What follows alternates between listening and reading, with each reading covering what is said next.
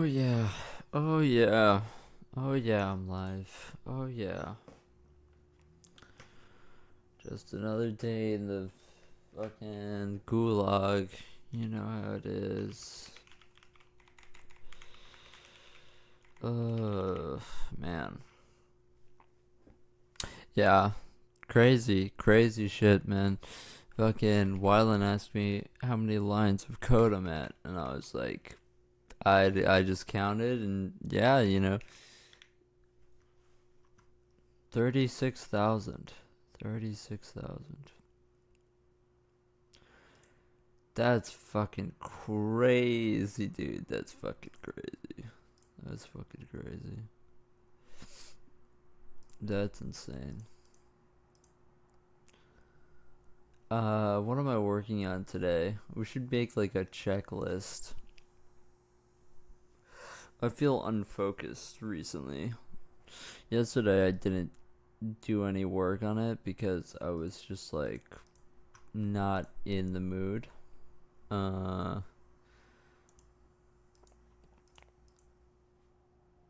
but today I'm gonna hopefully do some work and get something done. Oh, brother. Brother.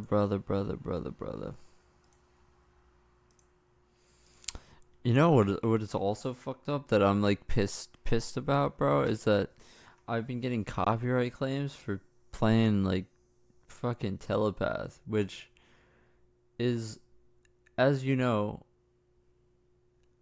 bullshit. Um because because he just there's no way he's clearing his samples anyway, right? So the fact that I can't even play that is just like, that's crazy. That's crazy to me. It's crazy to me. I mean, I get less copyright claims, right? I get less copyright claims than if I do other shit, but yeah, it does suck. It sucks because I a big part of it for me is that I like to play music because it covers up the fucking loud ass fan on my computer, you know? So otherwise I'm just gonna sit here in silence, really? Is that what I have to do? I don't really know about that. I've got this mix in my recommended music to heal me from brain rot. Really? I don't want to listen to that. I don't have brain rot. What makes you think that I have brain rot? I do not have brain rot.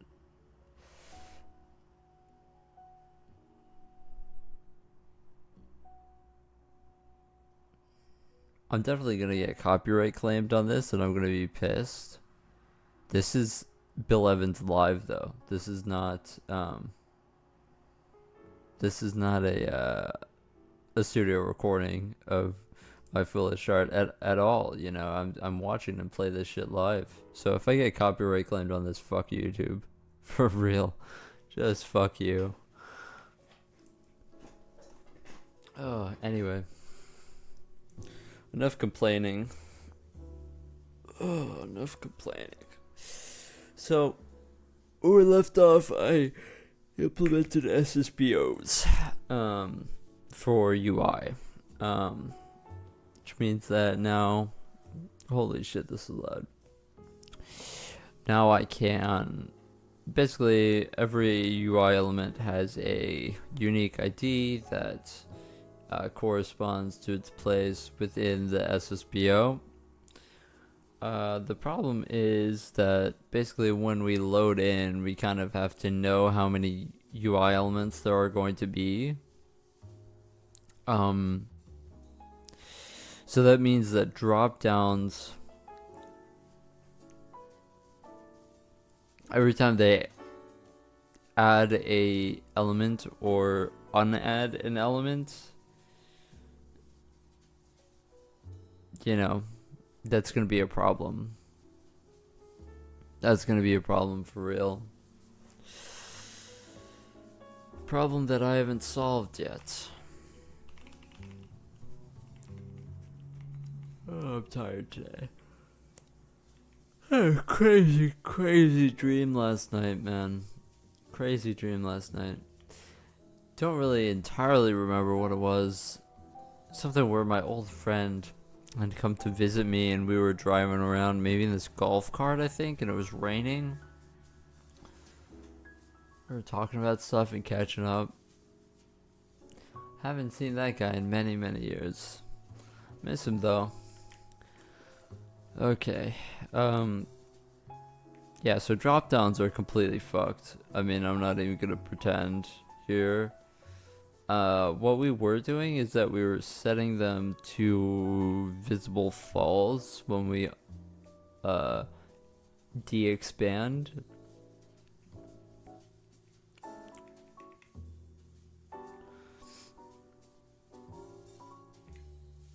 You kind of want to also go to the children eye. You kind of want to go to the label box just before I forget to do this.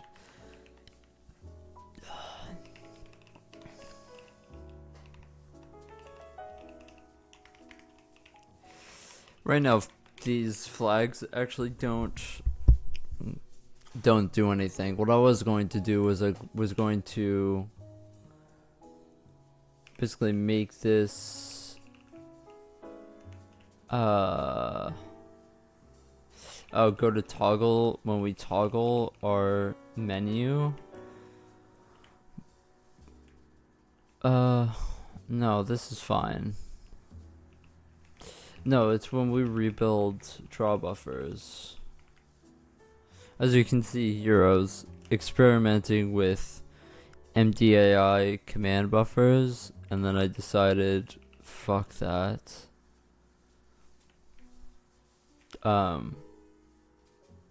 There was literally no reason for me to do it.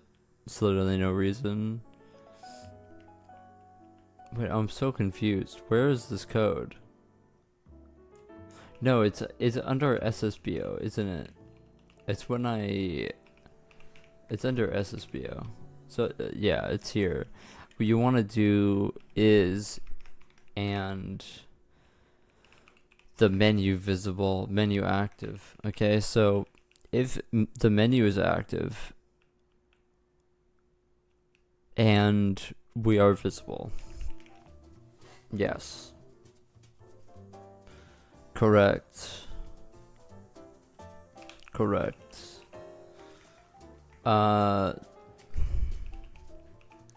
issue is now when we toggle our menu, we do set it to visible. The issue with setting everything to visible though is that drop downs are going to be expanded automatically.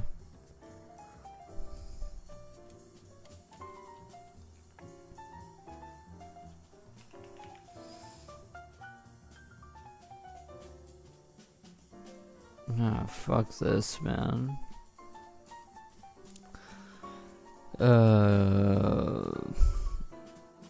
Yeah, because it used to be like UI elements basically just they just got spawned in, right, from drop downs. Oh my god, you can't even see what I'm working on. My display capture is was just not a thing. That was a fake display capture, I guess. What the heck? Okay, fixed it. What was that about? Display capture was a lie. Okay. Whatever.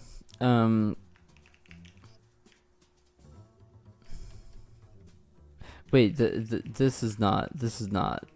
You wanna go to toggle. You wanna obviously go to toggle. Wait. Yeah.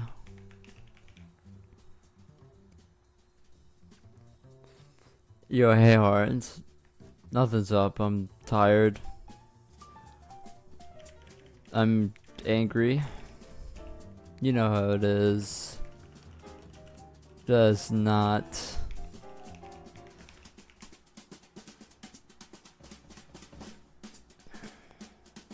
Yeah, how the fuck do I do this without just having another flag?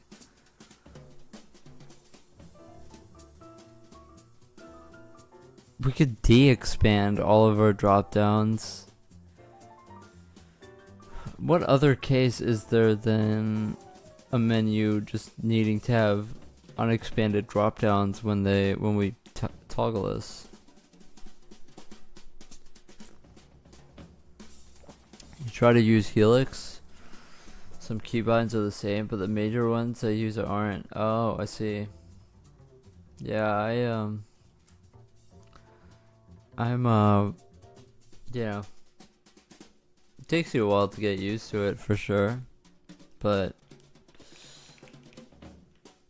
I mean, up to your personal preference, you know, if you want to use it.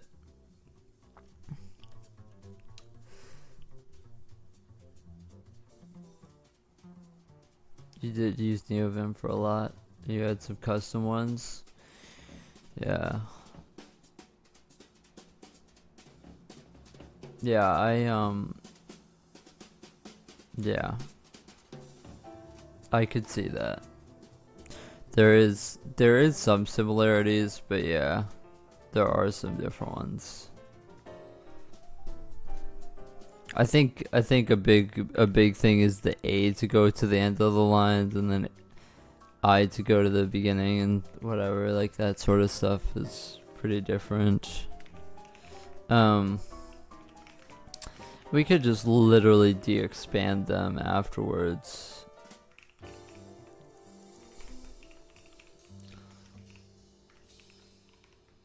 Or, you know, no we can't, because they're not gonna be in order. Shit. Whatever.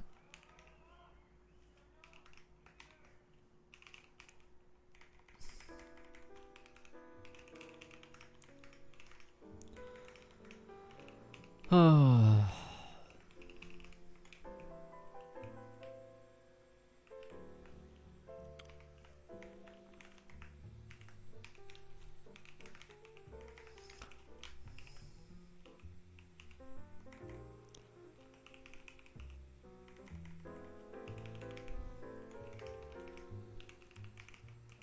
Hey Pug Reader. Also, since you did use it for a lot, I believe you have a very optimized config. I mean, to be honest, there isn't much to configure when it comes to Helix. You can see my config. I kind of forget how to get to it. It's here. I just copied it from Reddit, pretty much. This fucking Reddit post had it.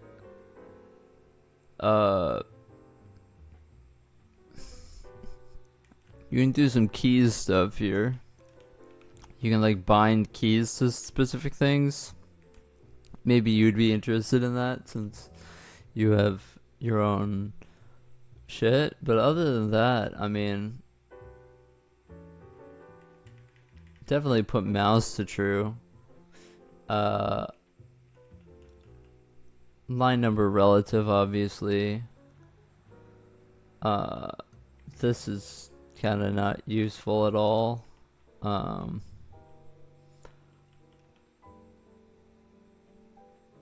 Yeah, this thing at the bottom is pretty useful. The normal insert select, that's pretty useful. So that's what tells you in the bottom left what mode you're in.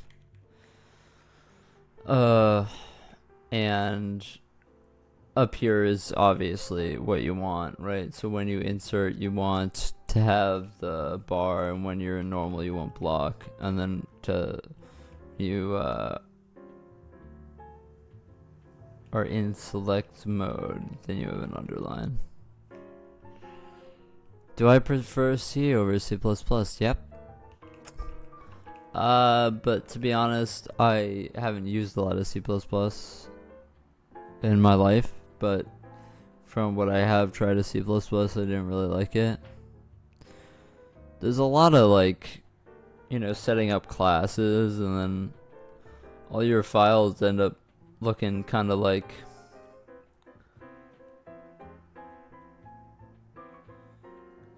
a neat freak's workspace.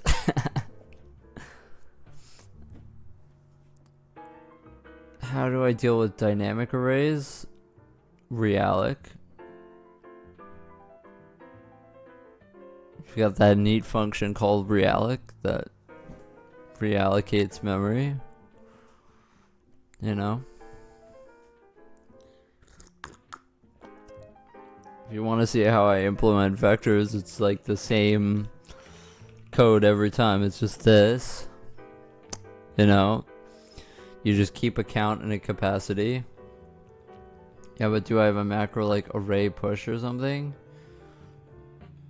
Not necessarily. Oh, so you just write it every time? Pretty much. I mean, because sometimes you want it a bit different. Like, you know, it just gives you the flexibility. It's literally just 4 lines of code. You know, it's not that... It takes me like 2 seconds to write it. Fuck, where was I? Also, I try to avoid resizable arrays because I'd rather just like use not allocate memory all the time. So it's something that I've been using a lot less of, to be honest. I literally only use resizable arrays now for stuff that is during editor time, where you're loading, when you're creating new elements and stuff like that. Fair, but isn't that purely on the programmer? Can you write data-oriented C++ or whatever paradigm? I guess. I mean, there's like, when it comes to C++, there's constructors, destructors, stuff like that. When it comes to classes, I just like the simplicity of structs, because then I just get to fucking write whatever structure I want and then just roll with it, you know? Where was my code for this? Where just was I? Oh yeah, we were at toggle menu. So we are going to equal toggle. However, wait, was I? Oh, I was writing this down here. Okay, this is fine.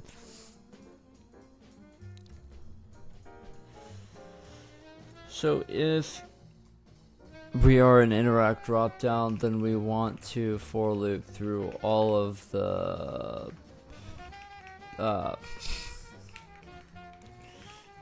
we want to iterate through all of the children of let me figure out how to do this again.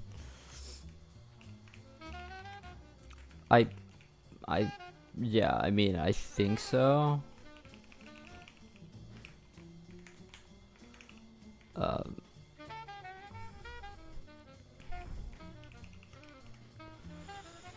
I have no clue how to get each children from this.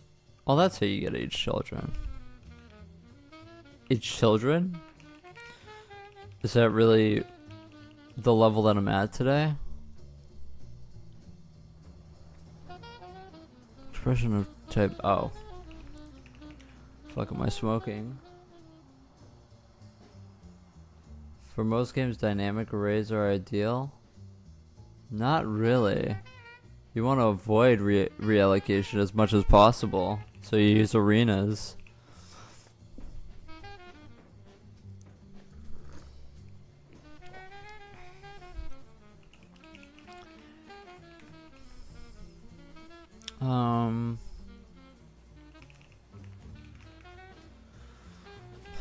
Yeah, you want to just put those to false. So I wonder, I'm thinking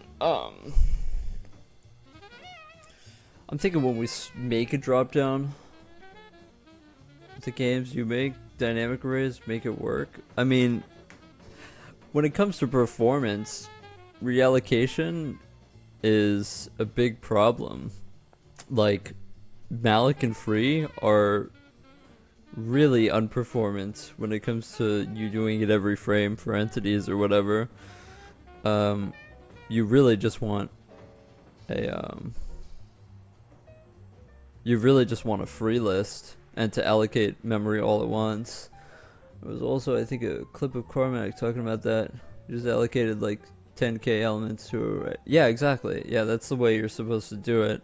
Is you just malloc like a bazillion upper limit at once. And if you have to deal with that later, then you can deal with that later. But yeah, a big thing for that is like a free list, right? So that you don't have to reallocate. Like my entities,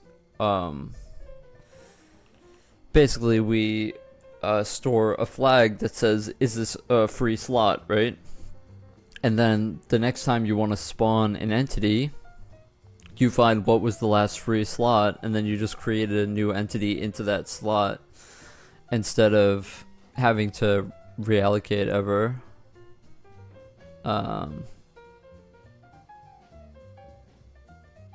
Yeah. It also keeps you in check, because if you just keep on reallocating arrays, then you really never know how much memory churn is happening, you know?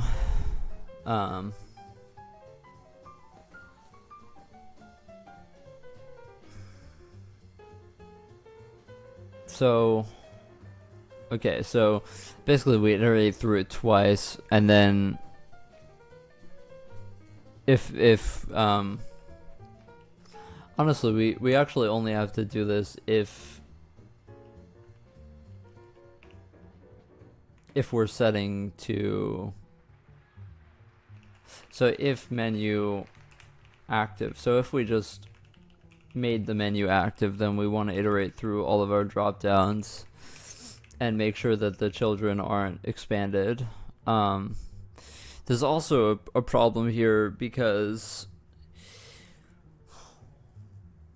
when we add an option during runtime, there's a problem here, because our drop downs aren't going to actually, unless I just like literally fill in all possible 98 elements of a drop down with elements, just like do them beforehand, then this is going to be a problem, because now every time I expand, then I have to create. Where's expand drop down? Let's see what this is. I just refactored this, so we don't really know how this is gonna work. Yeah, so I have to get rid of most of this code. Hey Arya, hold on. What are you doing today? I have an SSBO now with, basically we index the SSBO by the element unique ID. We are now performing transforms for UI elements on the GPU instead of on the CPU. This is going to let us rotate elements easier and be much more performant. However, I do have to largely refactor a lot of code, which is a gigantic pain in the ass, for sure. I'm not even going to lie. What the structure looks like is this, right? We have a flag for if the element is visible. If it's not visible, then we aren't going to draw it, obviously. We have a layer, which is going to be the fake depth thing. We have the color, and we have the position as a matrix. The issue I've been noticing, though, is that the scale doesn't work for the matrix. For whatever reason, it just seems to bring the element towards the origin and also scale it down. It doesn't seem to hold it towards the center of the element. So I don't really know how to do that. I just kind of copied the matrix code, so I don't really know what the issue is there. I can take a look at it. It was this code that I copied. So if we're looking for scale, scale is the stuff that you're multiplying times the angle. Interesting.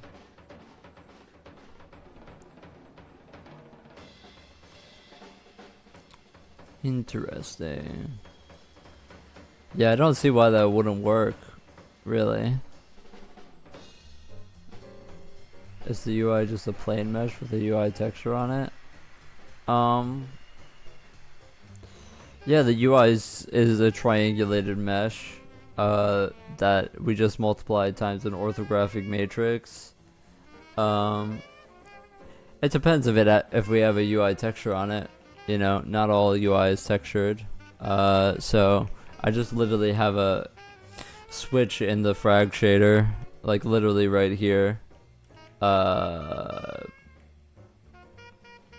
I tweaking? Oh no, right here. Where if our array layer is -1, then we don't. Otherwise, we index the texture array for the material, which for UI currently we just have one texture array with our UI stuff in it. Anyway, yeah, I have no clue what the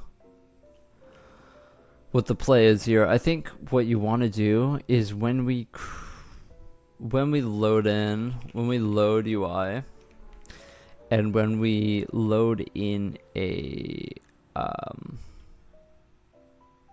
you know, maybe we don't assign UIDs here. Maybe we iterate through them later and assign UIDs once.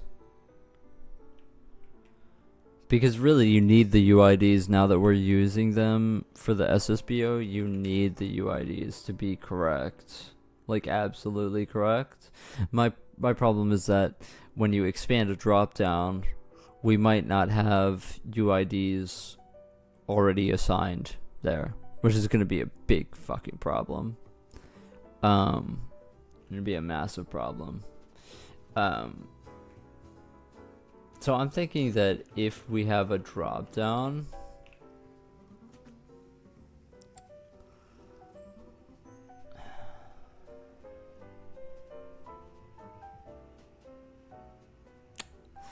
yeah, I don't know.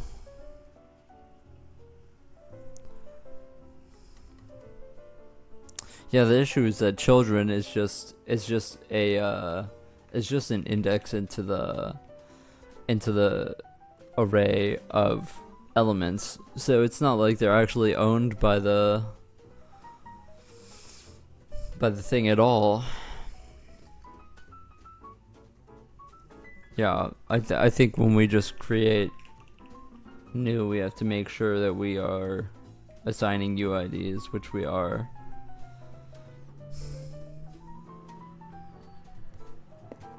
Yeah, this is just gonna be a pain because basically when you update a dropdown and then like it has more options than it did have before, then you're gonna want to make a new element, right? But when you make a new element, then you're assigning a new UID. So your UIDs are just going to expand infinitely every time you do that. Or we just assign them all in bulk. When we're loading in, we just literally create all 96 UI elements or 98 UI elements for a dropdown and preemptively assign those, which seems like a bad idea, but I don't know. It seems like the most future-proof idea, I guess, is to just do that, which is... yeah, shit's fucked, bro.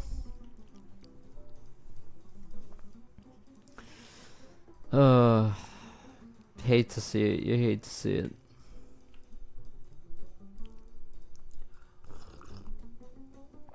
Okay.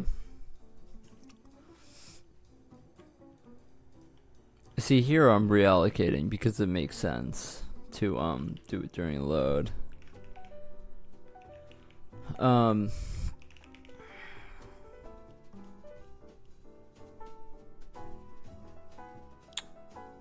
Yeah, so for a drop down, I'm just going to literally loop through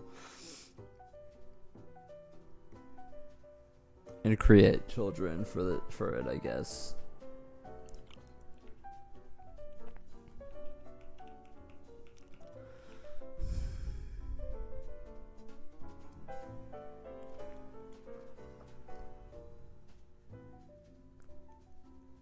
What is my max UI upper limit? Because we might actually hit that now. Max UI elements. What did I put this at? 256. Yeah, this has to be higher. I was doing 10,000 for the we might bring this down like a little bit, but that's what I estimated for my SSBO was 10,000, I think. Yeah, I think we're gonna go with 10,000. Okay. So, let us loop through.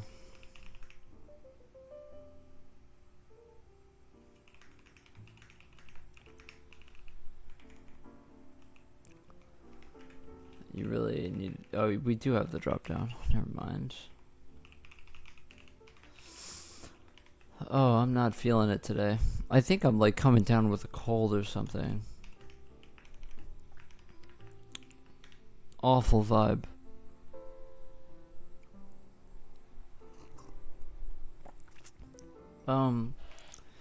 So we want to get... Do I just press create new UI element here?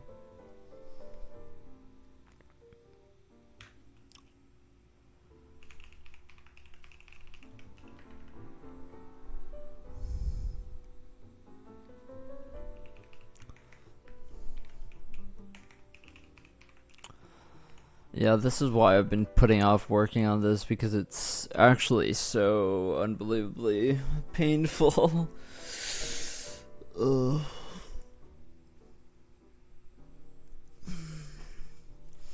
We don't really care about I just want to assign the UIDs so that we don't assign UIDs during runtime, really.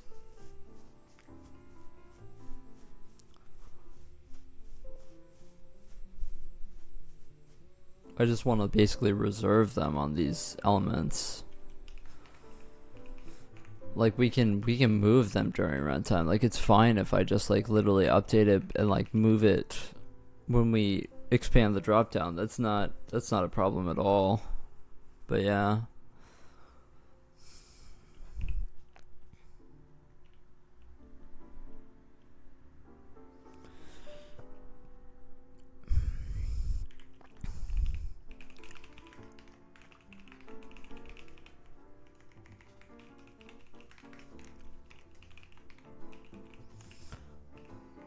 It already gets assigned a UID here. I just need to make sure that we're doing the I should probably macro this. If I was smarter, I would macro it, but yeah. I want to get the dot. I want to get this code that does this, that gets an offset ID. Honestly, we could do copy element style. Yeah, that's what we should do. Just copy element style for this. Copy element style from our drop down element into our new child. This is going to basically copy the outline and all that, and then our offset ID is going to be C. So that we are basically populating all of the drop down elements with the same name that our drop down parent has.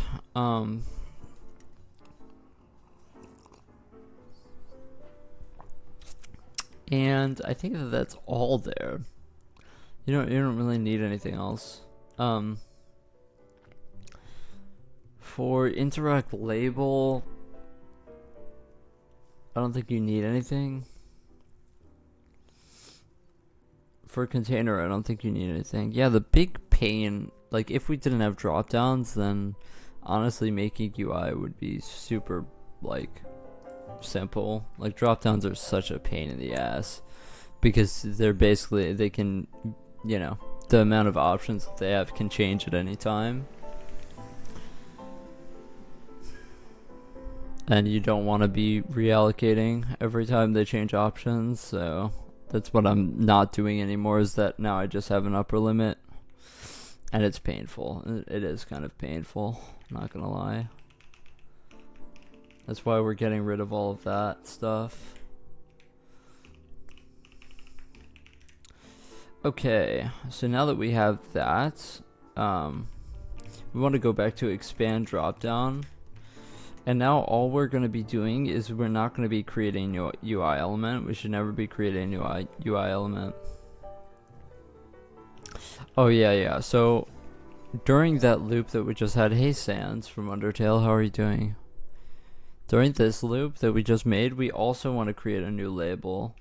Reason being, we want to do the same thing, because if we don't do the same thing, what's going to end up happening is that we're going to keep assigning UIDs for boxes as well.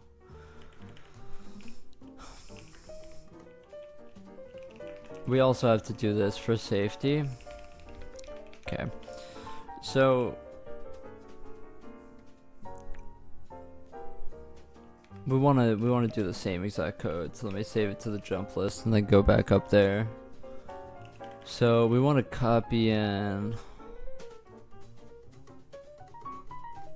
Well, we're not actually going to do this. This is what we do during runtime, is that we actually store copy into the text box. But for now, we just want to... this should be a function. But I literally only use this 2 times. But yeah, it should be a function.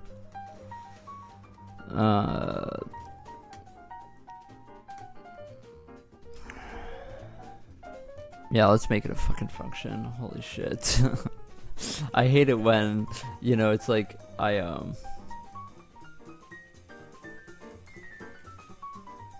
hate it when I'm like going to change something and then it's like, oh, I have to make another function, and then you like recursively get deeper inside of this rabbit hole of your own code.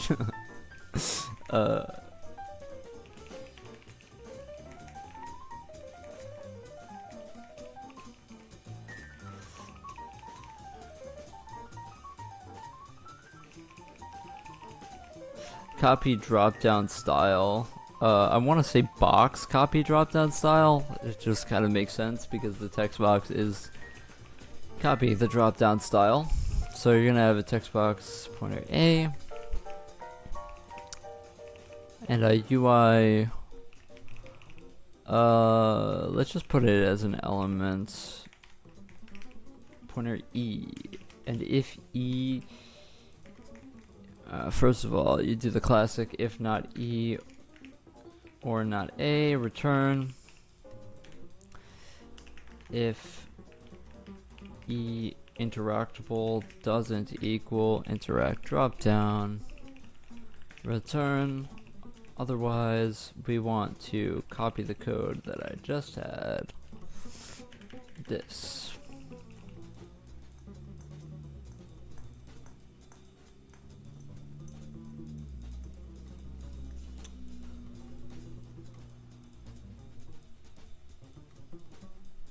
Yo, what's up, Enzoin? 67? Is that an emoji?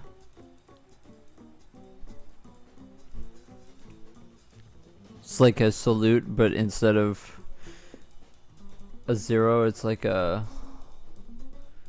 guy with... It's like a guy with the hair. You know, the kid from fucking...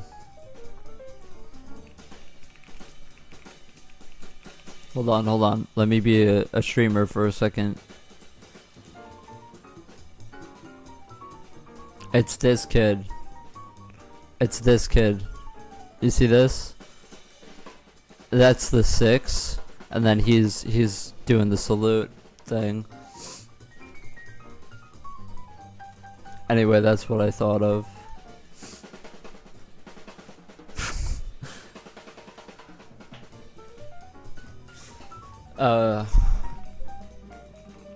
Yeah, sorry, I'm in a funny mood today. We're gonna do this, and we're gonna go to A, and then, oh my gosh, please work with me today, Helix, work with me. UI dropdown is going to be E as dot dropdown.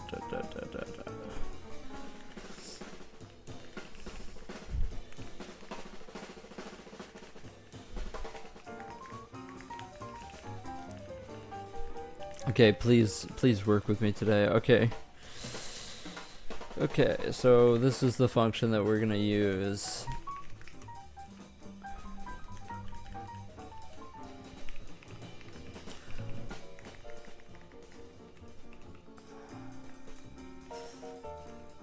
Oh, actually, we're not even gonna fucking use this here, actually.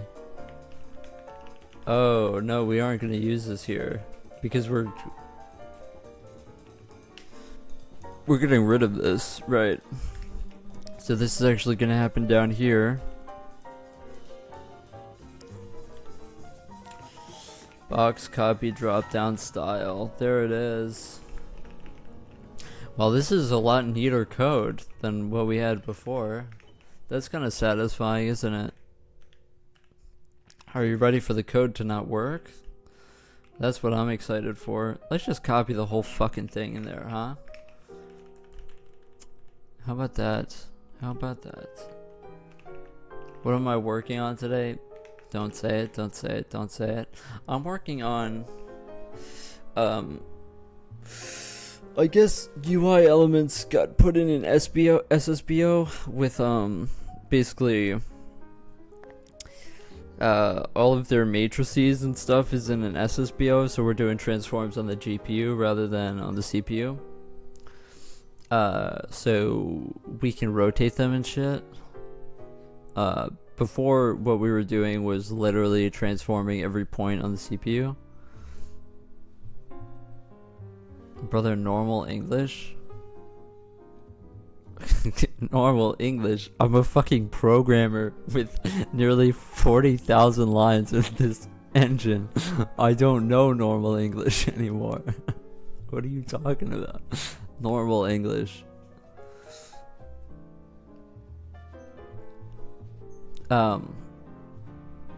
Okay, so if I can explain this, there's UI elements, right?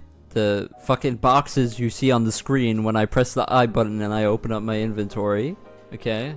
The little boxes and shit. They basically when we moved them around, when you pressed down and then moved your mouse to move a slider, for instance, like that box moving down and then the menu going up, what was happening for all of those UI elements that were a part of that menu that was scrolling, we were moving every single point up by a certain amount. Does that make sense? And now instead of that, what we do is we compose a transformation matrix for every UI element, and then we just multiply by that in the vertex shader. Was that normal English enough? I tried my best, and that's the best I could do. That's the best I can do. See, that wasn't that hard. Okay, now you're fucking dragging it. Now you're fucking dragging it, man. Wait. We're not searching for material here. No. We're not gonna search for material here. We're gonna search for drop down material ID. Oh, motherfucker. Ah, shit. Oh, no. We're just gonna search for material. Can we search for material via UID? Ah, but that's not the correct UID. Well, wait. Does this material ID... Ah, shit. Do I resolve this when I serialize? We're really going down a rabbit hole here. I just hope that I... Hold on. Hold on a second. 4 drop downs. Drop down, where's the material? We serialize it. Okay, if material, we search for a material value string. Drop down has a render group ID. What are we smoking? I thought that I just checked this and it didn't have...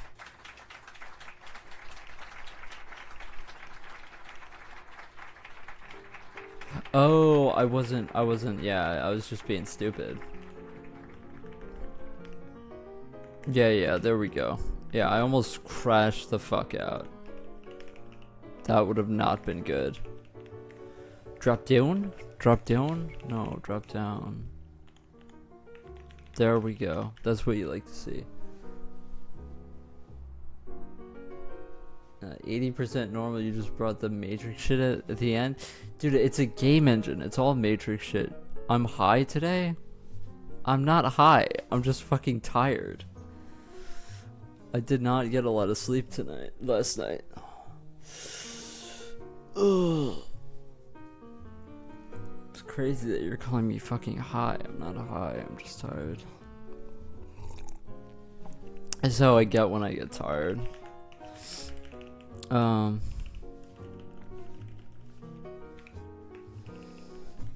Oh, yeah, no, this is fine. This is fine. Okay, so that's just gonna be that. Okay, so now we don't have to box copy, drop down style. We are just gonna have that there. We don't really care about moving the text box, do we?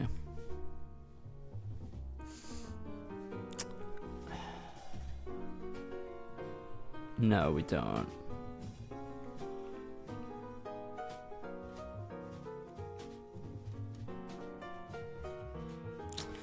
Yeah, so we also want to make new child interactable equals interact label. Okay. Then we're gonna set it to box.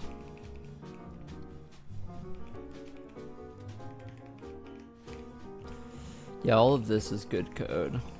Okay, so basically what we're doing is we're pre-allocating space for all of the labels for every single drop down on load in, so that we don't reassign UIDs during runtime, because then that's gonna cause us to just have infinite UIDs, which is definitely not what we want every time we basically expand the drop down.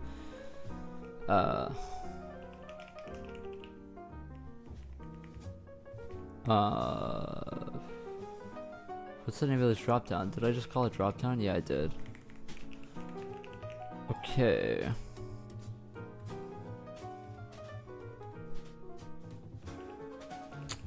Change label alignment for new child and drop down alignment.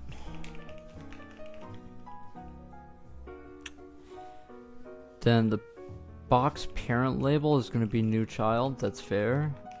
And then we want to resolve UI element callbacks for both of these guys. Okay, now we don't...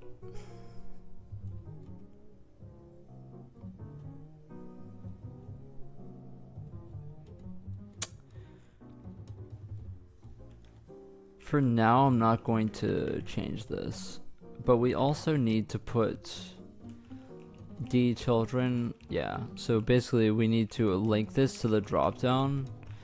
What I'm realizing is that dropdown child count is not actually our source of truth here. What we want to do is actually, we need to go to max dropdown elements -1. Or no, we just go to this. And we put this to new child. Yeah. Okay, so on load for a dropdown, we just loop through and we create all the elements and all the boxes. Okay. Sounds good to me. Okay. Okay. Man, I'm tired. Okay. Yeah, I'm like this after I have like a weird dream, dude. I just get all zoned out. Like it's like my brain was working overtime when I was dreaming. And now that I've woken up, it's like, you know, it's been through it in its head already. I don't know if that's actually how it works, but that's kind of how it feels after I have a weird dream.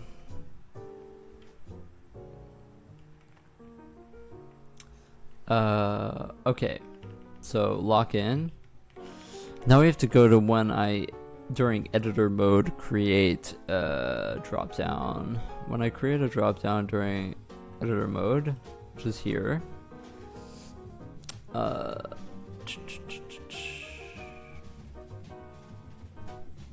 Where's the code that does that? Interact drop down. Not this code. This code. Yes.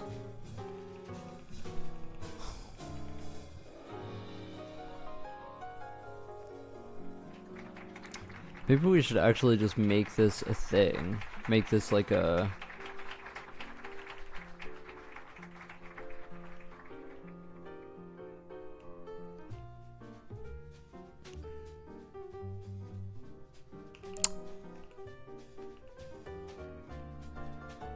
Yeah. Maybe we just make this a thing called initialize new dropdown. Just make a function.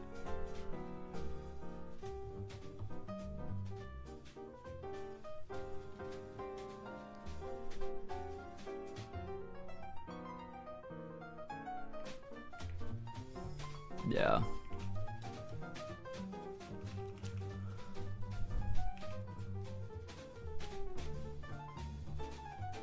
Yeah, okay. So let's just go to where the box copy dropdown style was in the code, and let's make a void initialize new dropdown. And what this is going to do is it's going to just literally loop through and create UI elements for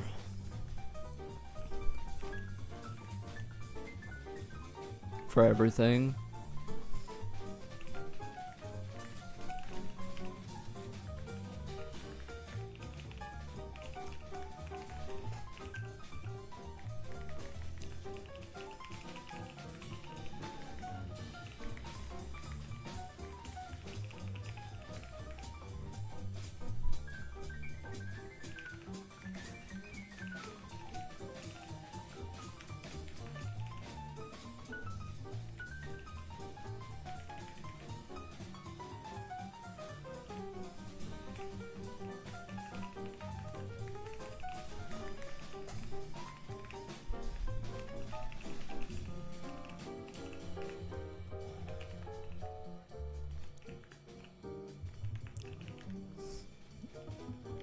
Nothing against you, but I do really hate it when people say that I'm high. Like I don't know. I do kind of, maybe it's a strong word, but detest, maybe that's the word I'm looking for. Because I've been sober for many a year now. Many a year.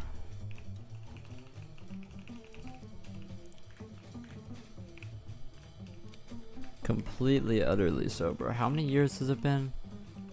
Kinda lost track. 2.5? Something like that.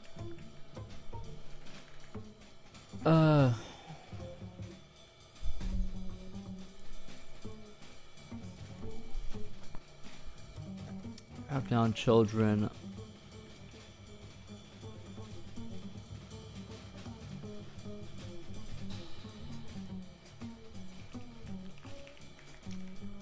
Drop down children C. Yeah. Okay.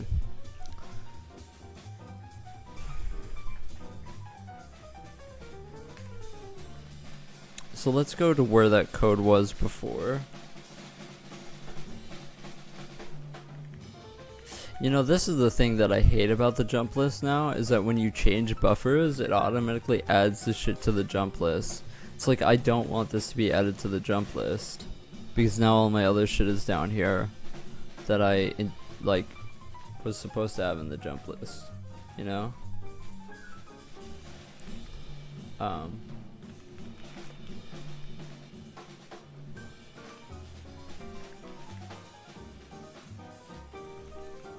I kind of hate abstracting code away like this, but it does need to happen since we are going to copy it down here. Okay, so when we make a new drop down here, we want to selected option equal create new text box. I don't think we want to do that.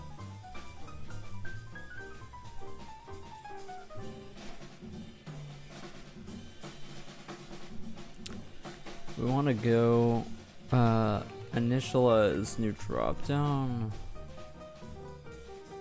Where do I want to put this? Also, you don't want to be doing this. What you want to be doing is, yeah, let's just get rid of this because selected option should be handled otherwise. So initialize new drop down element.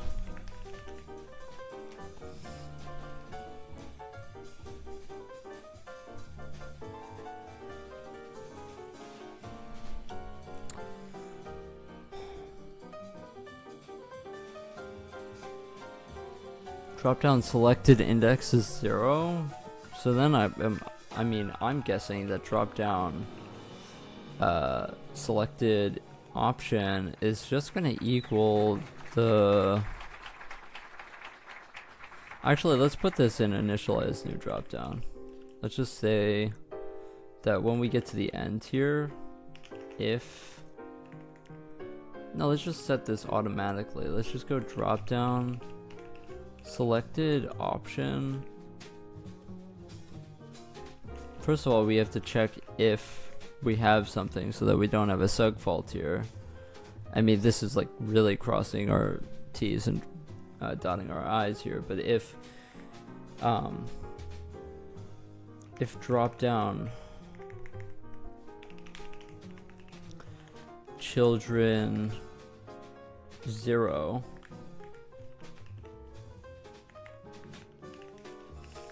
and then if drop down children 0 up lag drop down children 0 as dot label dot box, then the drop down selected option drop down selected index equals 0.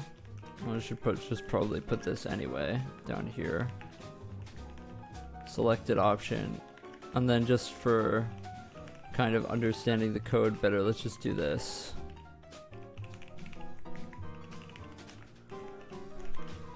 Okay, drop down selected option equals. Oh god, I have to write all this out again. Don't worry about it, it's okay.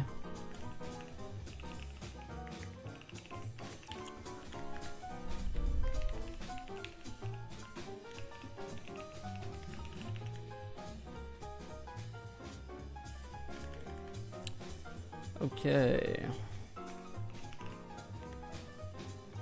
So that sets the selected option. Now, did it save where I was in my jump list? No, it didn't. God. Oh, it did.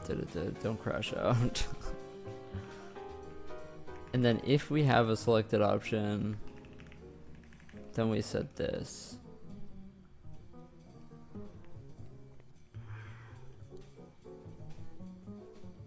Yeah. Now when we create a new dropdown, we want the action ID to automatically go down to expand dropdown items. That's pretty fair.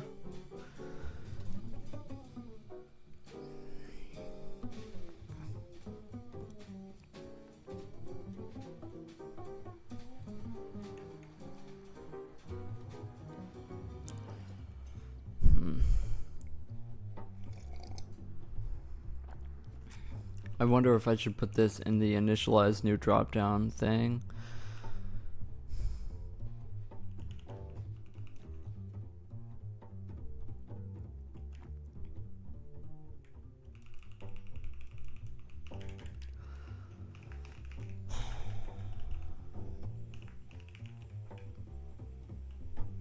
I wonder.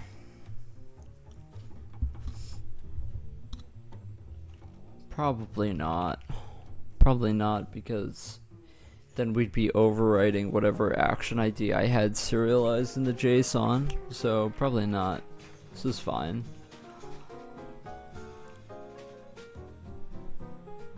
If dropdown option count is greater than 0, we are copying into text the selected index. I guess that's fine. It's never going to be greater than 0 there, right? Yeah, it's never going to be greater than 0 there. So this is kind of useless code, I guess. Okay, so now that that's all set up, I mean, now things actually get pretty good for us, because now I can go into expand dropdown, and instead of doing any of this code, we can literally just like copy or get rid of it. All we actually need to do on expanding dropdown is change the position of our children to match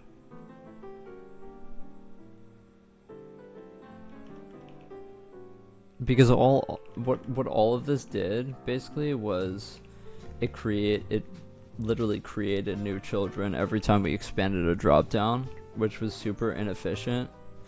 Now all we're doing is we're just gonna change the position of our children to match the current position of the dropdown. God, it's already been an hour that I've been live. God, I'm in like a haze today. I'm in a haze. Is the music volume good? I've had like the music pretty loud recently. I've noticed that.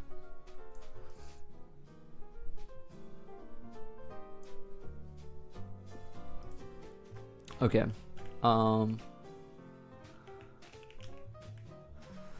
Yeah, I saw this other. You've been fighting the X11 API all night. Oh no. Are you working on the rasterizer again? What's going on?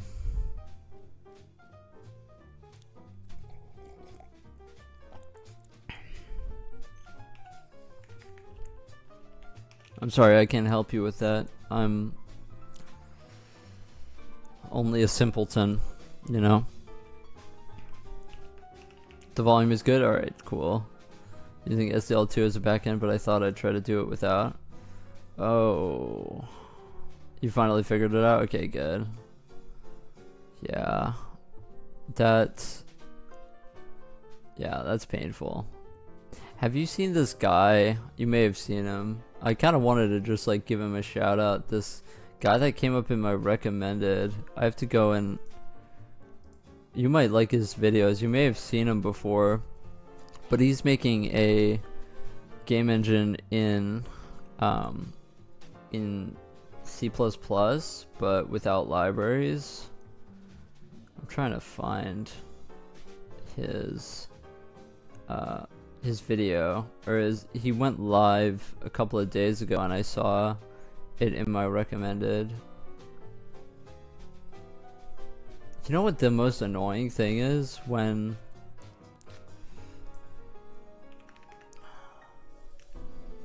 you have stuff in your... Oh yeah, I can't find his thing. Did I like it? Oh my gosh. It had like 2,000 views, so you may have not seen it. Why didn't I like it? Oh my gosh. That's such a disaster. Anyway, you may have seen it. Maybe you know him. Oh, Soding? No. No, I know that Soding has been working on his CPU graphic stuff recently. I've actually watched it. It's pretty cool. God, what do I even search up to... Let me search up engine in my watch history. Like, how can it not search my history, like, properly? This is so annoying. Oh god, this is going to really bother me. Oh, Jared. Here it is. I found it. I wanted to share this with you. This is my text library. Here it is. How would I go about writing text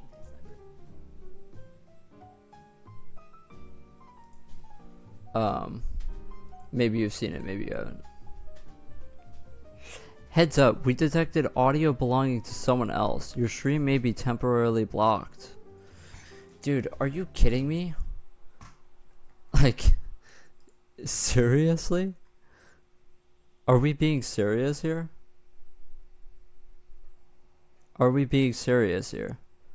Like, this is a live performance on YouTube. This is not copyrighted.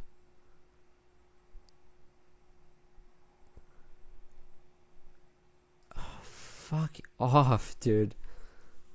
Oh my god. That's so annoying. Yeah, it is pretty cool. He's been working on it for a long time. But yeah, his code, I was looking at it and I was like, wow, his code is a lot cleaner than mine. He's got a that must be a nice... Okay, so now the copyright notice went away on my... Okay, so officially, like, fuck YouTube, to be honest. I just can't play music. So what does this guy play? Transforms kind of needed for the graphics pipeline. He plays like lo-fi, you know, or whatever.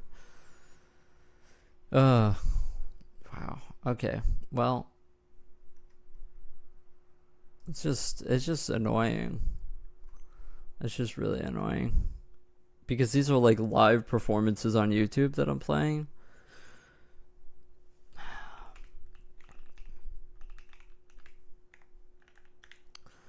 Sorry for everybody who wanted to watch me code. Let me see if we have... Is Mendelssohn Violin Concerto in E? Is this copyrighted? Let's see. It's not copyrighted on YouTube Music. There should be no problem. This shit is so annoying. Handmade Hero series? Yeah. Yeah, his code is super clean.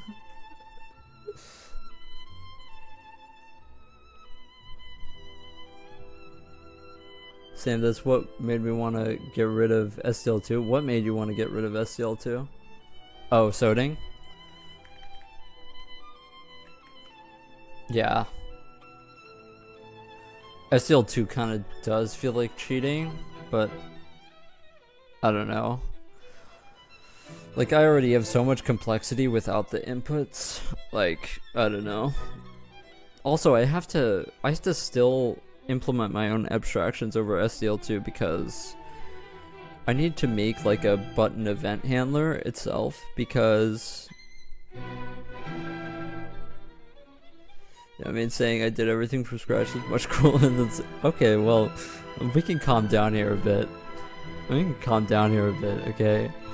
That sounded a little bit backhanded. We don't have to go there.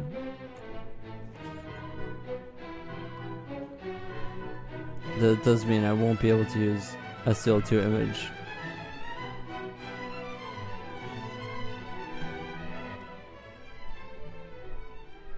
We don't have to go there with the whole.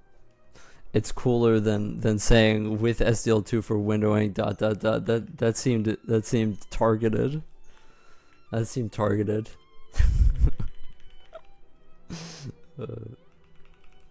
I admit it is cool. It is cool. Okay, we're not gonna get rid of all of this because we still need to move UI element. Yes, we still need to move UI element. We need to also check if we have an element. It really wasn't. I was just joking. I was just joking.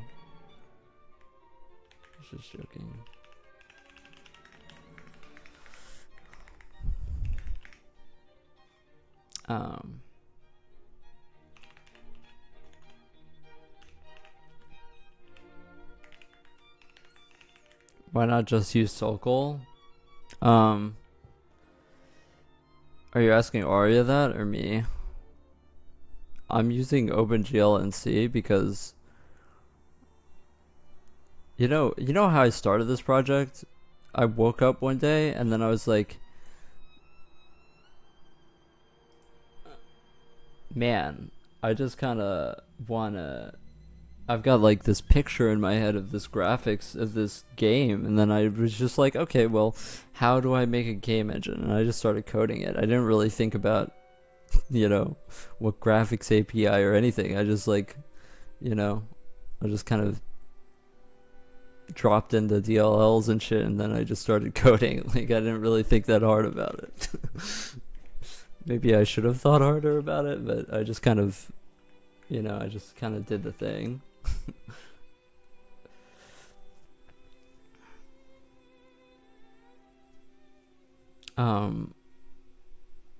Wait, hold on.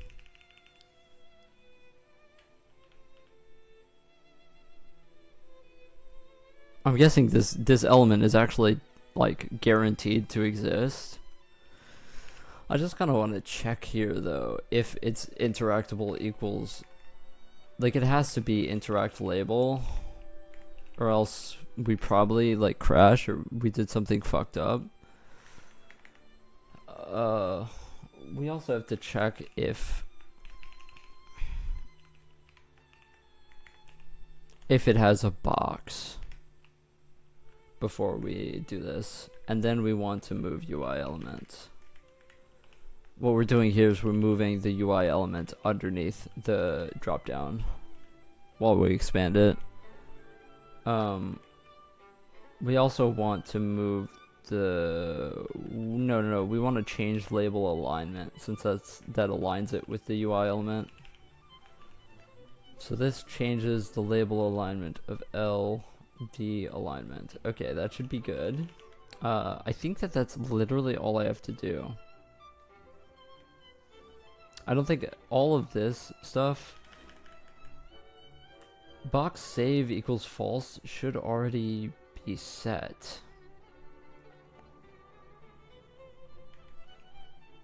Yeah, let's just to keep the updates solid, let's go box copy dropdown style also on this, because just in case our style for our parent dropdown changed, we want to make sure that this is a thing. So let's get our text box.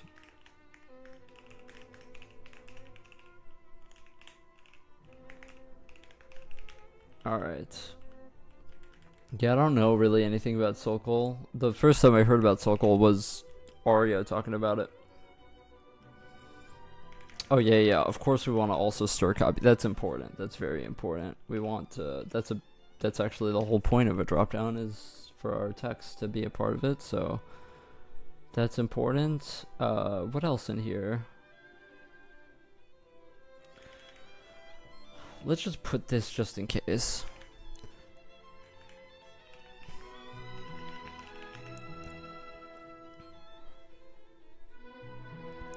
What this save flag does is it just makes sure that we don't save it to JSON if we're saving our UI elements, because we don't want to be saving our dropdowns since they are dynamic.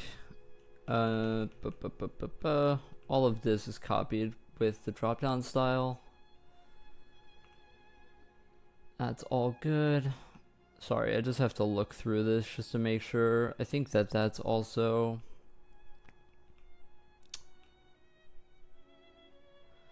I don't think I was using move text box. I think we just literally call change text box alignment.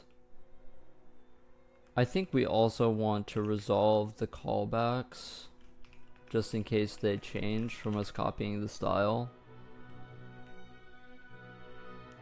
And we shouldn't have to change the we shouldn't have to change the pointers. Like, the parent label should always equal L. That should never... Let me make sure I said that. Box parent label.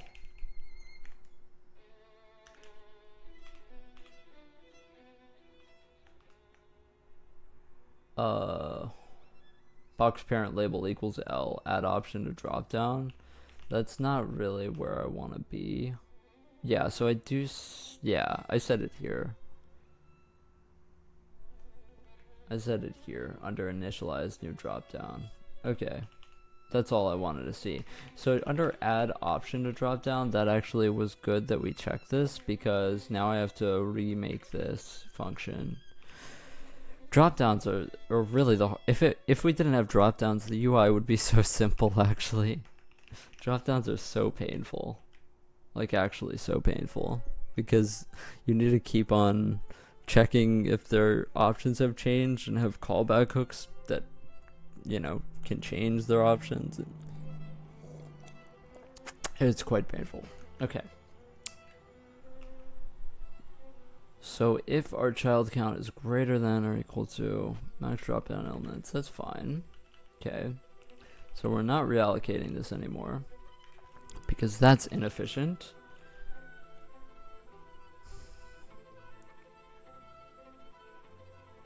Why don't we have this? Oh, because okay, so what I'm doing here is that I'm making sure we can create a new UI element and create a new label before we go into it. However, we're not going to be doing this at all, because these are going to already be allocated space for with the dropdown. To reiterate what I'm working on right now and why that's happening is that when we initialize a new dropdown, we basically, I mean, it's a statically sized array. So when I say allocation, you can just think of us iterating through the array. We just iterate through the array and set all of the UIDs for those elements and basically set those elements up, so that later all we're doing is copying text into those elements. Not only is it more efficient, it's just so that we aren't infinitely sizing our unique IDs during runtime, because those unique IDs directly count towards how big our SSBO is for the transform matrices for our UI elements. So basically, our UI elements all have a UID. That is what we use to index the SSBO. And so if we keep on creating new UI elements, then our unique IDs are just going to keep on getting higher and higher and higher, and our SSBO is going to eventually like run out of space. So that's what we're doing. And the reason why unique IDs exist for my system is because my UI elements are split into different menus. So the index of every UI element isn't a good enough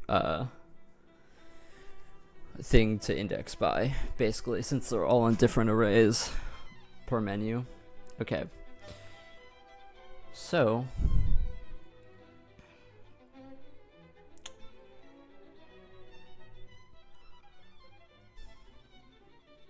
Let me read through and try to figure out what this code is doing.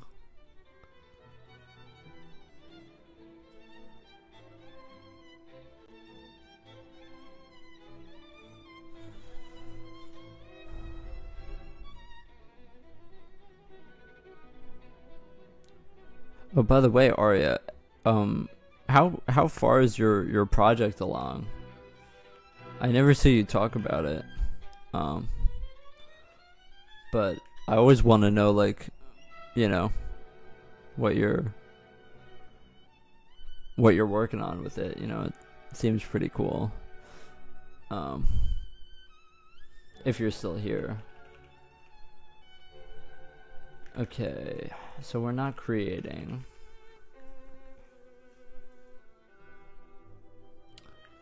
The question is, how much do I want to update every time we add an option to drop down?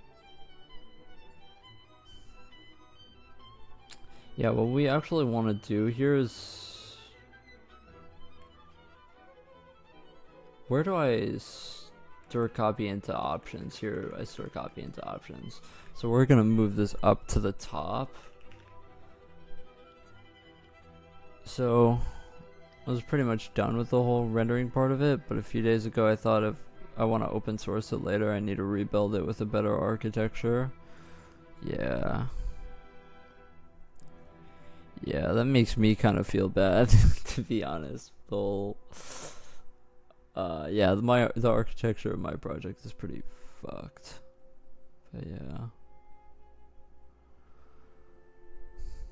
yeah, rebuilding my engine would be quite painful.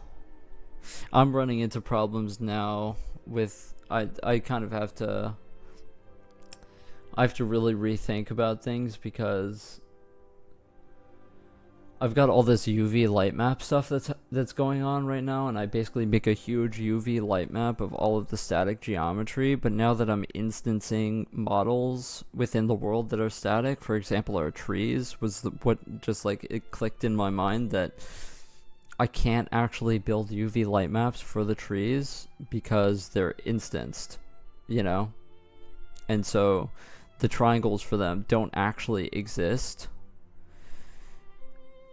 And it's a huge, you know, refactor that I have to end up doing now, because if I'm instancing model anyway, it just that reminded me of that, because yeah, there are some things in my project that are just would make it really hard to open source it for sure.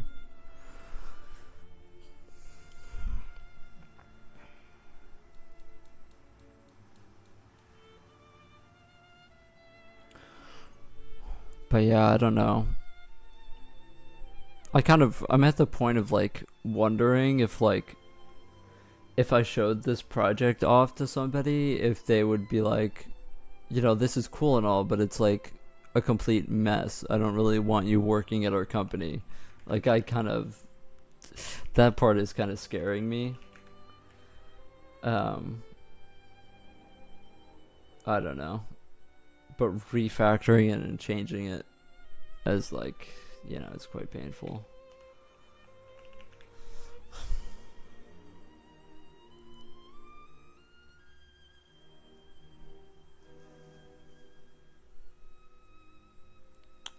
Okay. So yeah, let's make sure that we're copying. Yeah, so let's just get the UI elements from our drop-down children indexed by, yeah, let's just do it like that.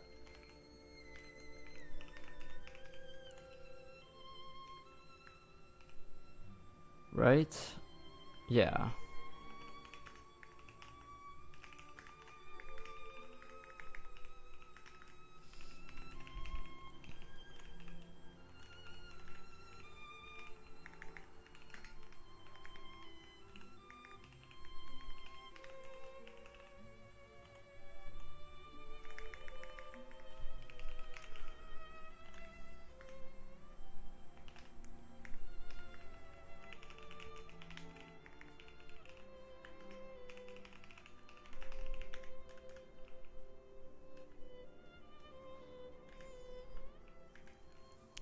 did actually see recently, I did see this job posting for Rockstar Games. Um, I don't think I'm quite there yet to apply to Rockstar, but it did seem it was a job listing for a graphics programmer, and it seemed like the requirements for applying it wasn't like incredibly intense, you know, like it was like whatever, like a year of experience working with graphics APIs or whatever.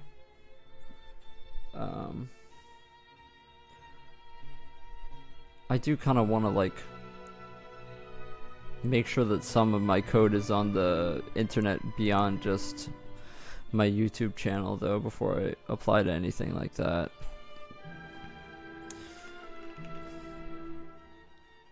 Oh, and it would also require me to relocate to fucking California, which, you know, I don't know about all that. Um,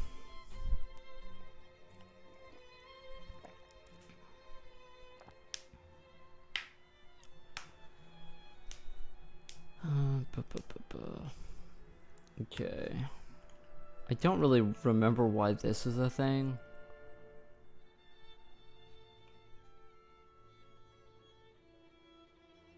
I think that there's a reason for this.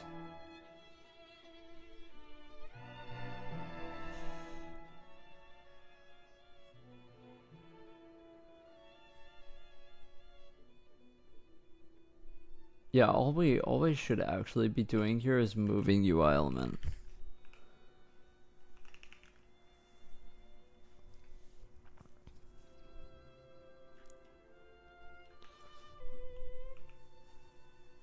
Yeah, so copy element style, move UI element. Actually, this you don't actually want to copy element style, because this actually, what this function does is this actually does a bunch of memcopy malloc stuff, which is not what you want. Also, when we're doing this, we also have to make sure if we have, because before this function was literally only being used with brand new elements, but we have to check if boutline.buffer exists. Then we need to free this.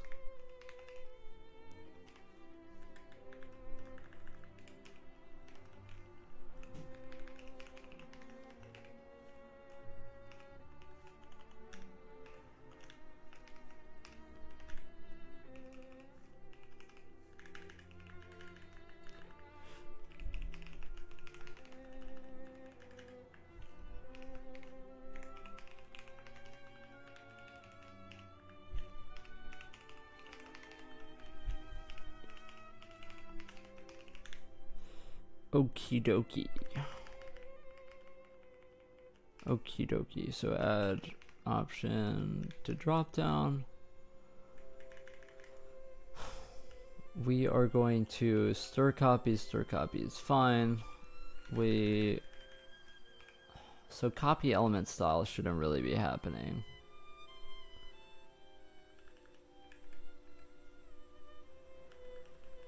Yeah, what we should do instead of, because when we add option to drop down, literally all we want to do is stir copy. Like, we don't actually want to do any of this, because every time we add to a drop down, it shouldn't be doing all of this. Maybe maximum we want to do is change the element alignment and copy the visible flag.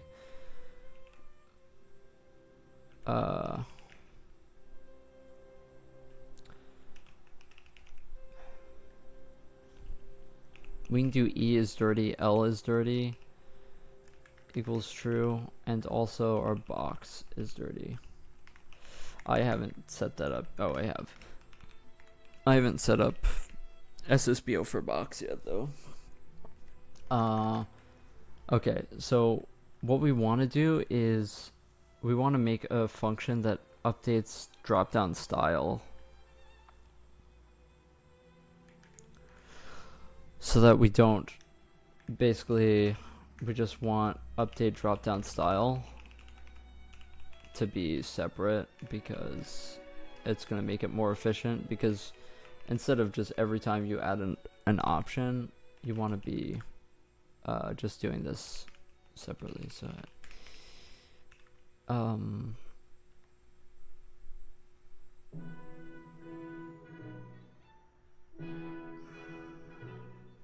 yeah, you would just update it beforehand, and then yeah, pretty much.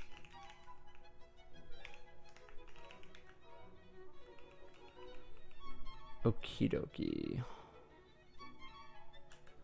This function, you still kind of want to be doing all of this.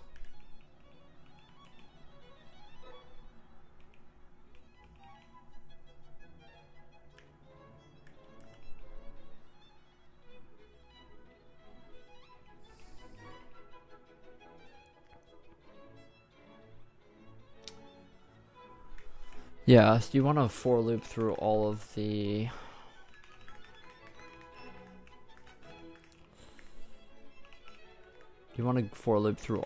D child counts, and then you want to for loop through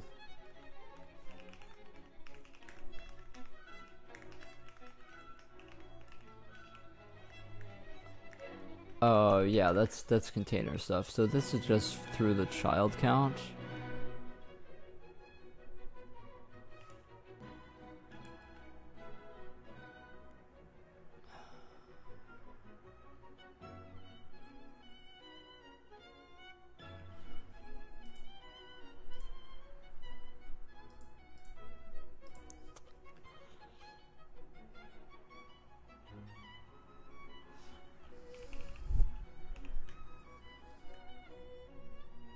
Yeah, I think that we want to have this function also changing all of this.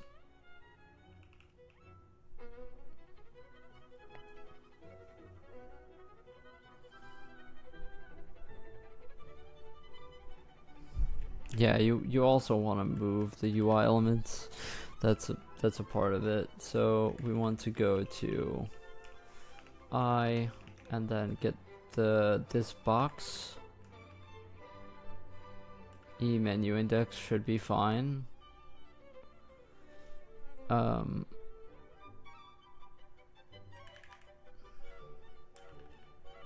We want to move the UI elements.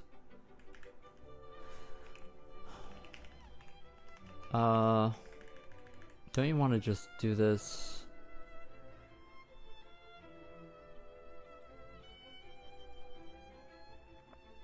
That's fine, I think.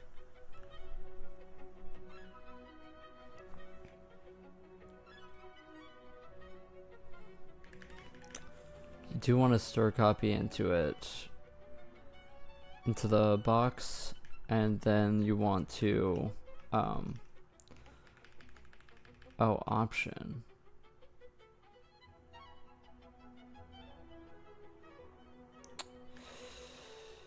Yeah, that's dangerous because we might just segfault there if we don't have an option at that index.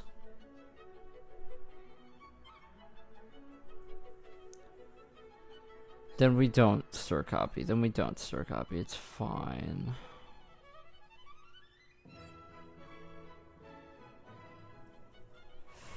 Yeah, we are gonna end up having to shift the array though down if we remove an element. Removing an element I thought would just be like toggling visibility and then you make it a free slot, but you are going to have to actually shift the children down in the array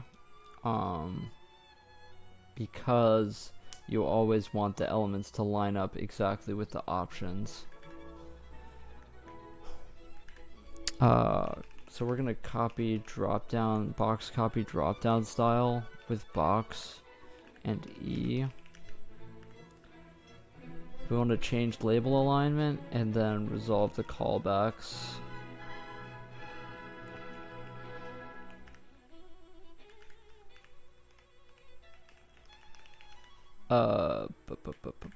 You also want to copy style, copy element style with, you want L to copy, you want E, L, and an offset ID of I.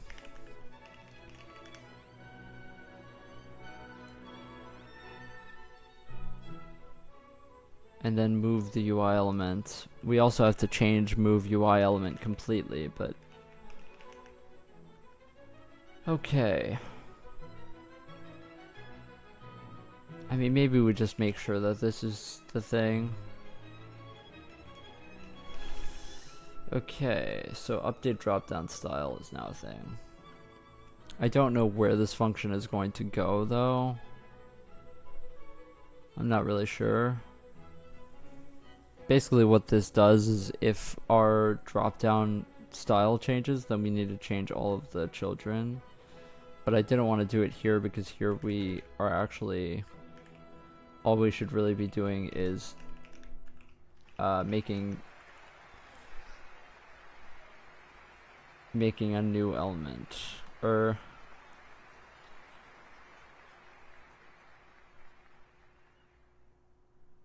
yeah, at option count, making a new element at option count.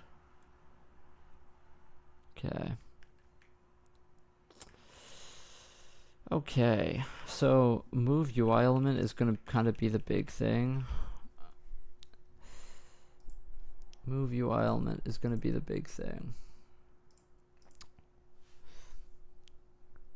I kind of actually meant the violin concerto in E minor, not the one in E. This is kind of my favorite one. This one's super moody. I played this in college. I had a radio show in college, and yeah, I do remember playing this. Yeah, so obviously this was all happening on the CPU, all of these transforms, and now we don't want to be doing them on the CPU. Actually, kind of what we want to do is we want to make two different functions here.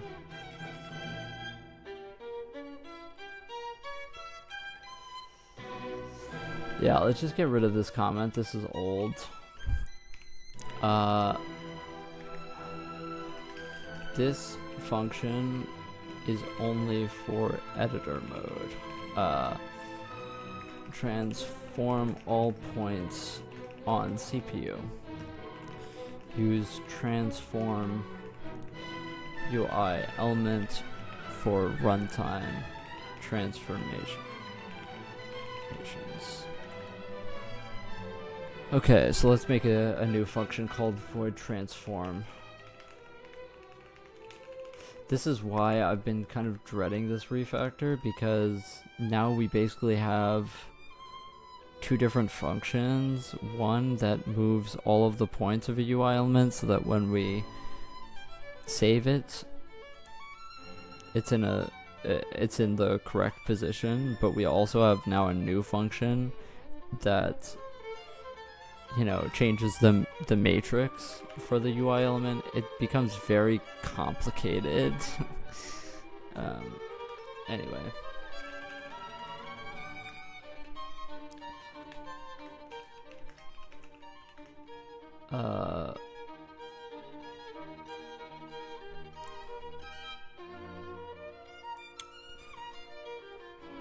We don't.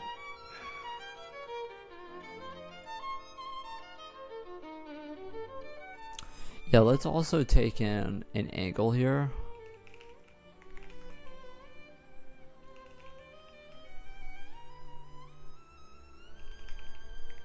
And a vector scale. And all this function is actually going to do is it will just put into E translation equals pause. Let me also put in here, just to remind myself, these values are delta values I wonder if you want to add then.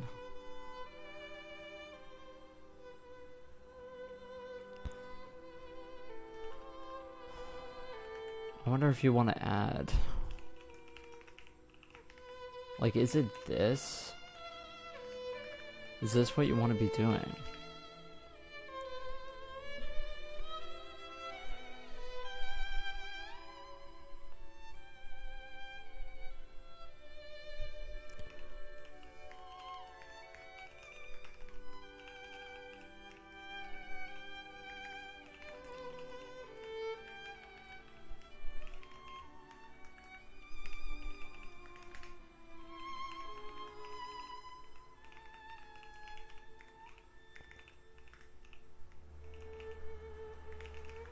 Like, let me think about the,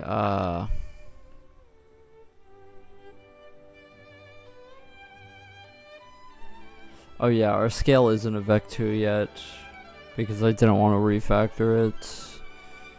Well then, in that case, let's just do E-scale.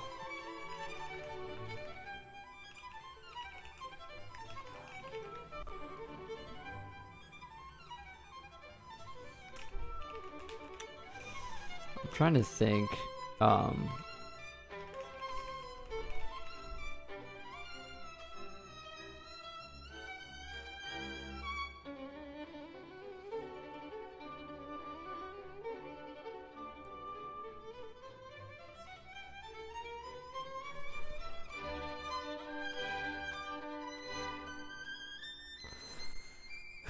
Do I want these to be purely delta values?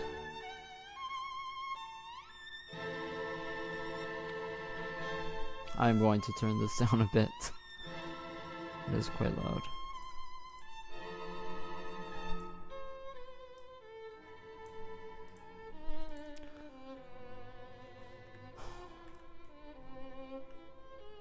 Do I want these to be delta values?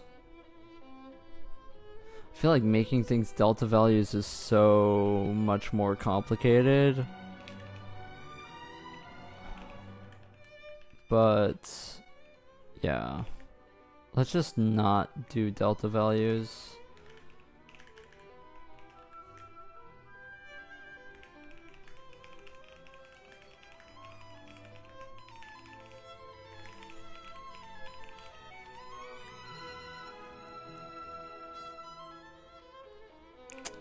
Okay, let's also make a thing called void clear UI element.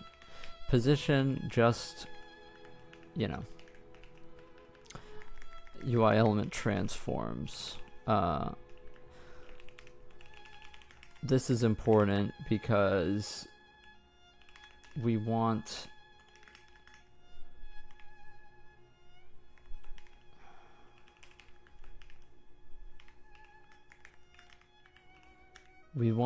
it to be able to go to 0.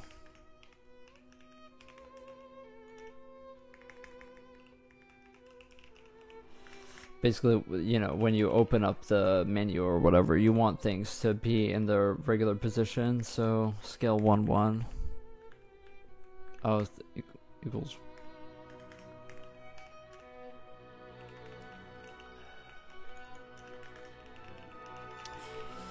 The annoying thing is the scale thing is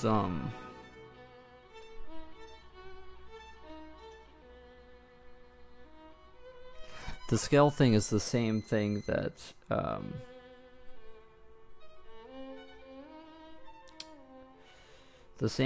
we use for our CPU transforms, we're also using for our GPU transforms. So this is basically going to have the effect of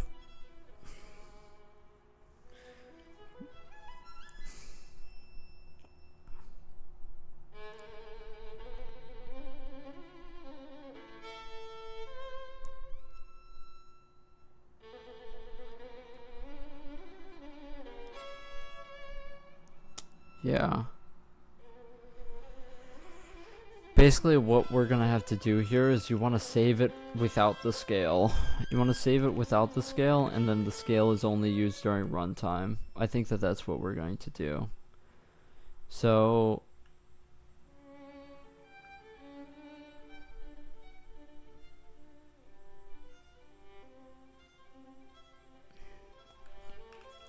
Where does scale come into play?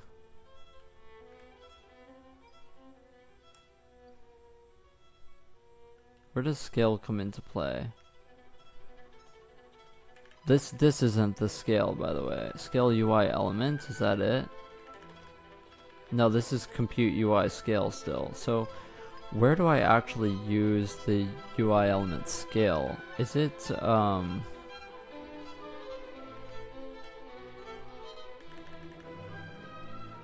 when I rebuild UI and text draw buffers? Is it when I add UI element to draw buffer?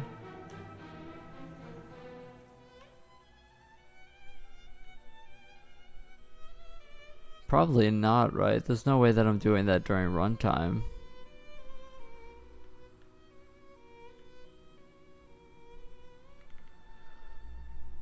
No, yeah, I'm definitely not.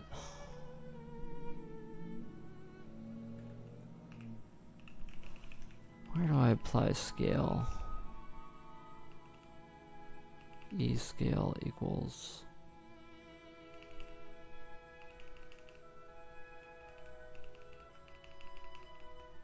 Generate UI dimensions from outline.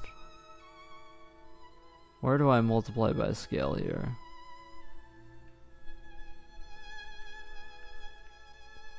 Do I multiply by at the end? Manual scale UI element?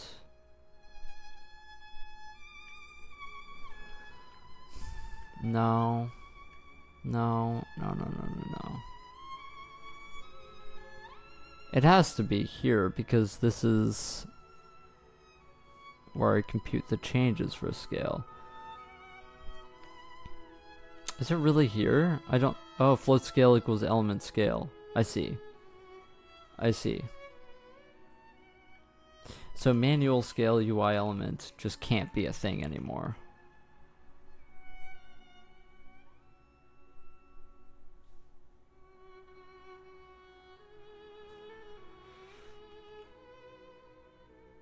Or when we scale it, we have to...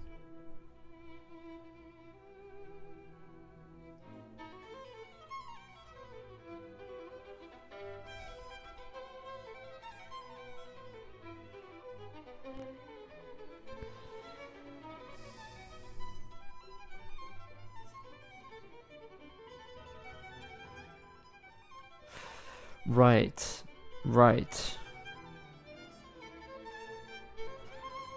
We're only scaling outer and inner outline. We never scale the actual outline. Oh, God.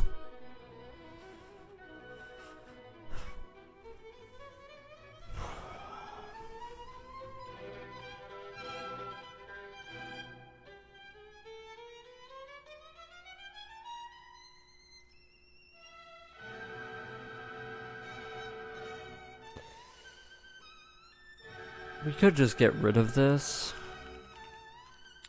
We could just get rid of this completely. And only do the scale transforms on the CPU.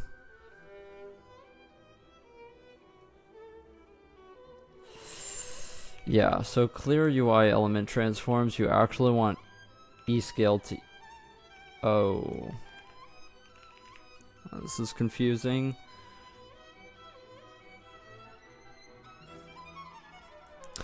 Okay, let's just have E-scale equal 1.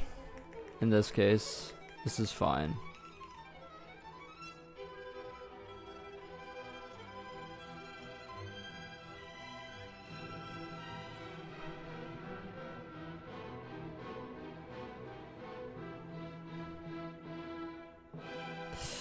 Okay, so now we have to go to everywhere we transform, we move the UI element during runtime.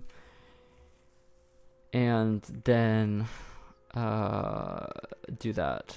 So we have to go to wherever we have move UI element and then replace that with transform UI element. Wrap element by container. You want this to be replaced as well with transform UI element. Transform UI element E this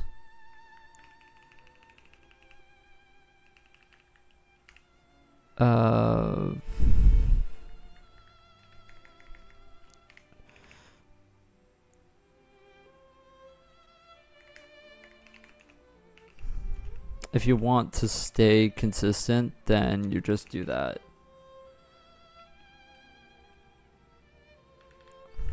For now, let's just do this. Vec2 scale. E scale.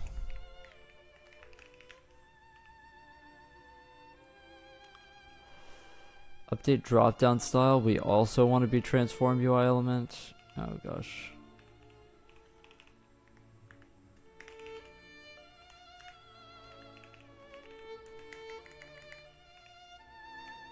Angles.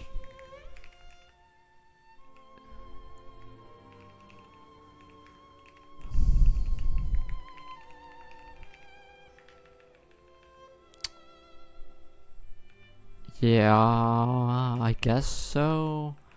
Actually, maybe you want this to be... No. This is fine. When we copy element style, we should be copying scale, right? Yeah, we do copy scale. Okay, this is fine. So now, under when we expand a dropdown, we also probably want to... Yeah. Transform.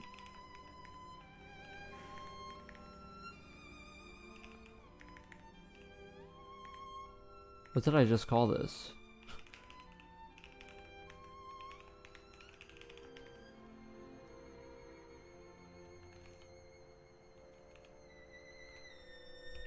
What?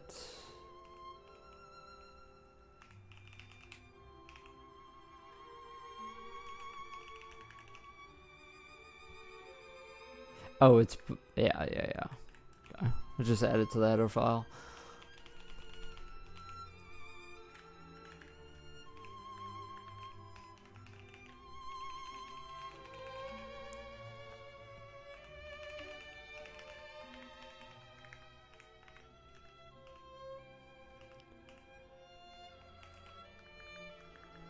So we want to transform UI element L with this. We should have just copied it down.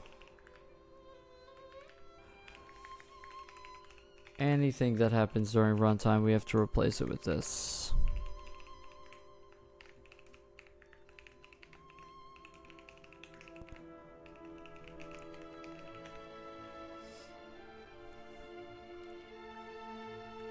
Also, we want to make sure L is dirty equals true at this point.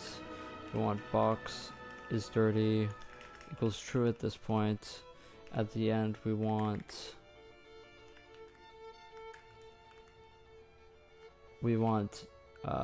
E is dirty equals true.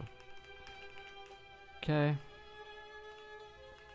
Move UI elements. Okay, so wrap element by container. We can get rid of this. We aren't worrying about text boxes yet. Add option to drop down. We also want to transform. Actually,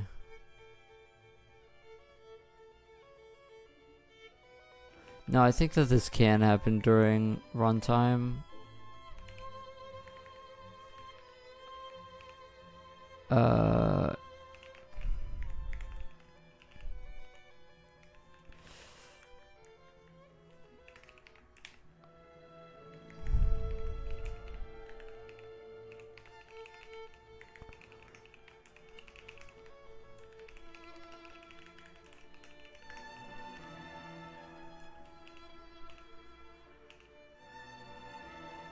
Scroll to container is actually a huge one for us. That's a huge win because every time we were scrolling container, we were doing all of that on the CPU, which is super inefficient.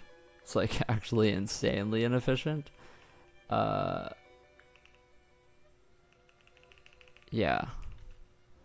this will be a lot better.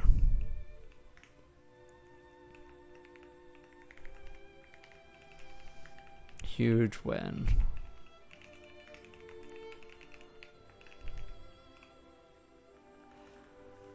Text boxes, moving them on the CPU is actually fine. Yeah. What is this function? This is iterate item inventory. Yeah, we haven't really played around with this yet. I don't know how this is going to work, but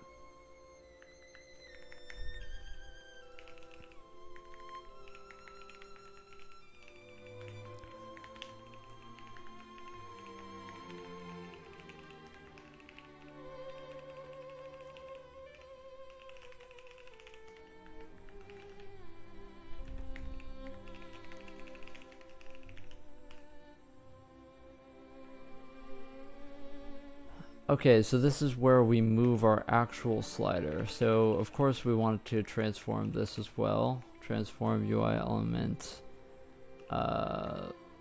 element, new pause to move it with E angle or element angle, element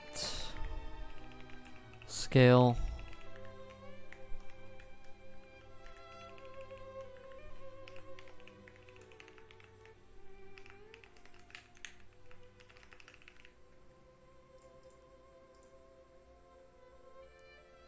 Heads up, we've detected audio in your stream.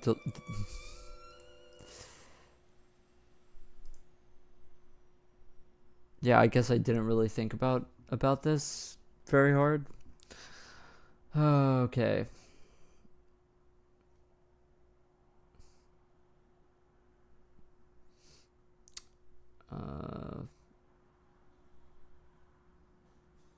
Yeah, this is a legitimate recording. I just clicked on it because it said you know, it was one of my favorites.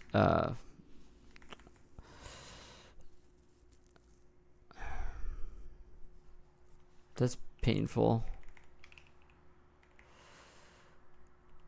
That is quite painful.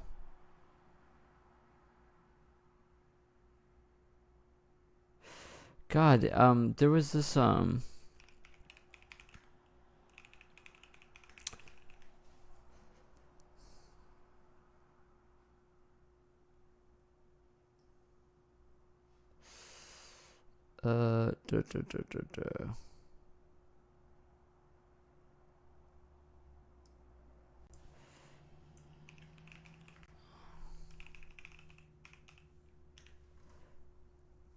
yeah, the Ferenc, yeah.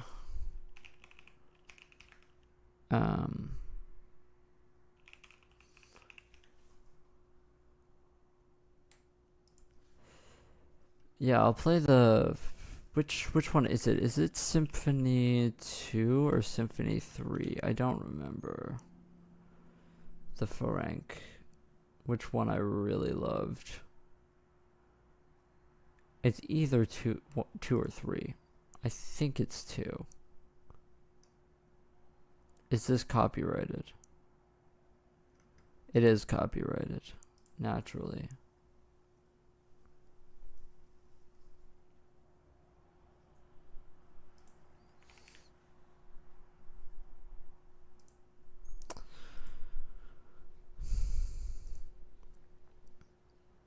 This isn't copyrighted, but it's 3. I don't know if it was 3 or 2. I remember I was really lukewarm. Hey, Catalyst, what's up? I remember I was really lukewarm on the on whichever other one it was. I don't remember if it was 3 or 2 that I was lukewarm on, but yeah. Okay, all the move UI elements have been changed. You want to get rid of this. Okay, so now that should be working. Now we want to go into UI.vert, and our U model should automatically be fine. I don't know if we want to play around with U visible yet.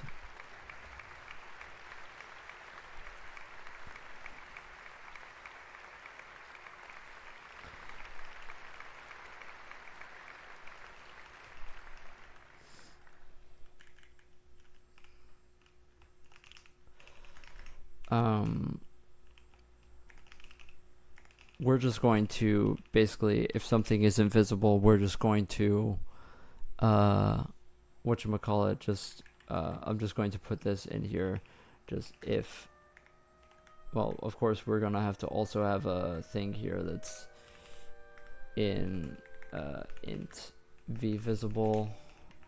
We also, I just made a mistake, didn't I? Oh, I didn't. So if if can I do this in GLSL? Can I just do if not v visible? I should be able to, right? Discard. There we go. Okay. I don't know if that's gonna work for us, but okay. So I'm ready to give it a compile and see where we're at with it. I haven't compiled since we started this morning, so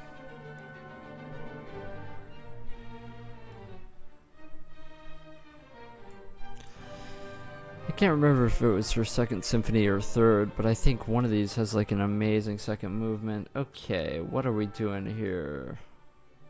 What are we doing here? What? In function, initialize text shader. Bind shader program.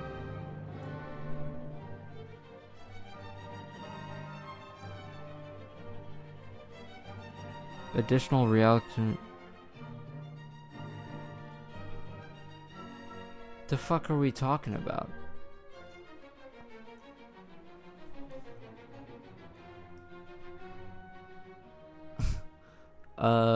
What are we talking about? Oh, did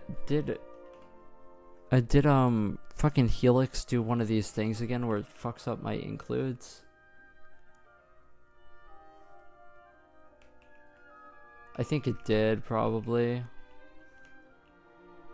Oh, classic, classic, classic.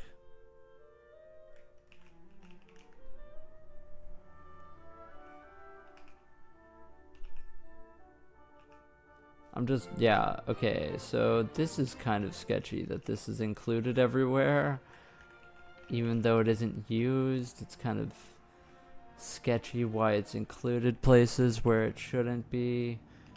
I have a feeling that it's just one of these classic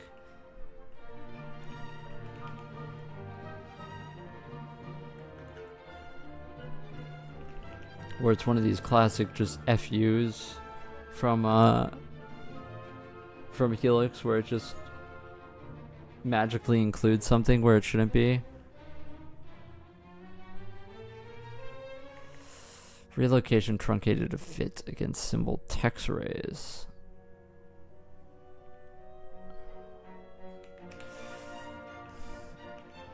Okay, so let's go to shaders.c, I guess. Initialize text shader.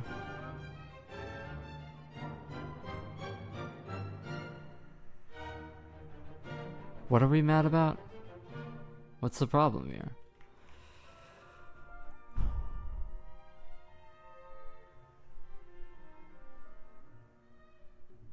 The fuck are we talking about? 3.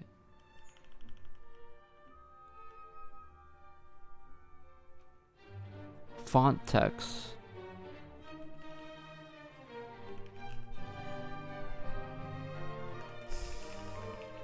Font text is a problem.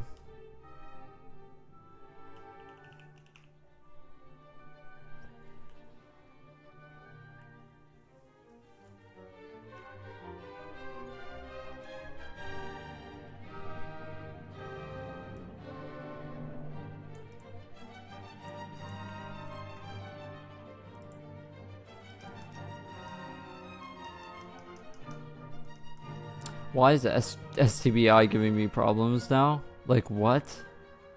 God, I'm gonna crash out. I'm gonna crash out. Oh my god.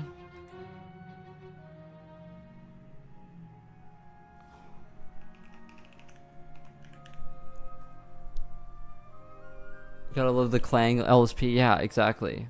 No, Clang is great, dude. We love Clang here. I'm gonna crash out. I'm gonna crash out.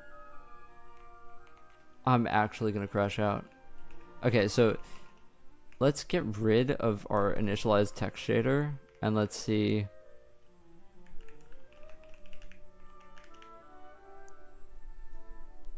See if I can compile. If it's just that texture, or if for whatever reason my STBI is just, oh, my STBI is just fucked. Okay. Okay. I love it. I love it a lot. Fuck. Oh god. This is actually gonna be so painful.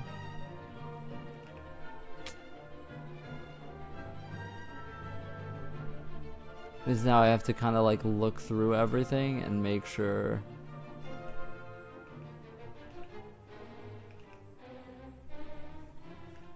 Oh gosh. Oh gosh.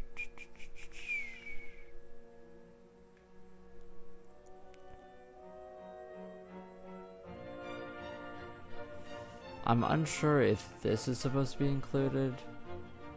That's definitely supposed to be included.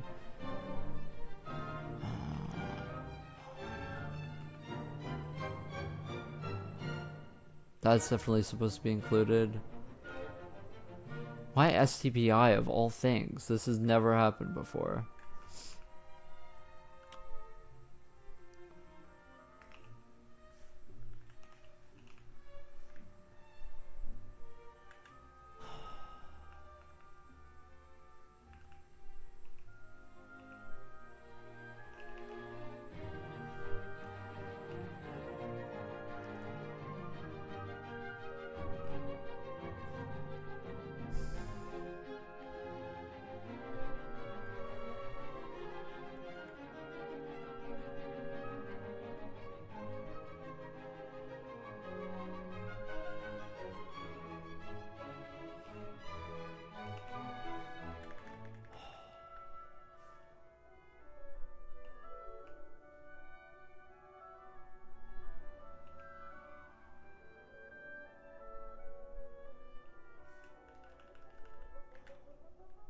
I don't know what this is.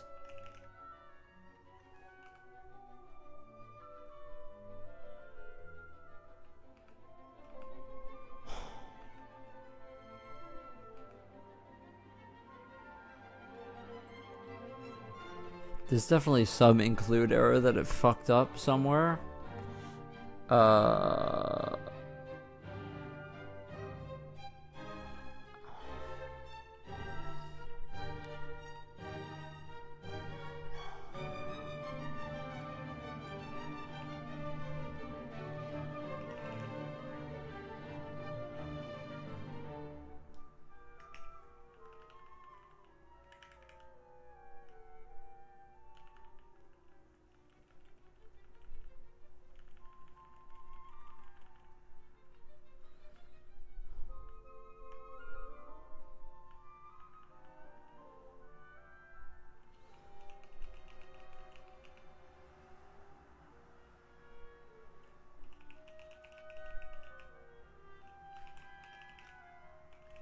No, I am including this here.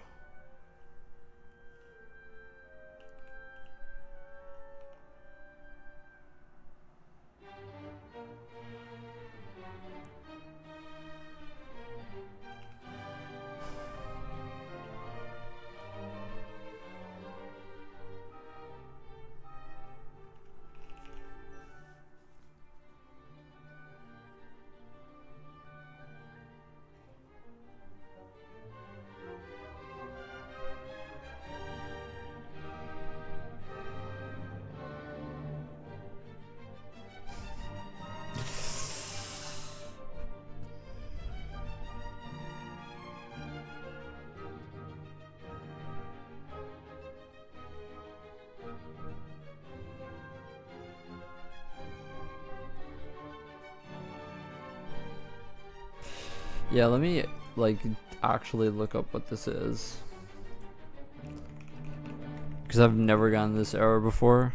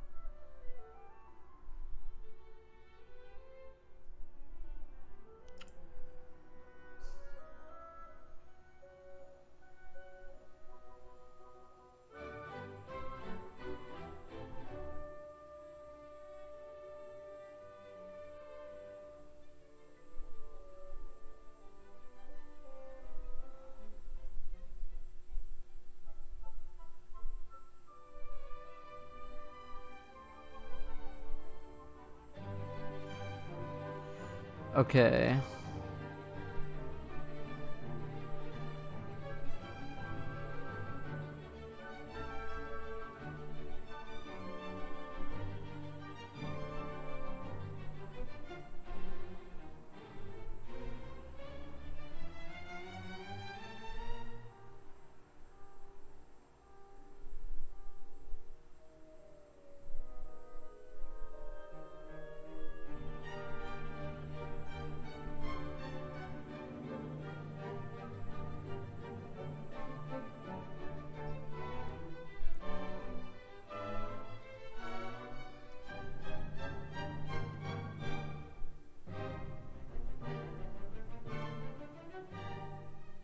Okay, so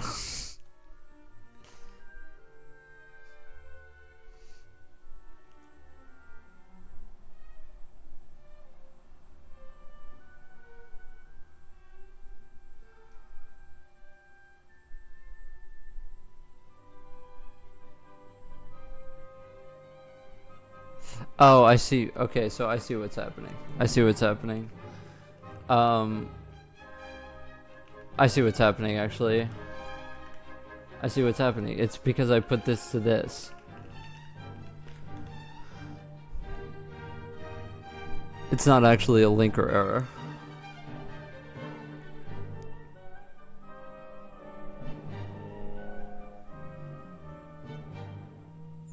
We just literally compiled too much. We compiled too much. Yeah. Okay. So that might become a problem later, but for now, let's just not even worry about it. Okay, so we are not getting visible things here.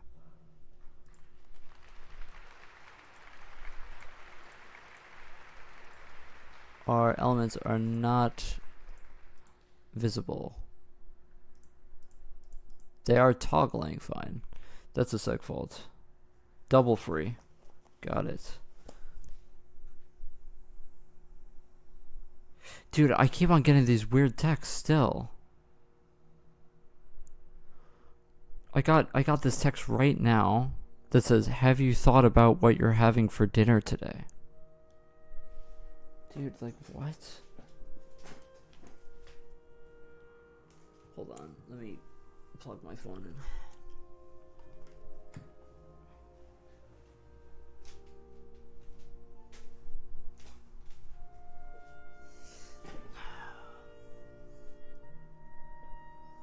Okay, so it wasn't a linker error, it was just, yeah.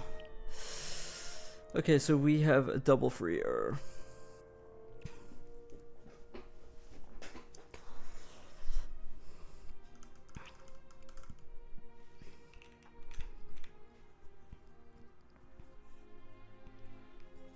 Double free detected in T-cache 2. What am I even freeing? What would I even be freeing? I can't remember what I pressed. Was it UI change or was it toggle? I think it was toggle UI. If the texts are from an unknown number, if you respond at all, you get put on an active list. Yeah, I don't respond to any of them, actually. I don't get to respond to any of them. They started happening when I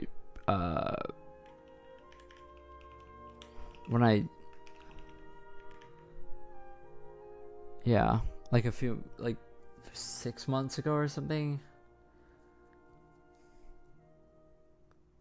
I've got kind of this like idea in my head that it's like some people from my past that are just like trying to check if I'm still alive or something.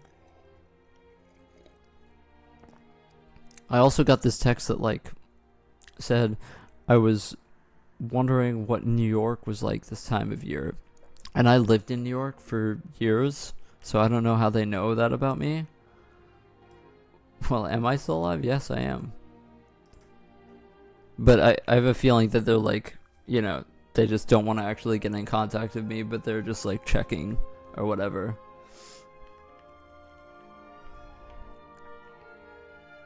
Stalker?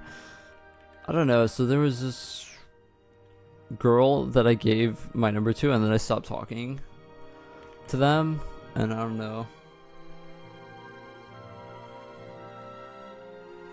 Most of the time they'll say, "Is this?" No, it's weird text messages. It's not just, "Is this?" Is this Karen? I was, my yoga appointment. No. It's like every time it's like some weird message about like, hey, are you going to the party tonight? Or like, like specific things about me. Like, I was wondering what New York was like this time of year. Hey, I remembered you like Chinese food. Can we get some tonight? Stuff like that. Or I got one like a couple of months ago that was like, hey, I think we need to talk. It's response bait, really? Yeah, I wonder if it had started happening when I gave that girl my number. I don't know if she like put me on some sort of list or what. It is a different number every time. I guess don't put your number on the internet, I guess, but yeah. Sucks. Yeah, I don't know where I'm getting a double free. Where am I even freeing in this file?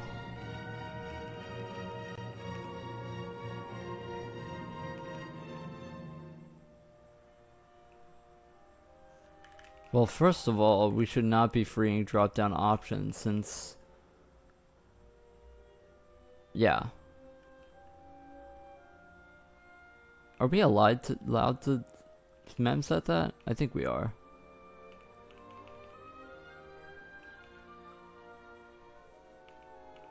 I should not. We don't have a drop down on screen is the problem. Container children, free container children. Clear container children. We aren't touching that though.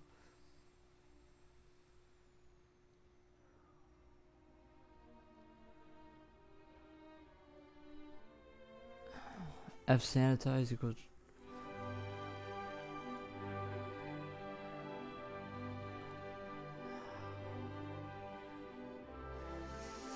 Okay, yeah, I will do that this time. I don't know what the rest of this stuff... What does FNO emit frame pointer do? I've never used that. I've never used that before. Also, this fsanitize always takes forever to compile, so yeah. Can I just do this? Like, what does undefined do?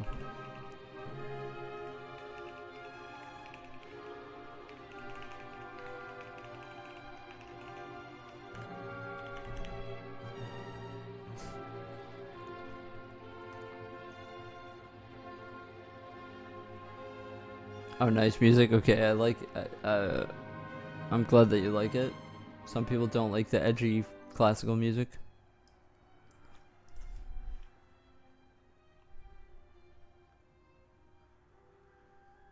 I wonder if this is gonna tell me anything.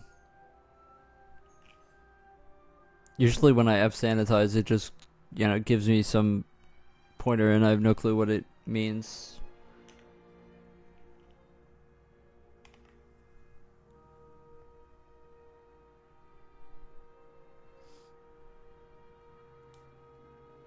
What was this?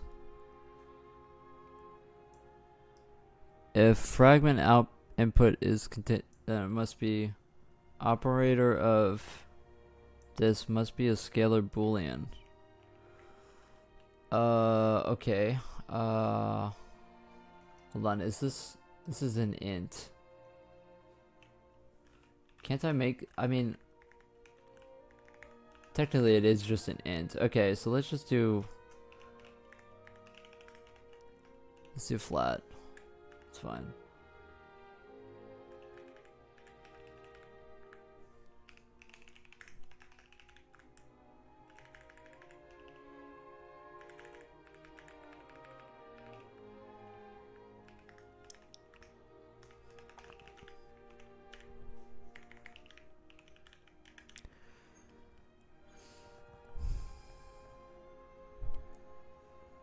Am I getting... Is YouTube mad at me?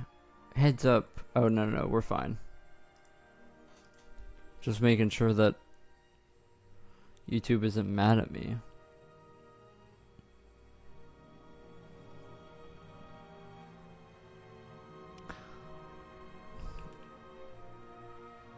Yeah, so I'm going to have to... Yeah.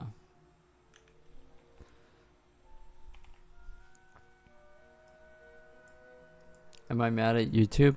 Yeah, I'm mad because they keep on copyright claiming my videos even though I'm like playing like live performances that are on YouTube.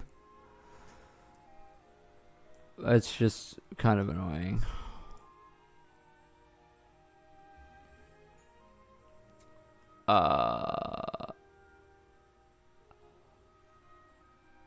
Global buffer overflow.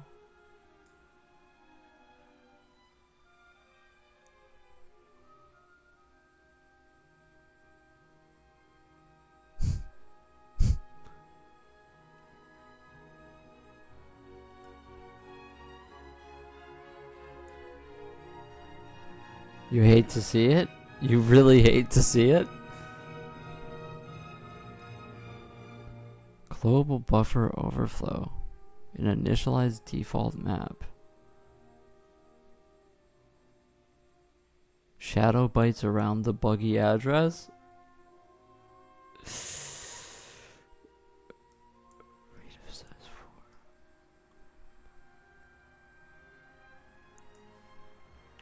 That can't be good. Music feels like you are in the villain arc.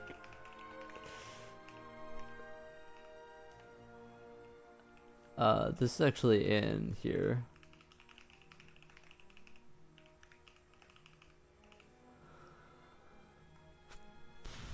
Global buffer overflow.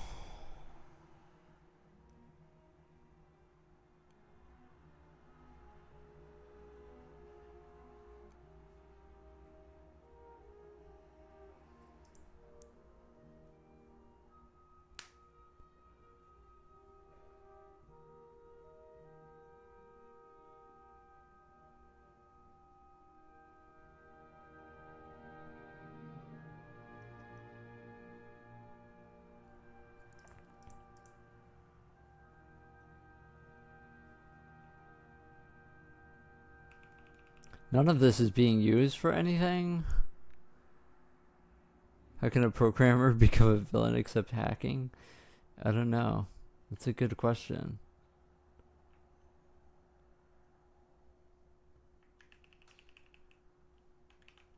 Our tiles aren't even being used, by the way.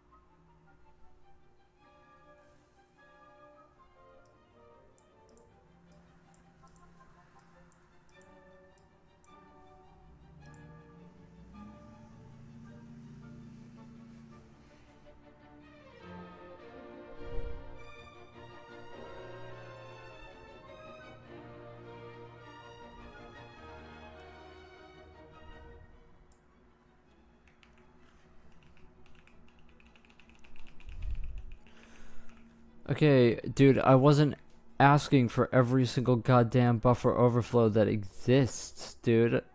Like, come on, bro. Like, let's be real here. Oh my god.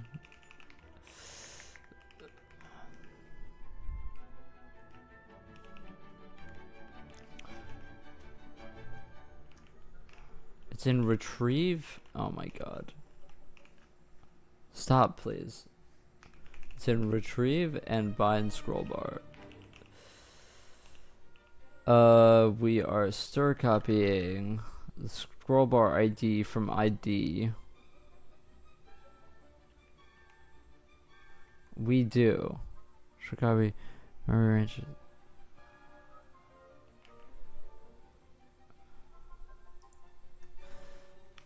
And okay, so fine. Sterling. Okay, mom. Yeah, there you go. Fucking, can we actually look at for the actual error, please?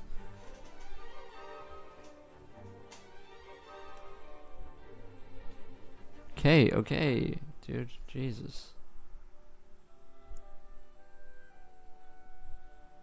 You have a buffer overflow with your store copy. Motherfucker, just work with me here.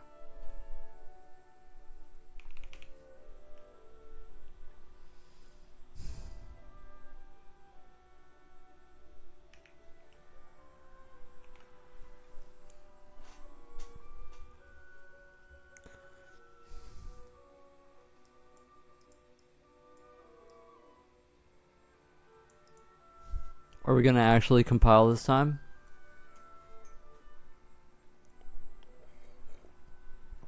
No, of course not.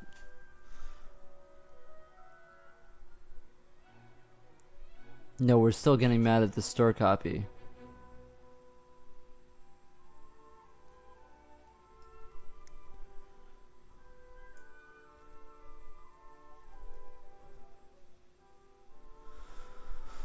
Store copy param overlap.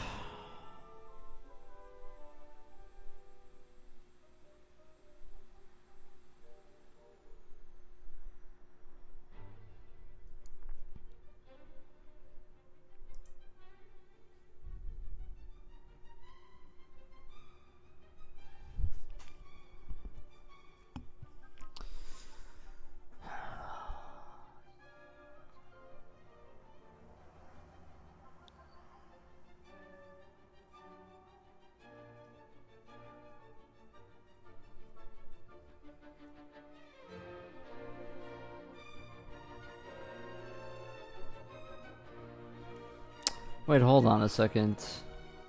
Oh, I'm stir copying. Aha. I'm stir copying. I'm stir copying into the same buffer that I am. Yeah, that makes sense.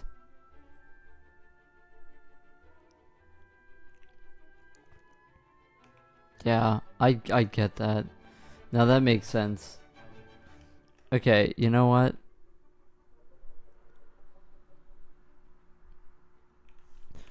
Okay, fine.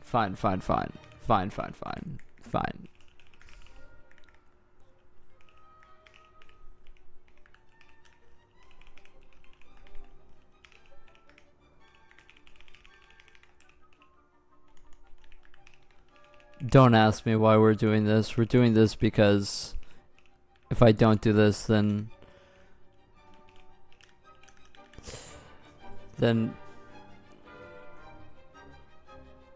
fsanitize is gonna beat me with a stick.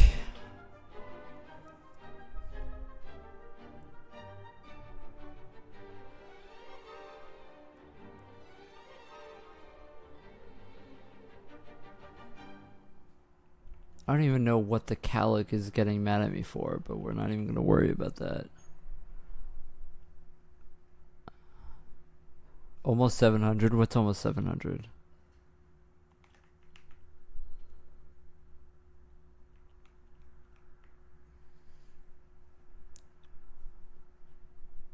Oh, we're talking about subscribers? Oh, true.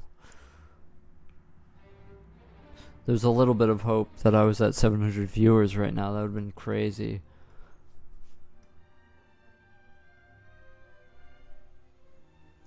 Copy element style. Men copy. Heap use after free. Oh, brother.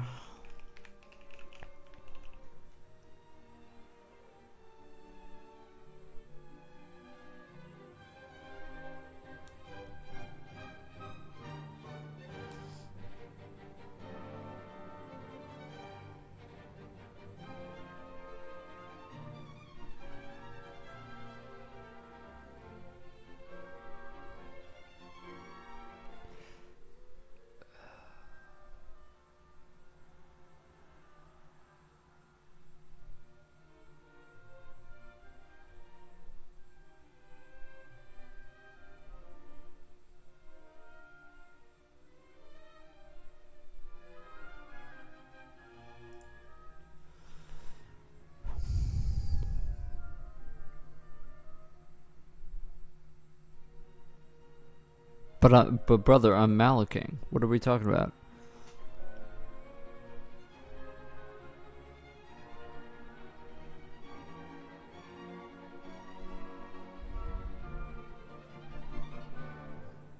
Where does this get called from?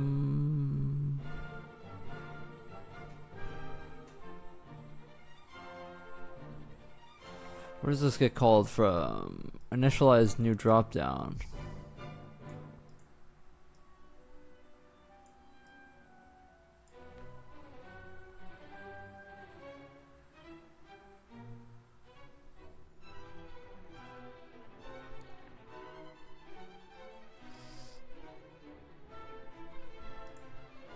Fine. Okay, so let's just do if a outline dot buffer and a outline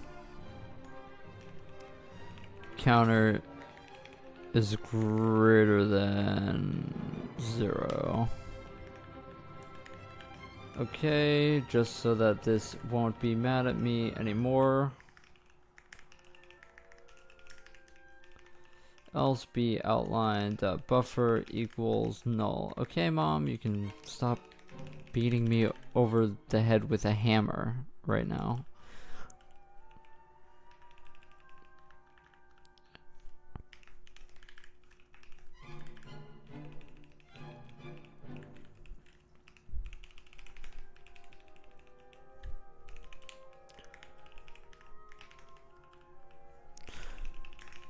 In all seriousness, yeah, it's good that I'm ironing out these bugs now instead of like catching them later. Like, sure, it makes sense, like, fine, but also I just want to figure out the bug that it's the actual bug.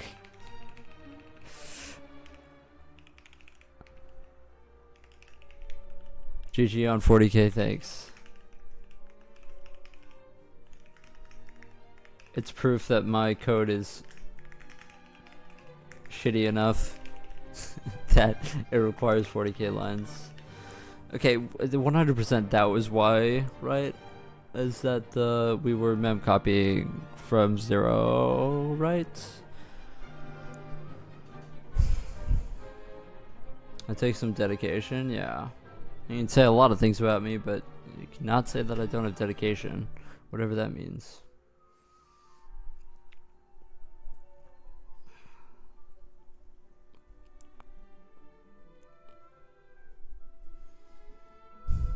Yeah, I've got to work through all these warnings. I know they're all string issues.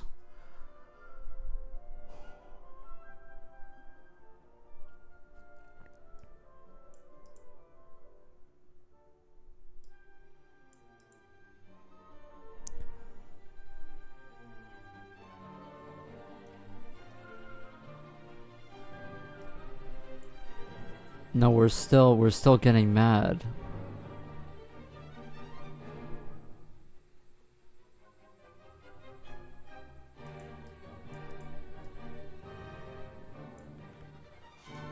How are we still getting mad here?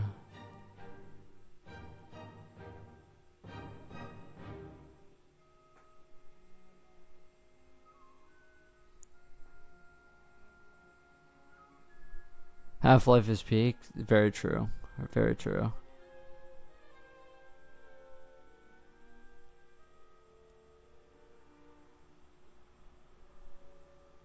It's giving me a heap use after free, but I guess you would want the capacity to be greater than 0. Also, we should be doing it to counter here.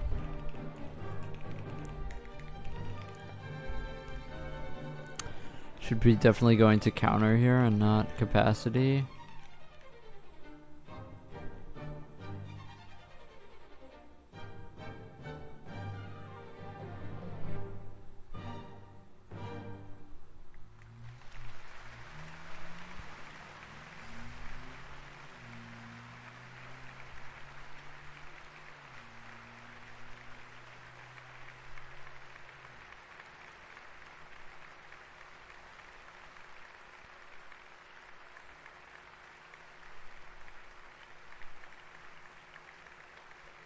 Oh, wait a second.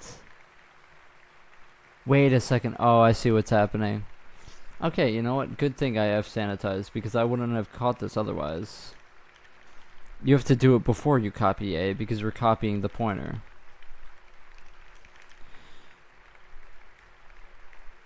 Yeah. Yeah. Okay. Makes sense, makes sense, makes sense. Yeah, good thing I have sanitized that because I wouldn't have caught that otherwise. Basically what was happening there was that I was copying the struct and therefore copying the pointer that I was freeing, and then mem copying from the freed pointer when you have to free before you copy the struct, obviously. My bad.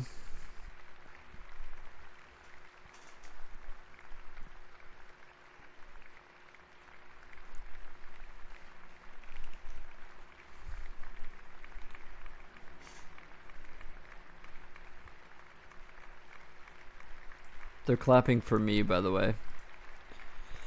They're all clapping for me.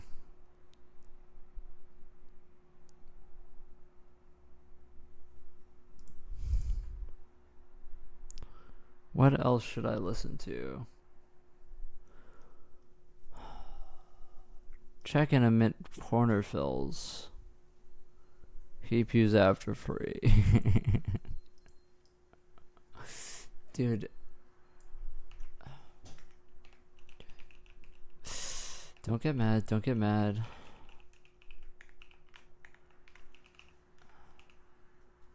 I haven't touched this function in forever. Why is there an after free here? Where? Where? Is it in distribute? No. No, it's not in distribute. Where do I even...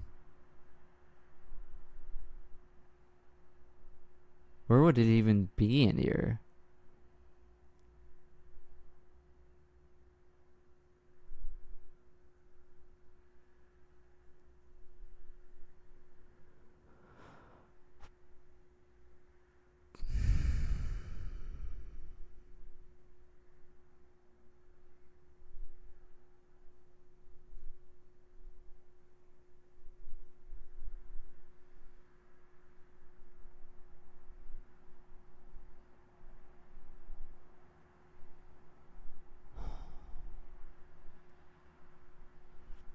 Does distribute vertical hole, add vertical hole? It realix, doesn't it?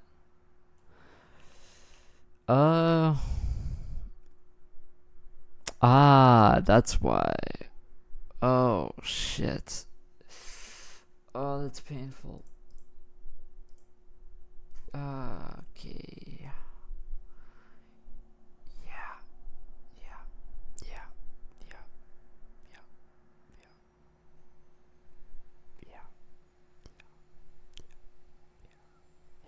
Yeah, that makes sense. That makes sense. That makes sense. Oh, shit.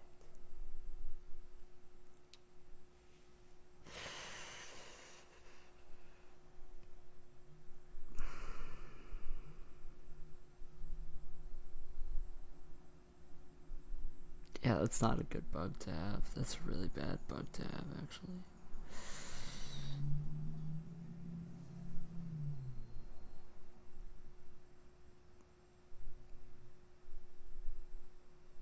I'm looking for music to play, by the way. But yeah, this is a really bad bug to have because I don't know how to... basically what's happening is that we're reallocating inside of here, and it's reallocating, and what we're iterating through. So that's what's happening. If you wanted to know what's happening, that's what's happening.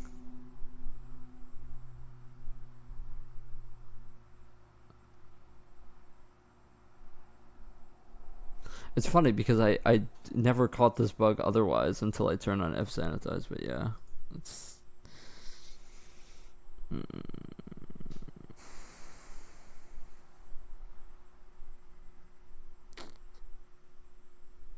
I think what I'm going to do is I'm going to write a note to come back to this, but I'm not going to fix this right now. But yeah, it makes sense that there's a heap use after free here because we're grabbing a pointer from something that we already reallocated. Right? That has to be it.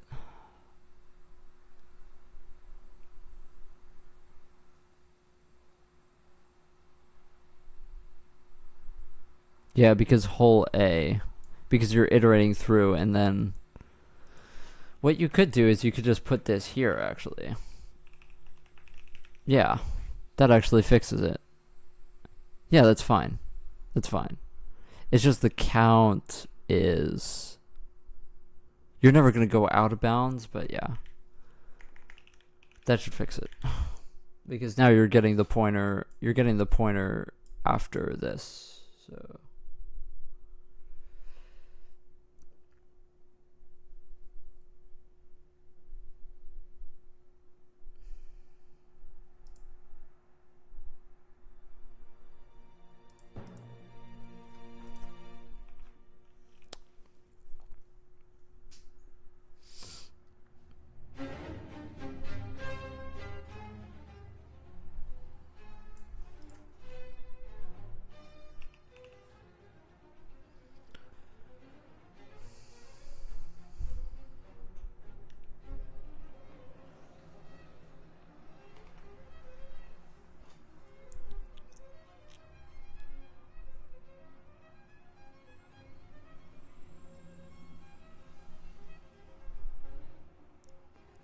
I don't think that we're going to get past it though this time even. Wait, we did? No, we almost did. Wait, really? This is still giving us a problem.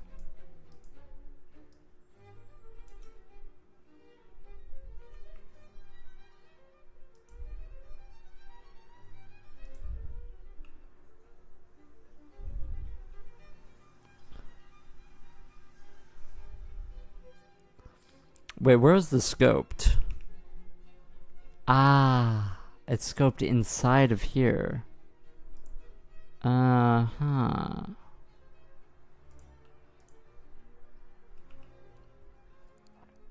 It's scoped inside of there. So what you have to do is you actually have to do this, even though it seems suspicious. You have to actually get the pointer twice because, yeah.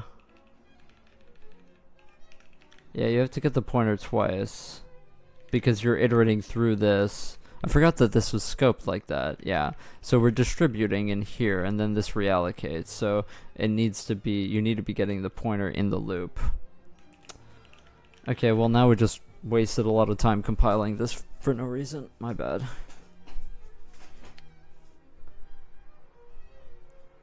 Half-Life is the peak. Yep.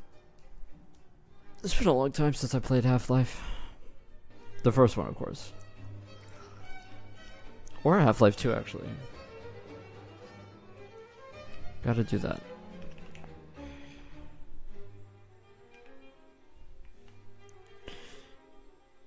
I don't even think I have Half-Life 2 on Steam.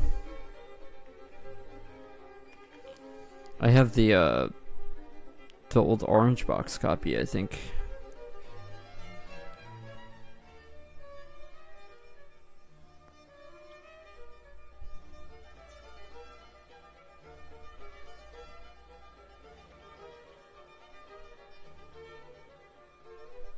Okay, are we fine now? Did we get all the bugs out? No. Append cold try to draw buffer. Heap buffer overflow. Okay. Append cold try to draw buffer.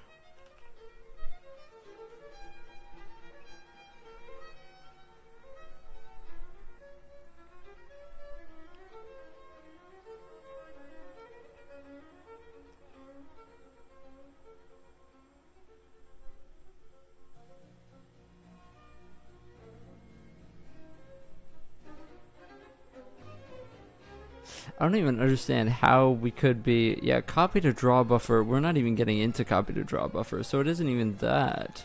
So what buffer are we overflowing? What buffer could we even be overflowing then?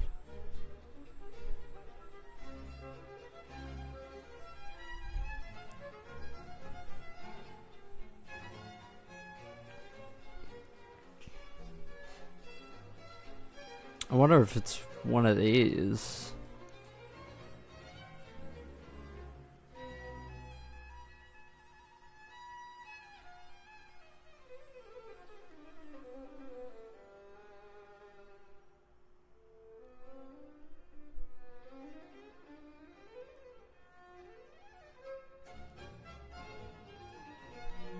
Hmm.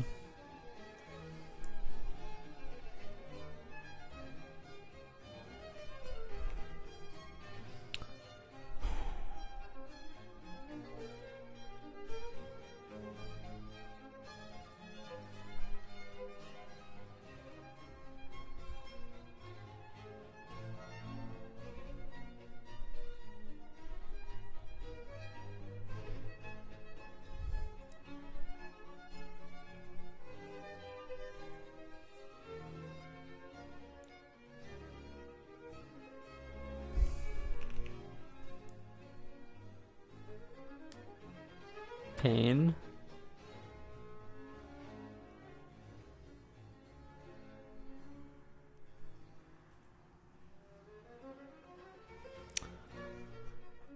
Pain, pain, pain, pain, pain.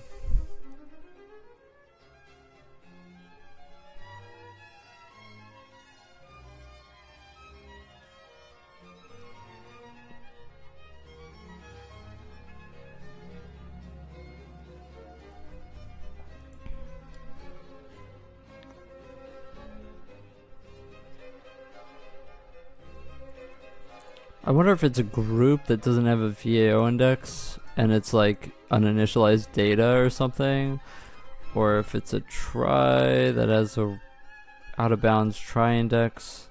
But we would be seg faulting if that was the case.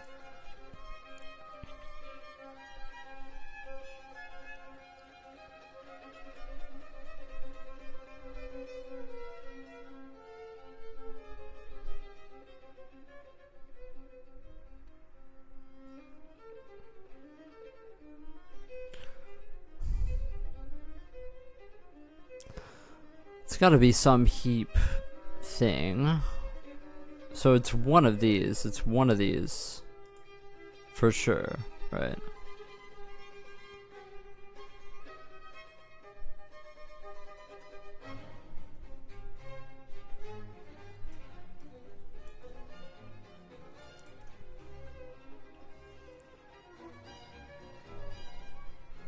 Your desktop environment froze? That's painful. That's painful indeed.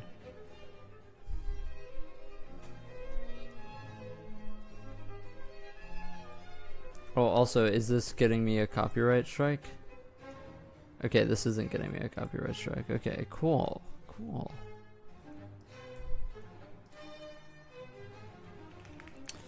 We can check, like, if try material ID is less than globals.materials.count, or if it's greater than or equal to, we just return. Okay.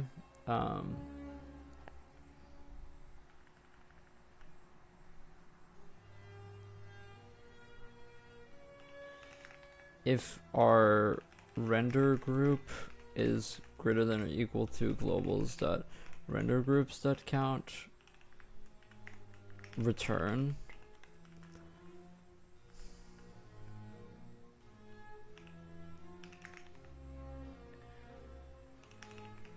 If our group VAO index is greater than or equal to our bindings, return.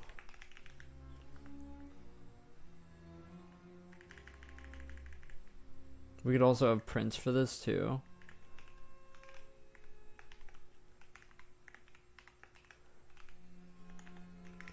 Greater than or equal to light map data. I think you have to go actually to just try count here.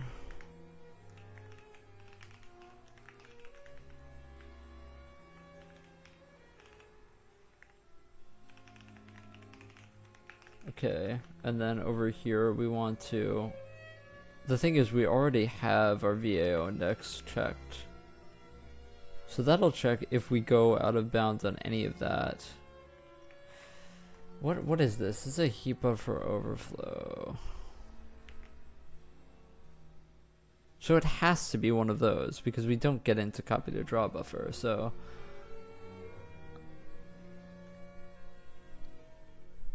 has to be. Has to be.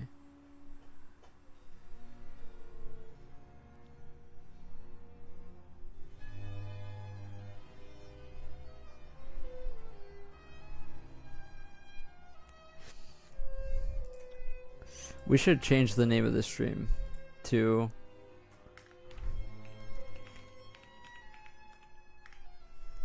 fsanitize torture. There we go. That's what it is.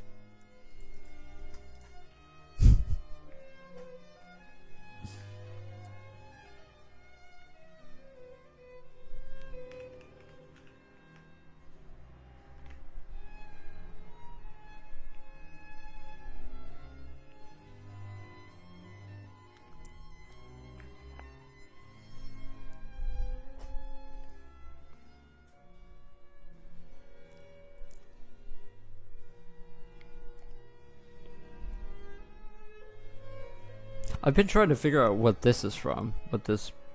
Oh my gosh. Oh my gosh, we got into it. Look. We don't have a gun model, by the way.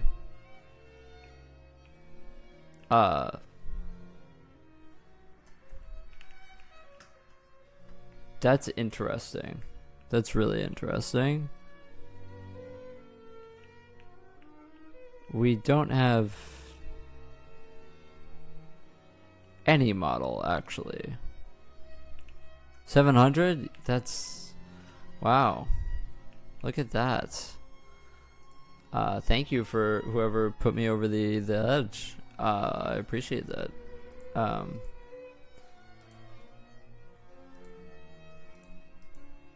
Okay, so we are toggling. Now let's try to get the bug again. Okay. I want...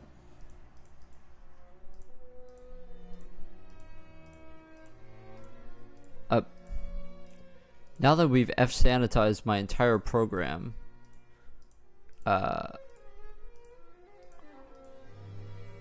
we aren't getting the bug. So...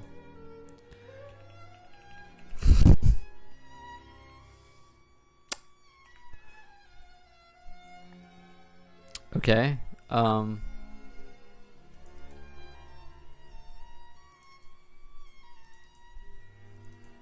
don't know what to think about that. Also, this isn't going to work because, wait, so if I change the scale, UI change? No, the scale isn't changing anything. Okay, let me try this. So if we move the slider,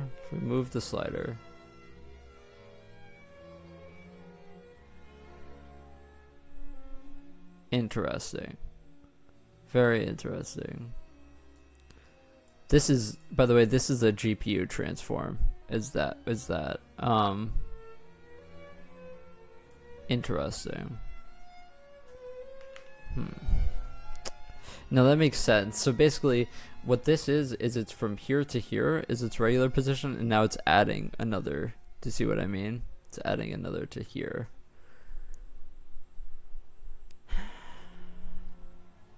At least, yeah, that's what I'm guessing. So there's two ways you deal with that. You either make everything...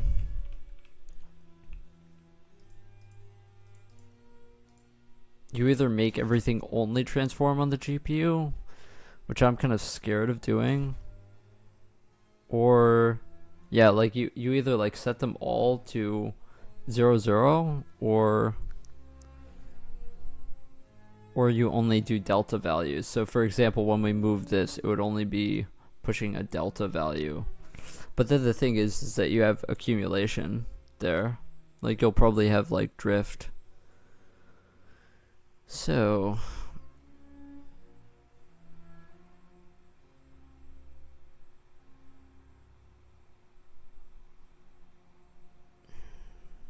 Yeah, that's quite painful.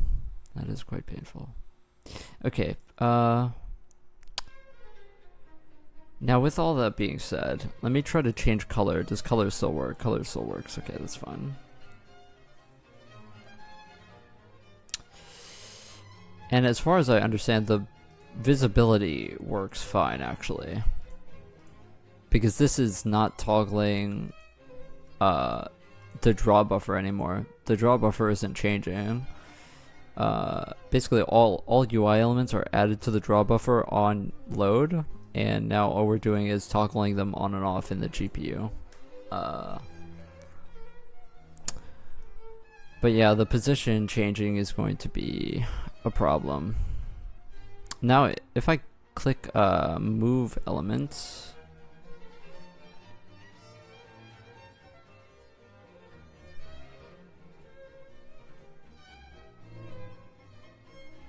yeah. Yeah, and that's why we're lagging. It's because of all of this stuff. Here's what I wonder. If I remove this stuff from my compile flags,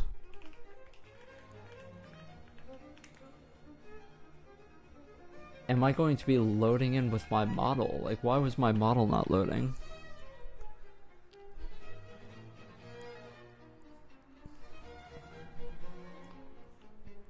Or did I, like, compile without models at some point?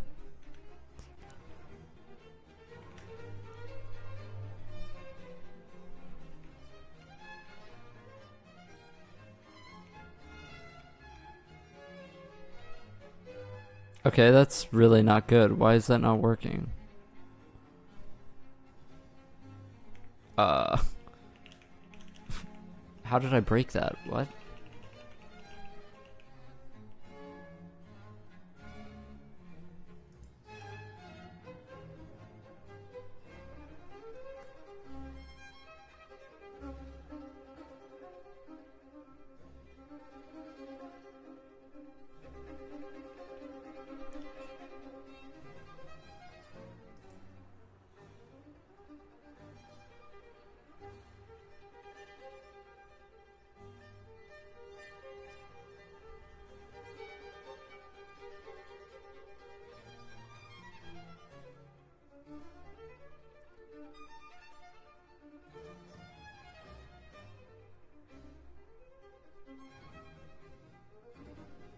How did I break that? Oh god.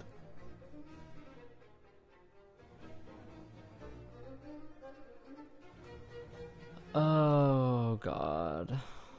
Let me try, for whatever reason, try putting this back to what it was. I don't know why that would do that, but I haven't touched that code in a very long time.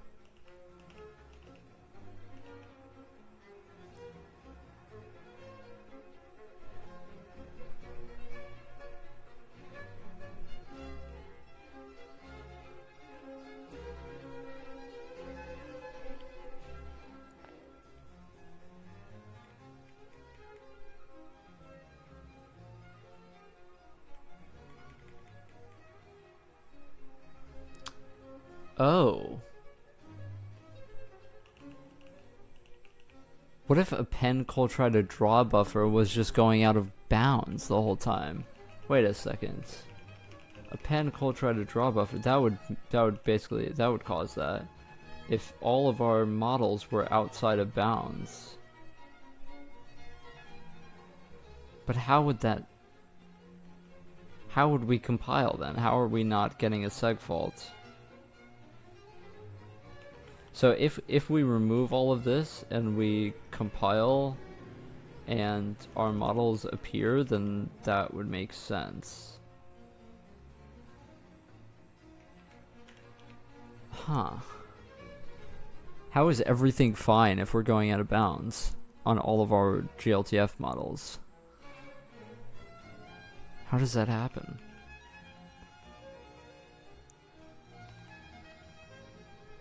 Oh yeah, this part is awesome.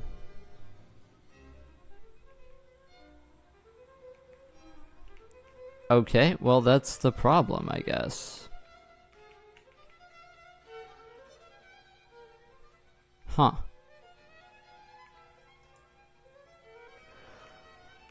Okay, I don't know how to deal with that.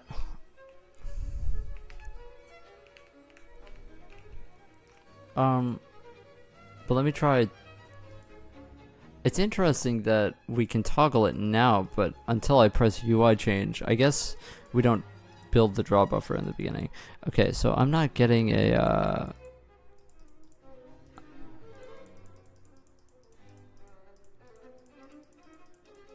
I guess whatever heap use after free, I guess I fixed it. Okay, now we need to figure out how to do this.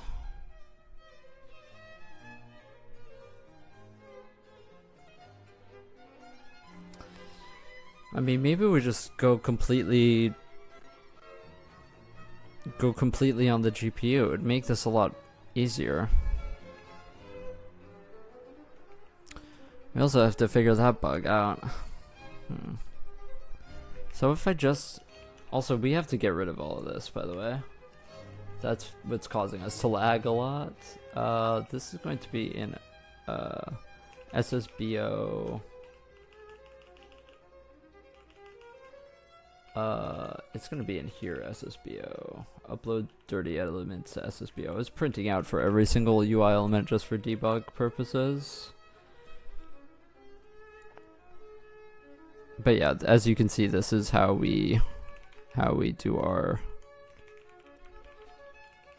TRS.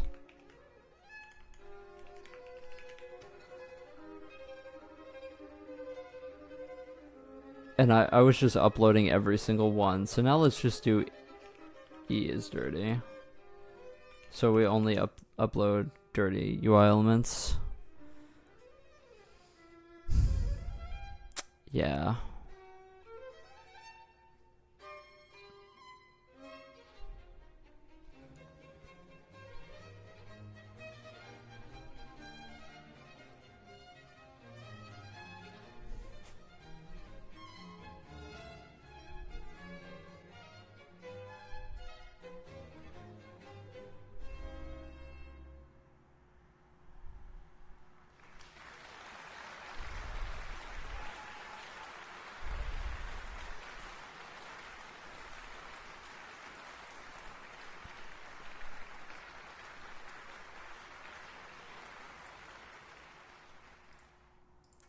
That's one of my favorite ones. I kind of don't want to listen to classical anymore, though. Kind of tired of it, to be honest.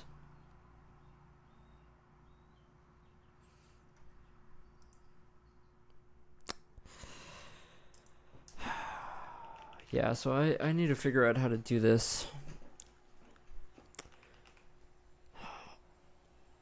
Yeah, I don't know. The pain is that it's so simple. Like, if I make a UI element and then we make the outline for it, it just makes sense to me. Yeah.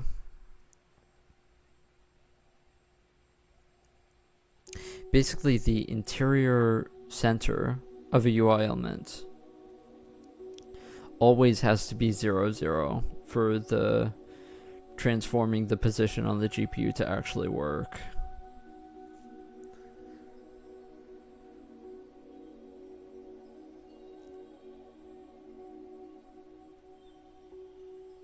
And that's going to be hard to do.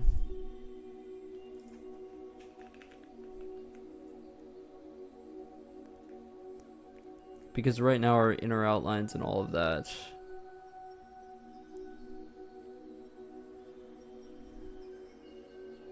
actually, you know what? Maybe it's not that bad. Like, if I go to create new UI elements,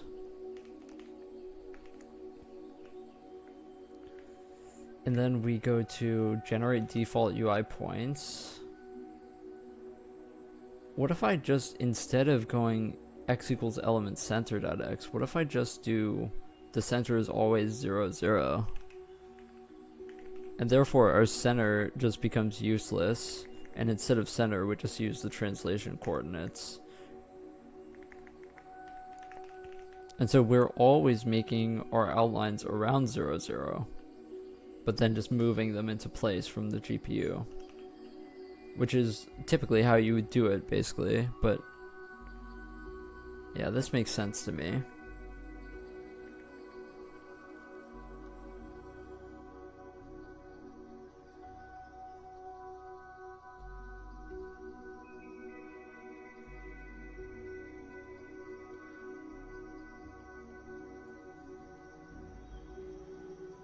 Yeah, this makes sense to me. Add highlighted, add hovered UI element to draw buffer. Get UI elements from chords. This is going to also have to change. Because now, when we do our point and polygon test, we have to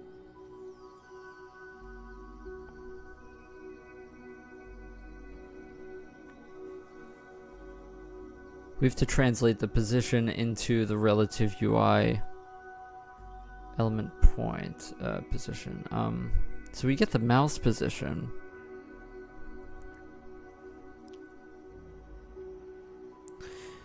So wouldn't you go pause minus element translation dot y?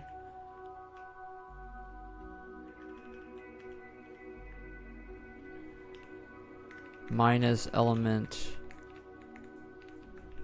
translation dot x. Basically what this is doing is it's taking our translation away from 0, 0, and it's pushing us our mouse position into, yeah. Wait, but isn't this always going to be true? No. Because if your mouse is outside of the element, then if you subtract the translation, you're not going to be able to go, you're not going to go that far. You're not going to go, yeah. Yeah, okay. So that's fine. So that should work. If I go to add, oh wait. Yeah, so this isn't going to work for, that's for text boxes yet. But for this,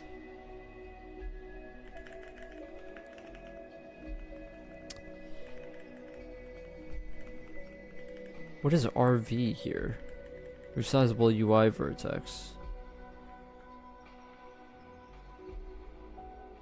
Oh, this isn't it. We aren't even using that code anymore. It's this. This is the code.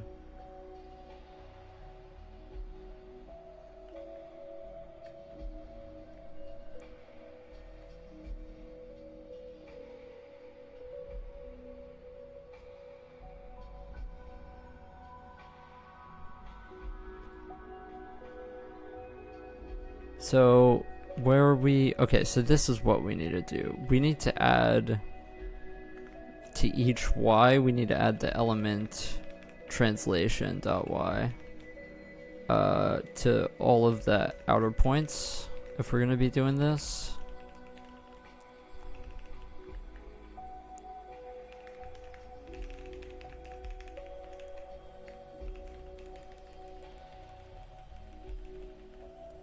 Oh, this is awesome. I hope that I don't get copyrighted for this.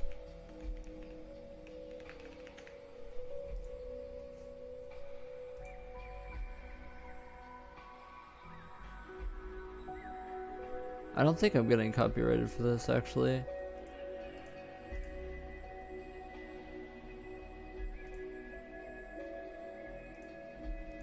Awesome. Yeah, this randomly came into my recommended. I've never seen this before. Okay. So basically when we select a UI element, we need to add the correct vertices since this is our wireframe. Actually, you know what?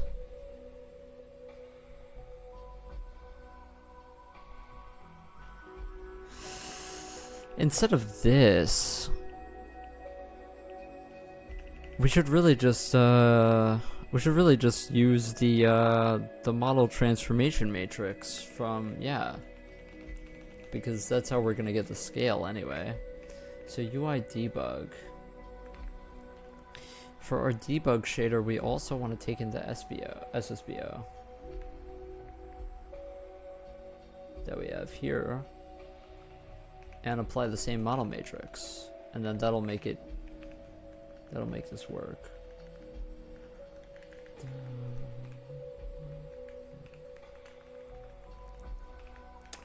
So element E equals elements indexed by oh, we need the UID. Pain.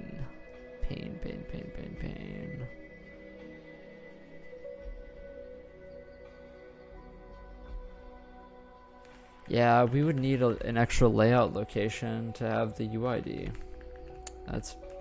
That sucks, actually. That really is annoying. But it is something that we need to happen, because otherwise we aren't going to be able to index it like this and get the model matrix.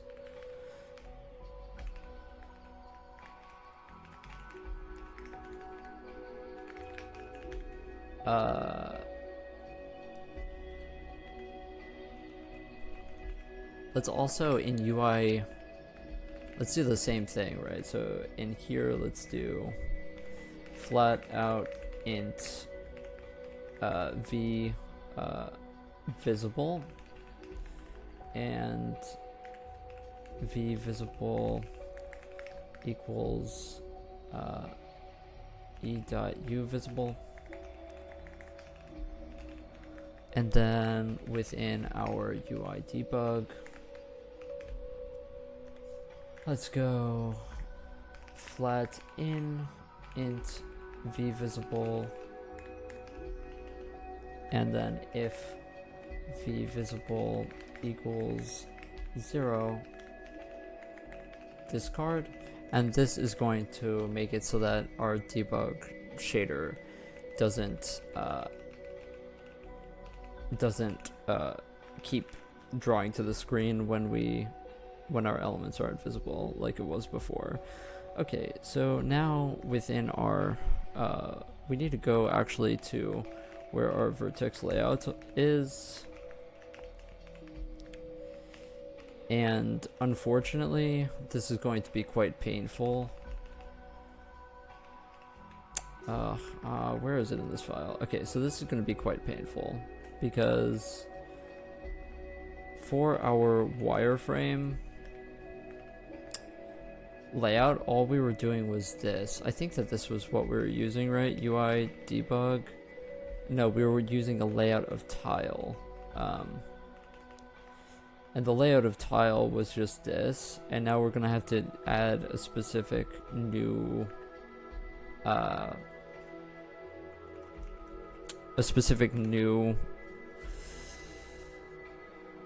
new layout just for this.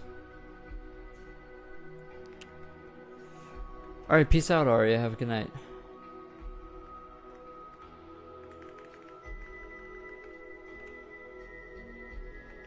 Okay. Thanks for the help, by the way. I wouldn't have caught any of that fsanitize bullshit, honestly. I mean, yeah, I should fsanitize more often, but yeah, that definitely, I definitely wouldn't have found that otherwise.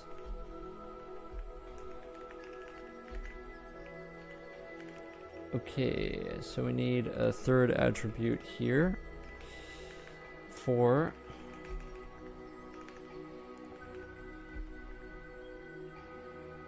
offset. It's going to be 6. Size is 1. It's going to be a size of, I can't remember, is it uint 32t for GL unsigned int? I believe so. And this is going to be an index of 2. Going to malloc these, attrib count 3, size of float of 6 plus size of UN32T. Hopefully I'm doing this correctly. We're gonna make sure that we're iterating over 13, and yes, move this. We should really automate this, but whatever. And then make sure to iterate our count up. Okay. Oh, we also have to name it. We have to name it.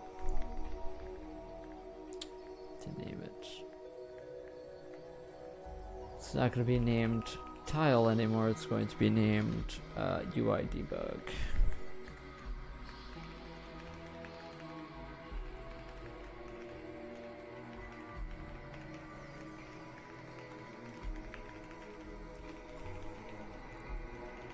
I'm going to add this into wireframe vertex. We are going to copy this down.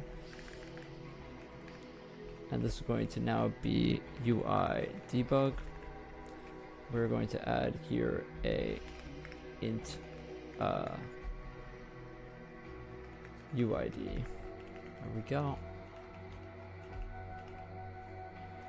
Okay, so now we aren't going to be doing wireframe vertex here. We're going to be doing... Oh, what did I just call that?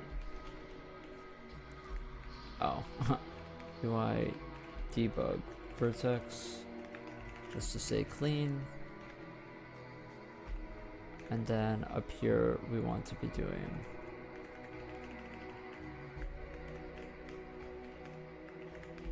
debug vertex, and at the end here we want to be passing in the element UID.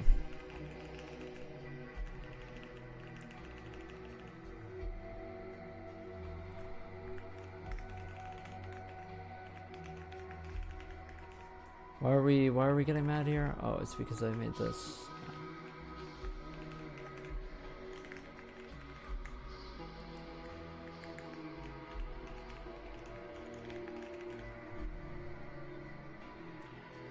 Okay, and we want to do the same thing for our text boxes.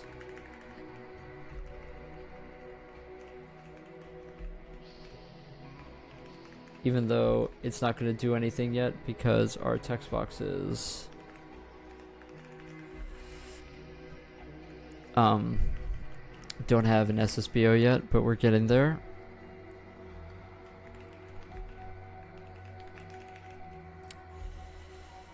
Okay, is that it? Is that it? Add hover text box. We also want this to be equal wireframe.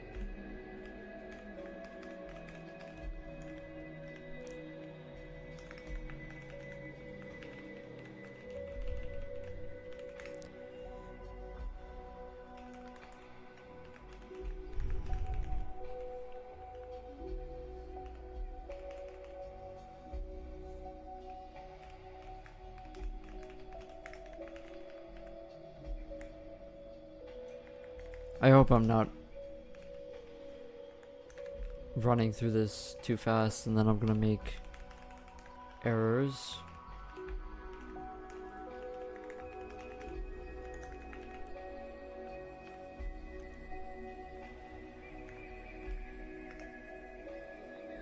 Is my cursor in the right place? I'm trying to make sure.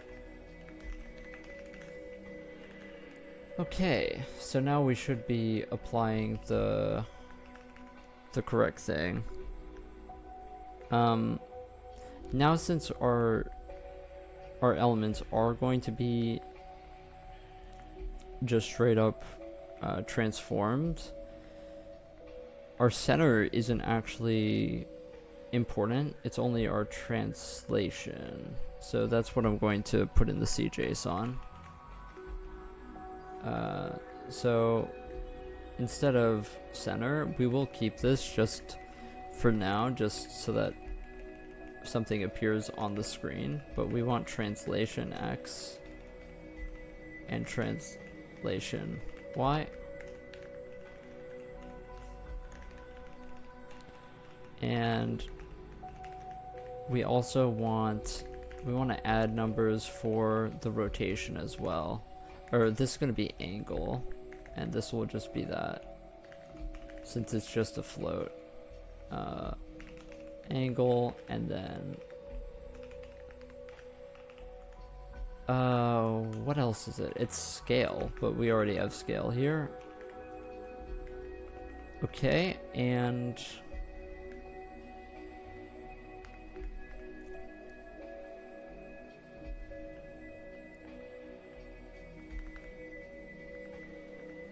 what is this center X? Oh, this is for text boxes. Yeah, we aren't worrying about text boxes yet. Okay, translation.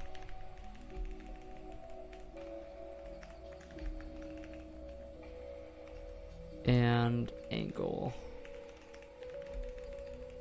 Okay.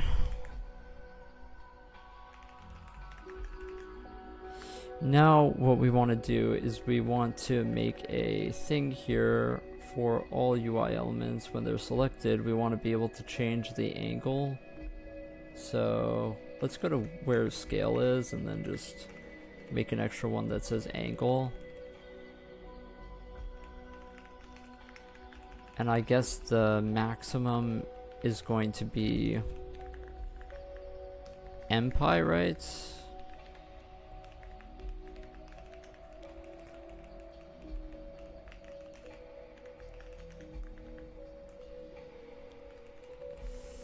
Do you want to go from negative MPi to MPi? Is that...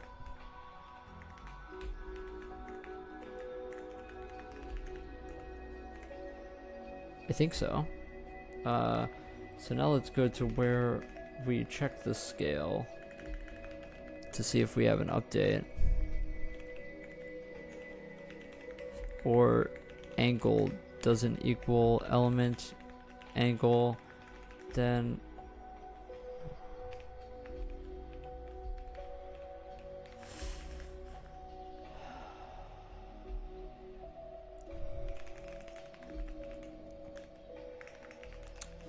really, you kind of want these to be separate, but whatever. Let's just set element is dirty equals true, so that we know to update it in the SSBO. Okay.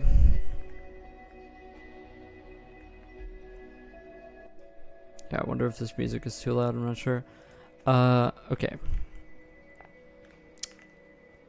I think I'm ready to send it, to be honest.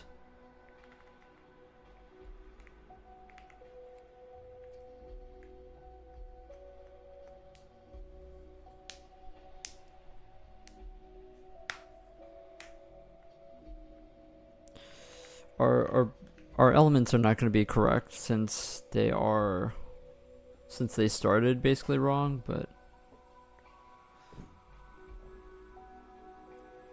since the points aren't going to be correct, since these are using the old system, so we're going to have to move them around.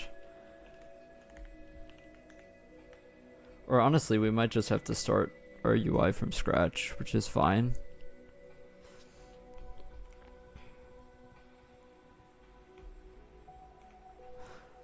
I think after this... Oh, seg faults. Oh, yeah, of course. Of course. I have to go into every inventory.json and... Oh, gosh. Okay, you know what? We're not going to do that. We're not going to do that. Instead, we're just going to go to translation...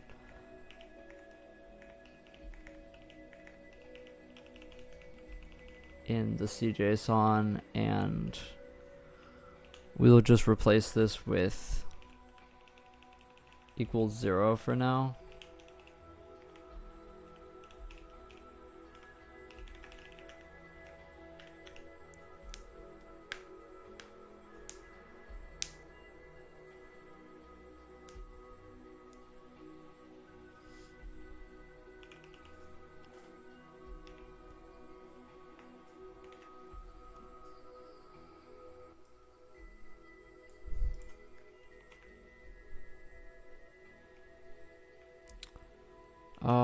I forgot the angle too.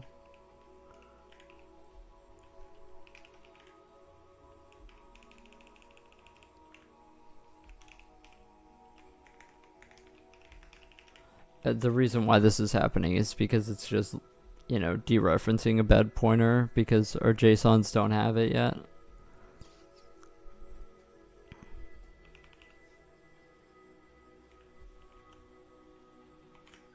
Really, we should validate all these pointers, but it would take forever to write that, so I'm just kind of putting it off. Okay, so let's see, menu toggle and segfaults.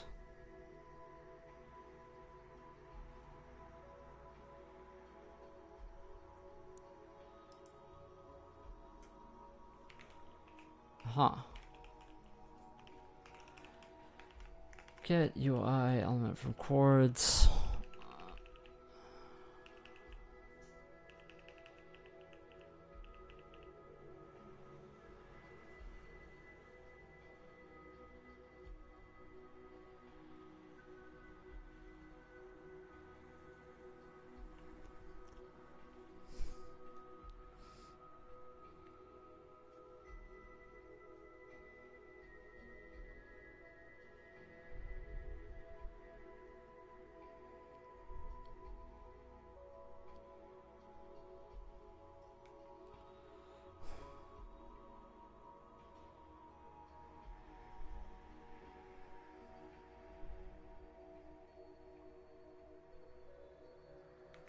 Oh. Oh. Elements is, oh yeah, that's the wrong element. This is, oh, this is quite verbose, but yes, this is supposed to be elements.menus.m.elements.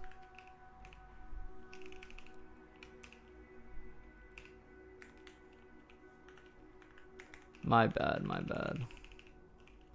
Yeah, I was looking at this like, how is this a segfault?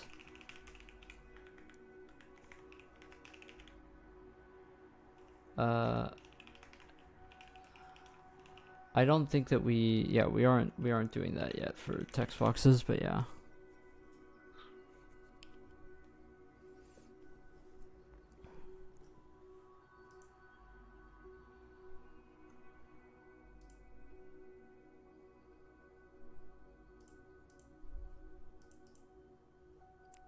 This record has been very pleasant. It's a desert sand feels warm at night.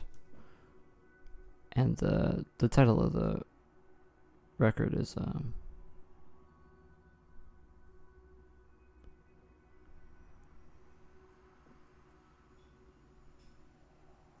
in Japanese, I believe.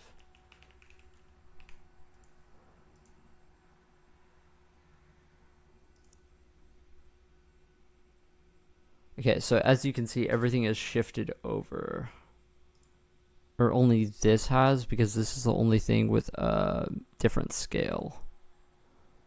So the scale is working. As you can see, when we put the scale back to 1, it goes back into place. Now changing the angle is going to move it.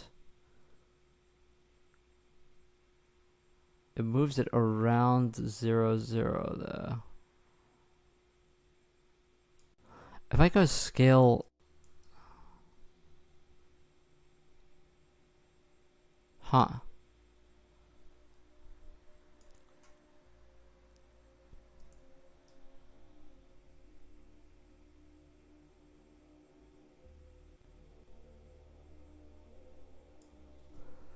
Interesting.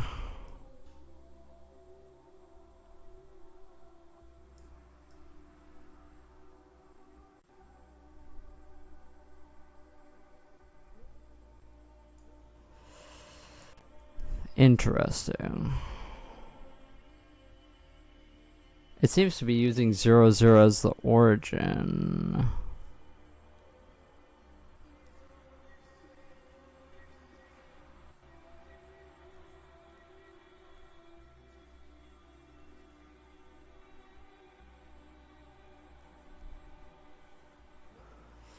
Okay, let me try something. So if we make a new element, it should make it at 0, 0, right?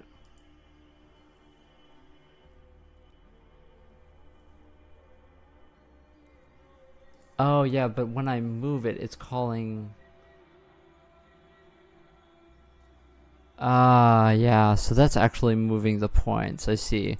Now I get what you mean. What I mean, I mean. Wait, but then how?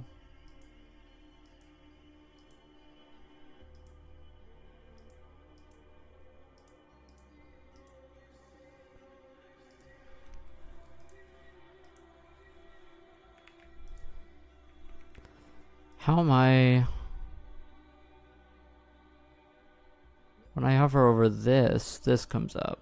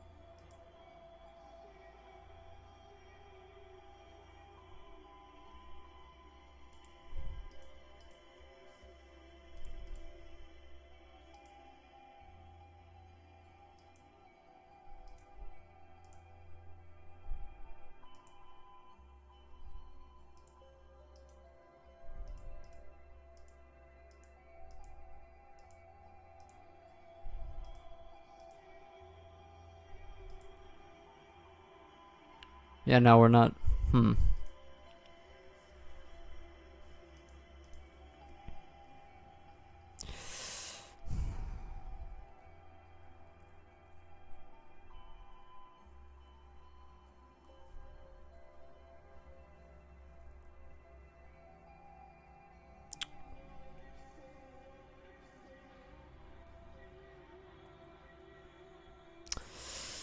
Okay.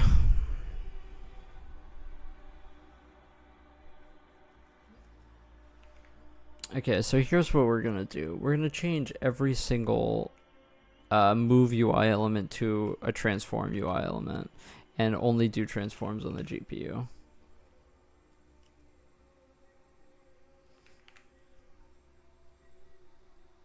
The problem is that how are we going to check for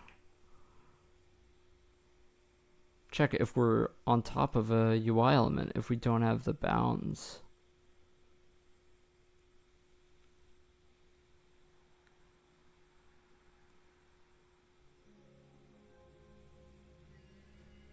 Like we have to actually do matrix multiplication here against the, like we have to literally, we have to get a mat for local equals compose 2D transform by the UI element stuff.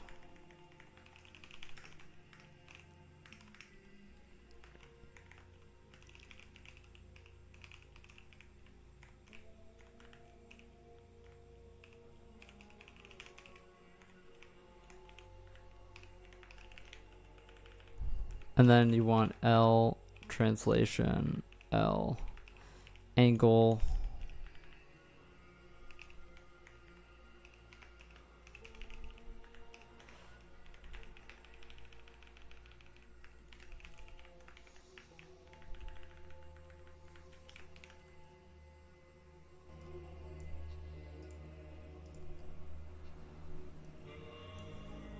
Okay.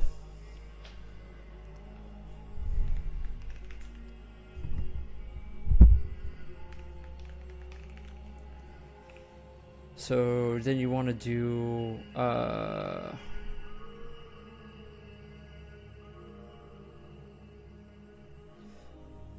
do I get a position from this though?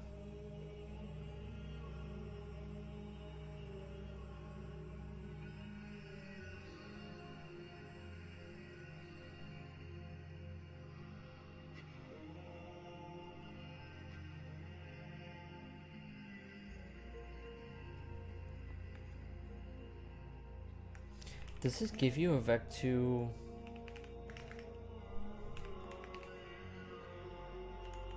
Isn't it this?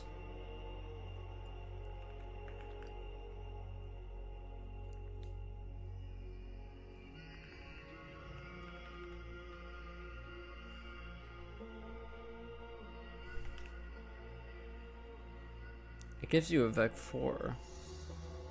But maybe we just use the first two components.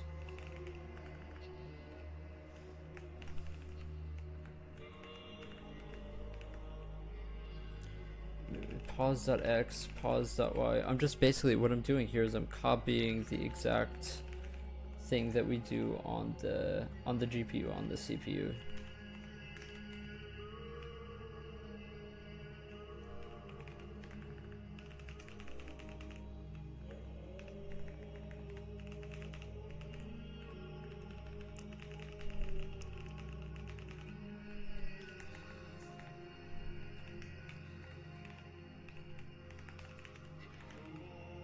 This makes sense to me. So basically we're multiplying the model matrix times the coordinates of the mouse.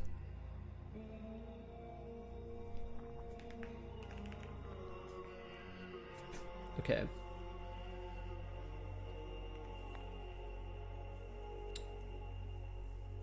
Okay. So yeah, what I was going to do is that when we're loading in,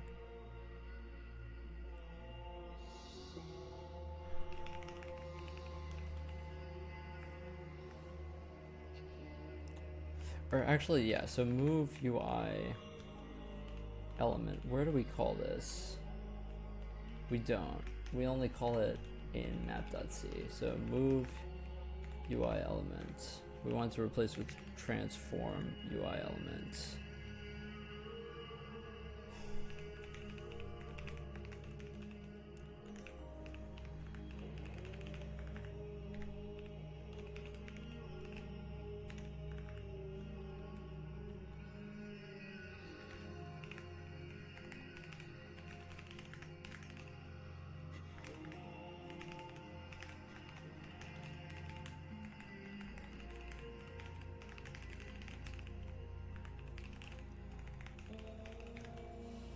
Okay, dokie, so let's just use that.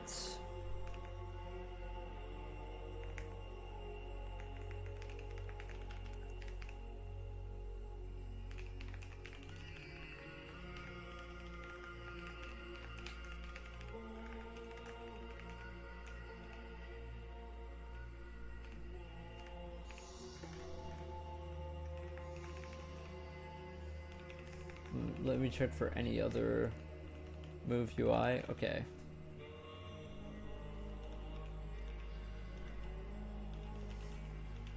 And now, at least for when we load UI, we want to be setting the center to the translation component,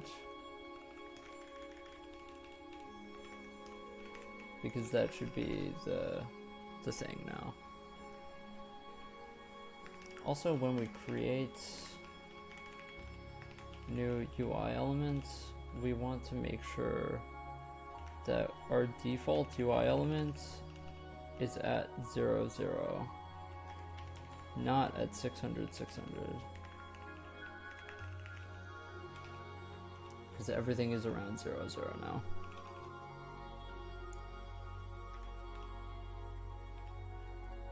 We're setting center to pause. What we really want to do is translation to pause. Base center can also stay.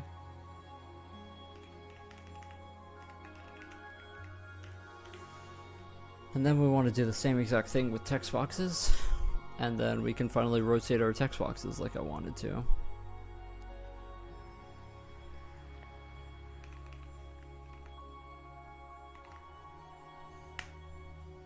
I kind of want to model something instead though, so I'm probably gonna take like a short break here and then model some stuff, because it's good to take breaks from the UI stuff. Oh gosh.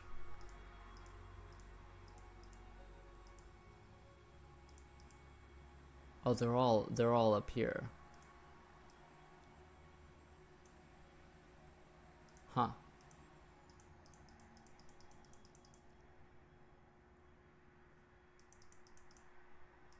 Interesting. If I make an element, huh.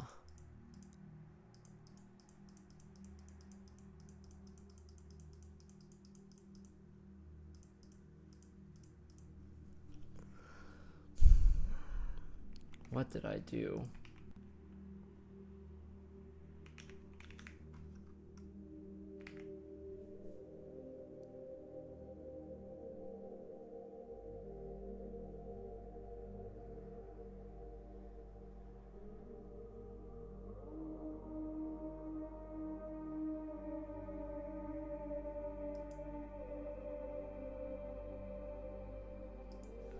Determine element dimensions. Gosh.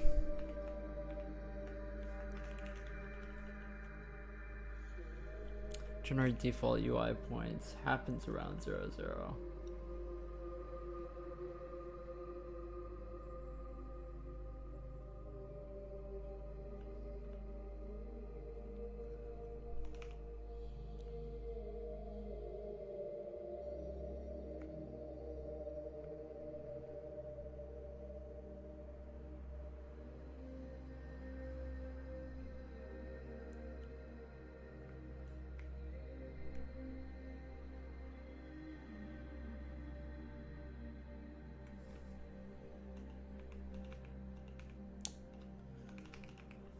Oh, I just kind of want this to work, huh?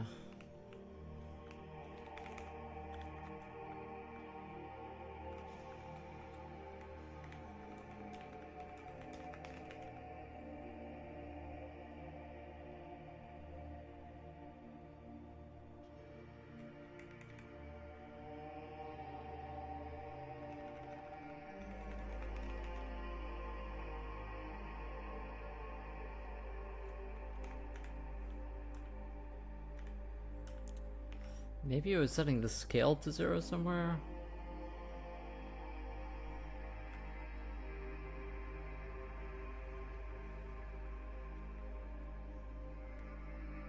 Probably not, though.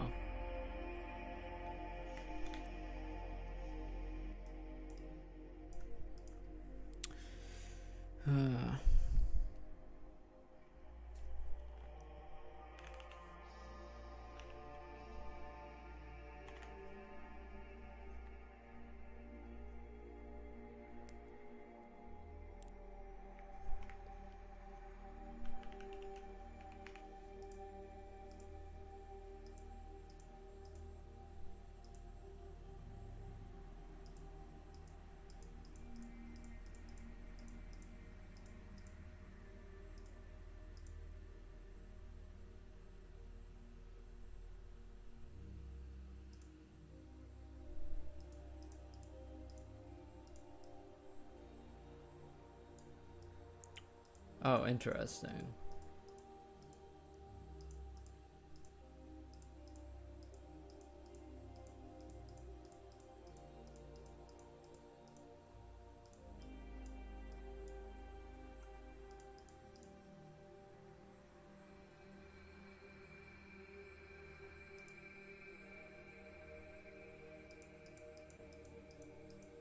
I wonder if my mouse cords are not getting transformed properly.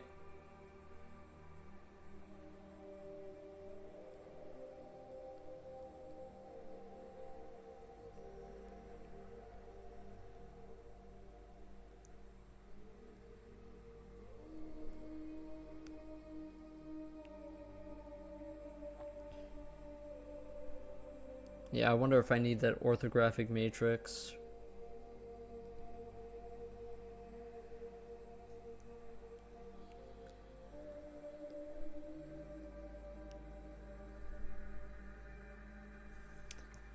Let's try moving, I guess.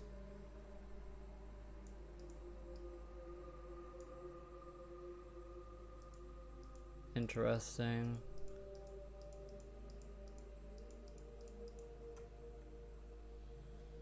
Let's try make element.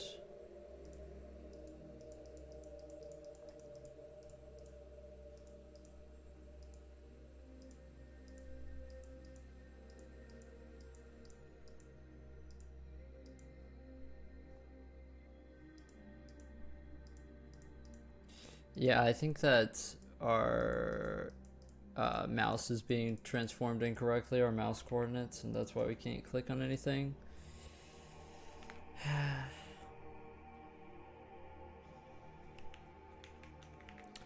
Why can nothing be easy? Nothing is ever easy.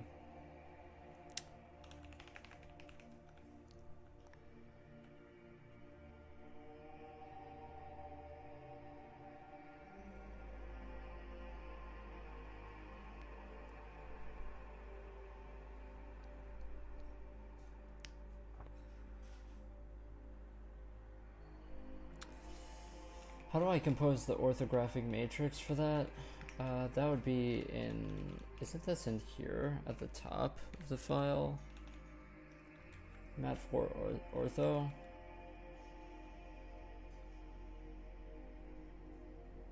Update frame buffer mat for ortho. With FBO properties.ortho. What is FBO properties.ortho?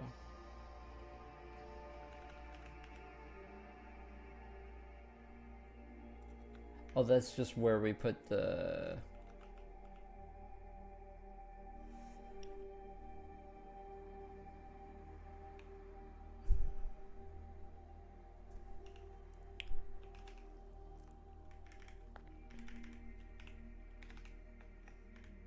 Actually, we can just probably... frame buffer...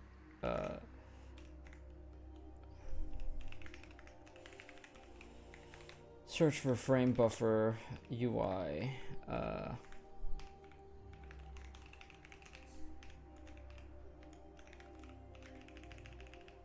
think it's just this.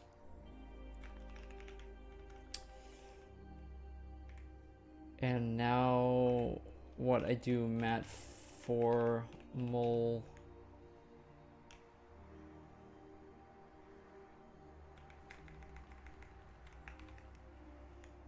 M4 mul from FBO properties.ortho with local.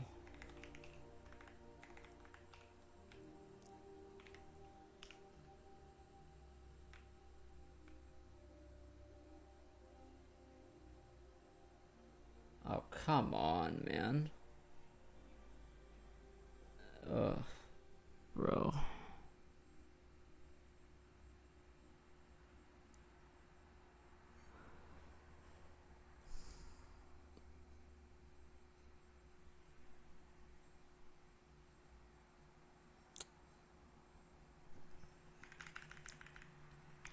We could mat for ortho and then just mem copy into ortho from FBO properties.ortho.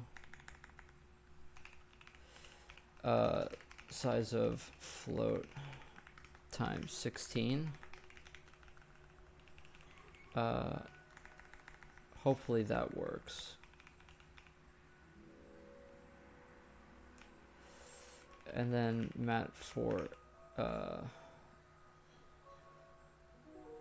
I guess global, we'll say, and then let's just go global. Try that, I guess. Also, what I'm noticing is that at hovered, all of this is not red, it's actually black. It's, at least it's giving me a black. Did I mess up this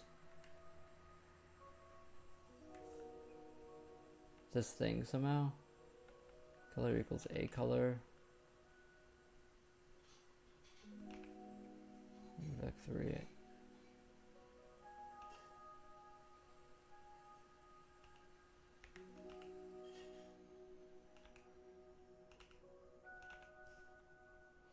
Uh,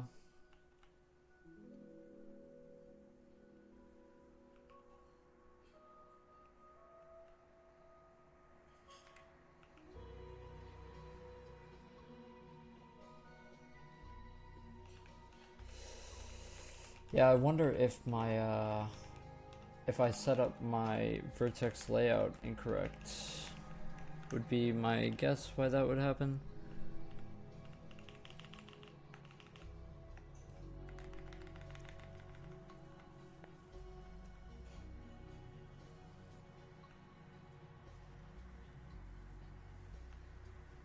I'm right, it is UN32T, I'm not tripping, right?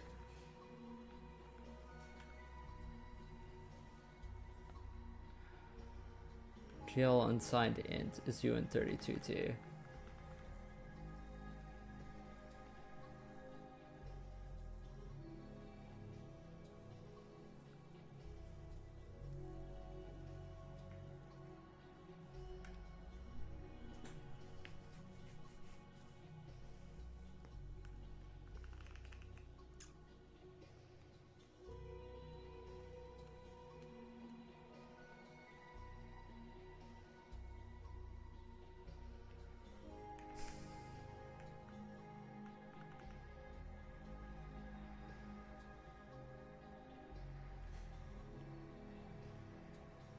Yeah, I have no clue. I think that this looks fine to my eyes.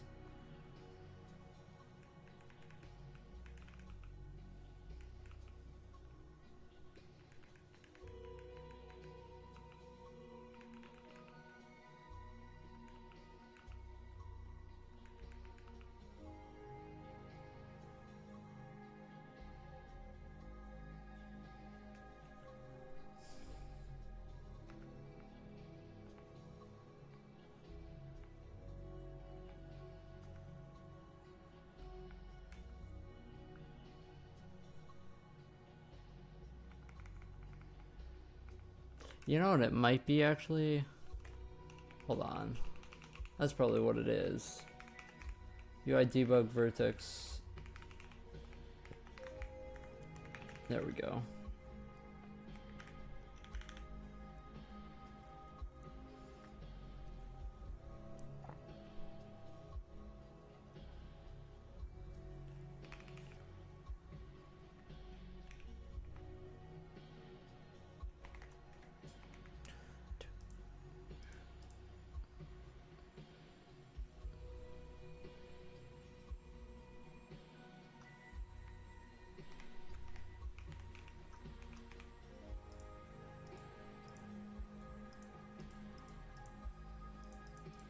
Okay, now we're not getting anything.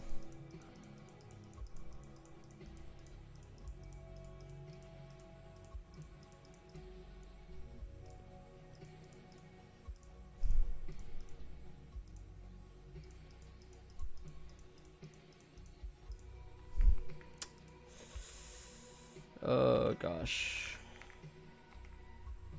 Where's this current counter so high? Where's that coming from? Oh god.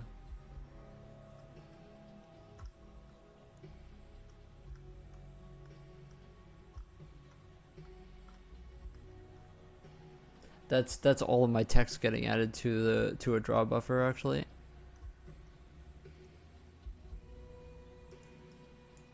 ASDD. Were you strafing? uh hmm.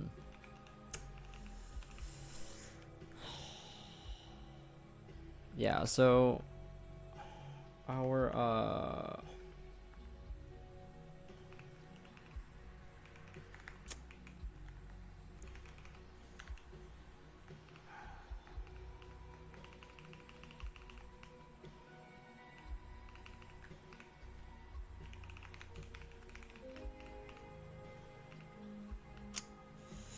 yeah, this isn't working. Yeah, UI element from chords isn't working.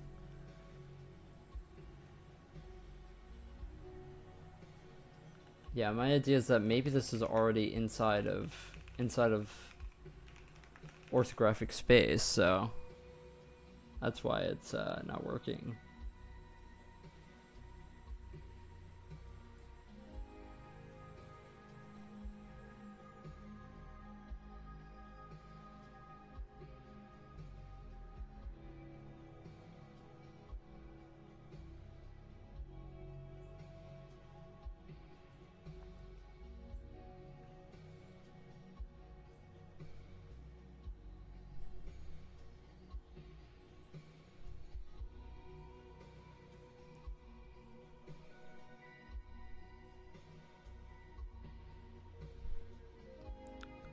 That's gibberish. I don't know. What am I making? I'm making a game engine. Working on the UI system right now and the editor side so that we can select UI elements. We just set up the pipeline to basically SSBO all of the transforms to the GPU instead of computing them on the CPU, and that has come with its own challenges for sure.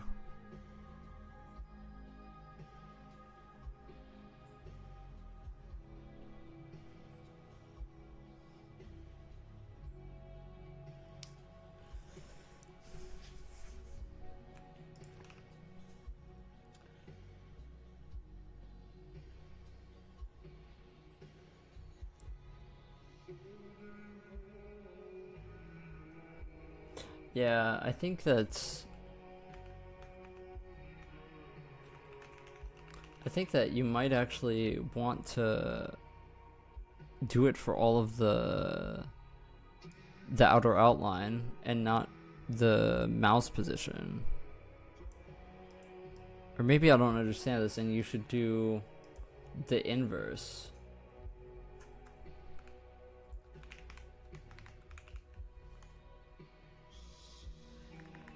I have a different M4 inverse, right? Yeah, I have an M4 inverse here. We could try doing the inverse.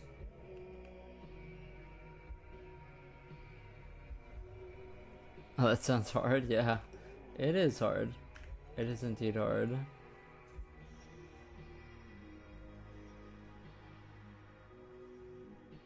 Yeah, that's a lot. So this is 4 million bytes in that buffer because we're writing all of the text boxes into it. All of the text boxes that are in that drop down, which is now 98.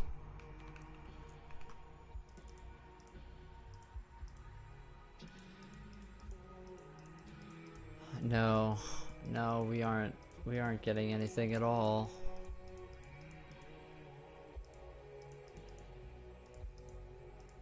Yeah.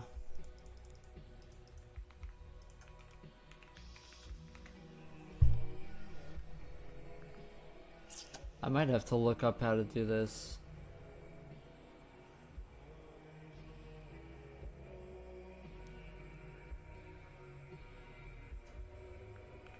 Yeah, I thought that this would work, just doing the, I mean, because we're computing the same exact transform in both places. Alex, nice, good job, dude. Thanks. Thank you. I've been working on it for a very long time.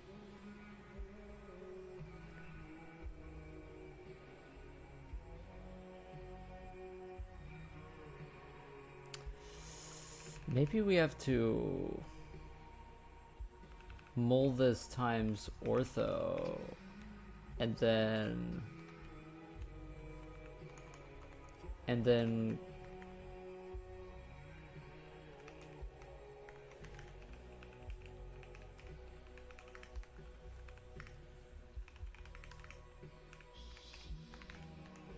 mul M4 Vec4 with local mid. I like.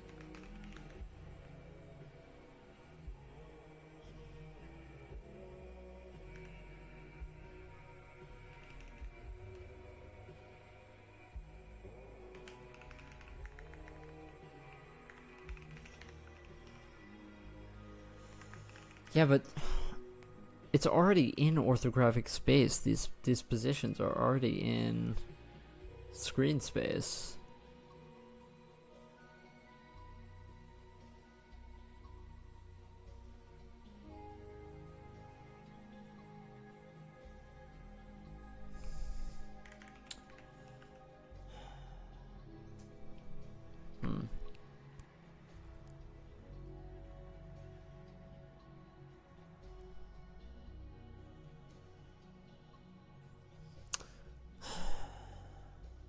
Yeah, if you put...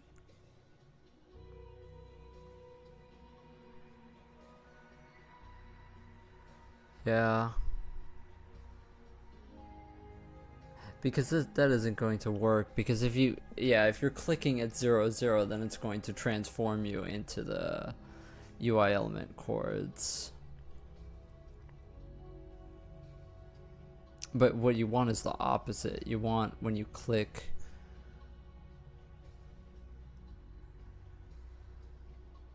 Yeah.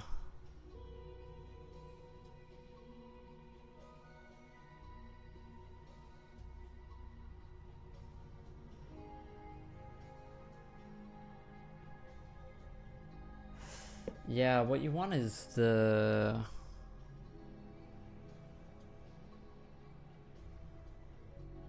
It's to transform it the opposite way, actually. So you want the position to go from the GPU space to the... Damn. Yeah. That's difficult.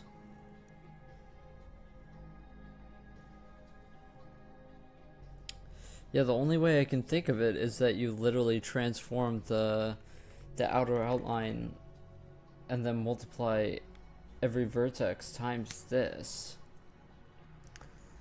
Currently learning C++, I want to make cool stuff like you. Well, that's a big compliment, thanks.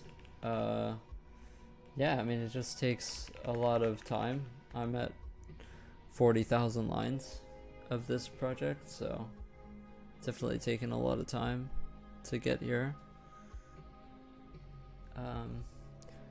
Just, you know, don't get discouraged. Yeah, this is hard. This is hard. Because I don't want to... This is so inefficient. If every time we want to check what UI element we can click on, we're going to iterate through all of them. And multiply every single vertex just to check our position. Just doesn't make any sense.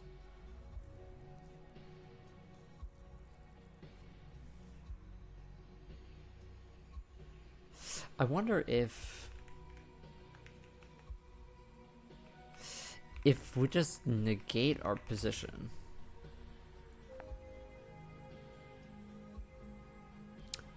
That's what I'm trying to think. Like, if we just negate our position, then we'd be on the other side, and then we'd translate into 0, 0.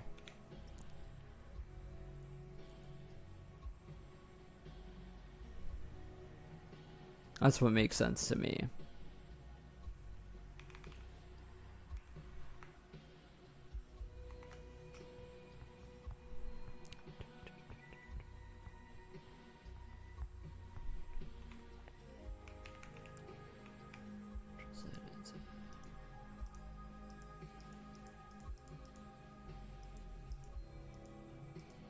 Now we're back to this.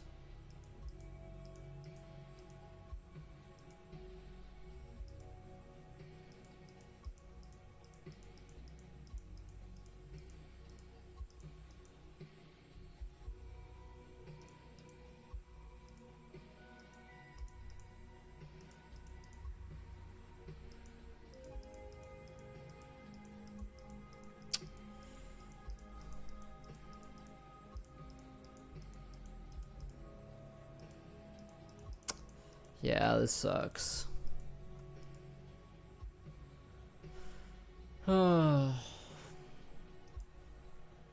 Also, I'm pretty sure that make element is now.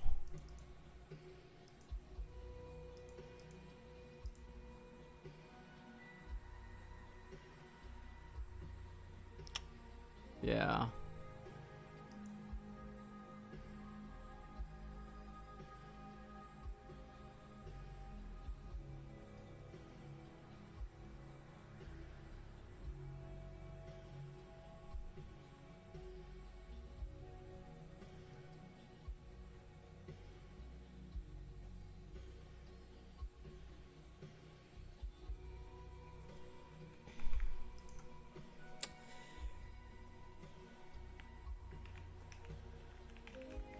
Yeah, how I did this in 3D, by the way, when we needed to do the OBB translations was let me go to where that code is. Breakcast node against hitbox. We did this infers.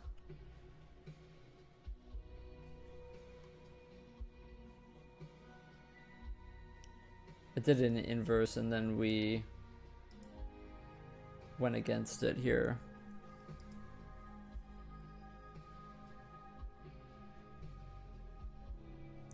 But the M4 inverse isn't really working, is it? Yeah, I don't know.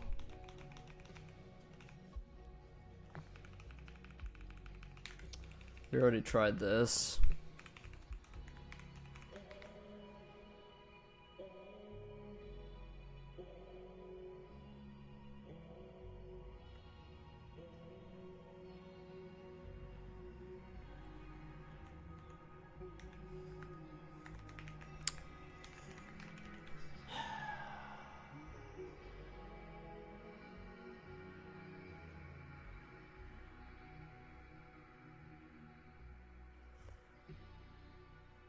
Yeah, I might have to give up on this for now.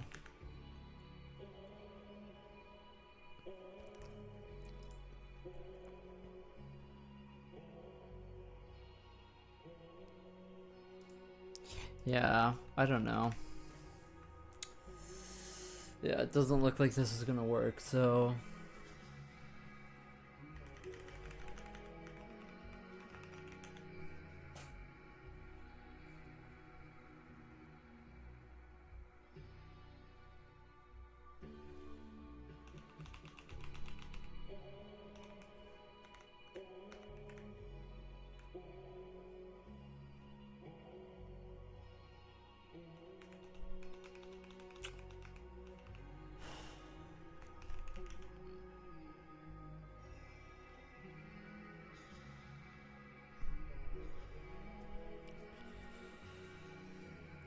Alright, I'm gonna... Yeah, I really wanted this to work.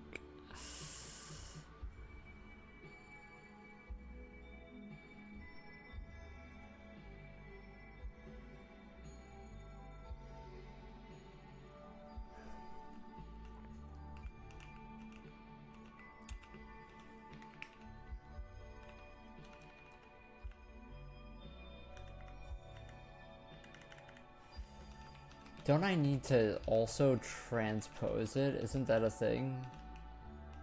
Like, isn't it the inverse transpose that I have to go against? Do I have that?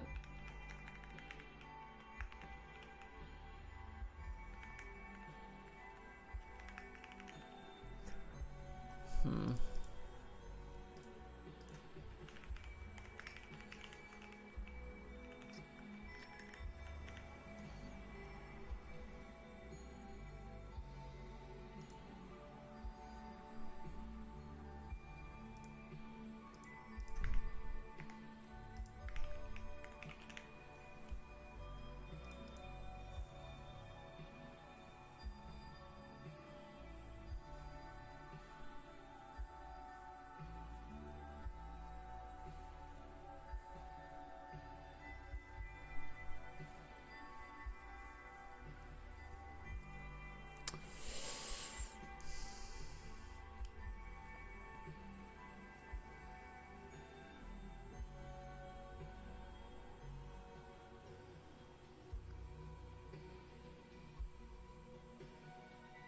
Yeah, I'm looking at how to transpose it. It seems like it's just the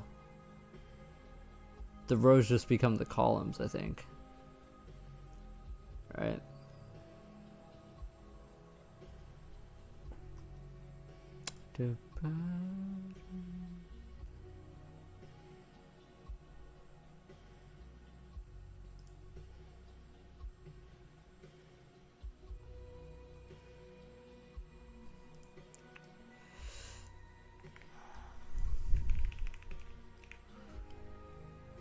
Simply a flipped version. We're switching a row with its columns. Yeah.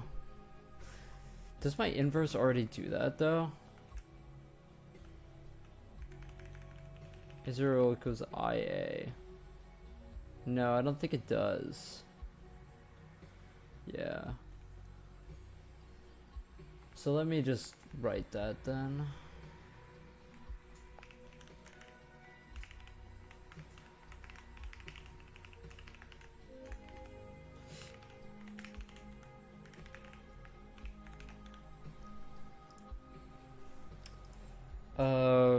So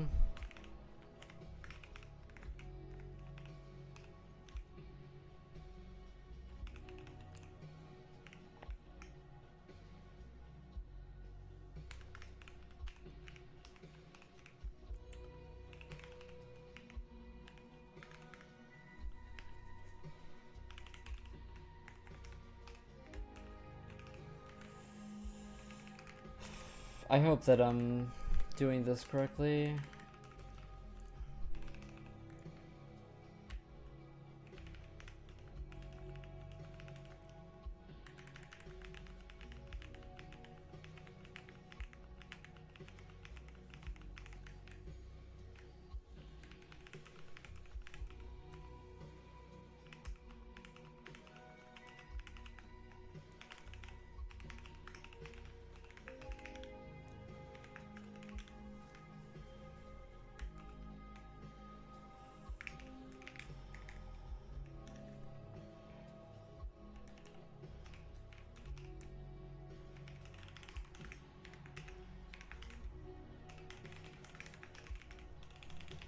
Okay, now let's try to transpose it.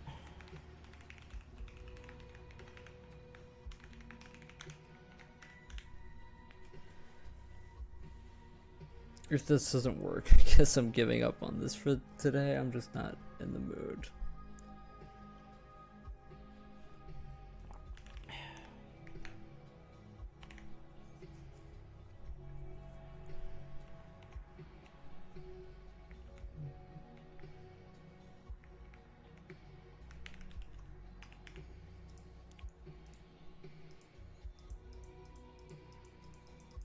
Yeah, I guess not. I guess not.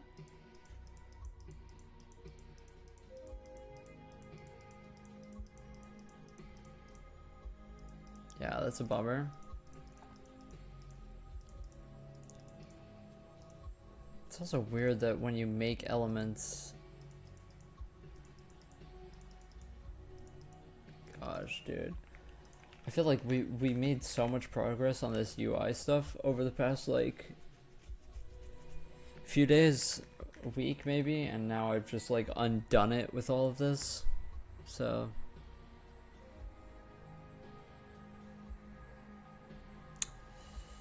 Okay, I'm gonna take a break, go to the bathroom, and then probably come back and model. So I'll be back in like 5 minutes.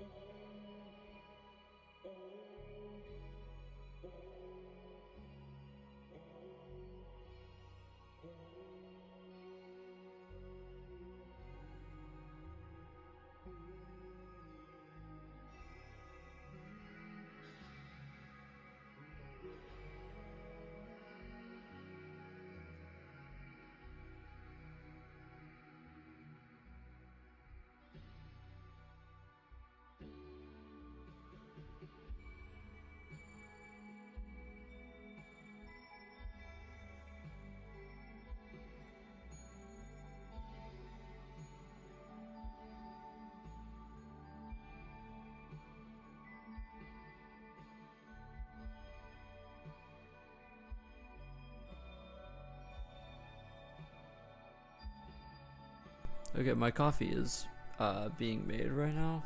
It's heating up, so I'm semi back. But I did realize something that I didn't try was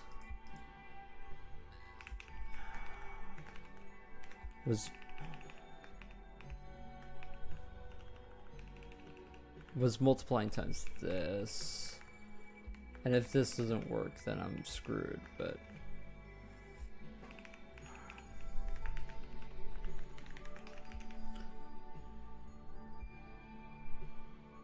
yeah. Because I was multiplying after the inverse before instead of before the inverse.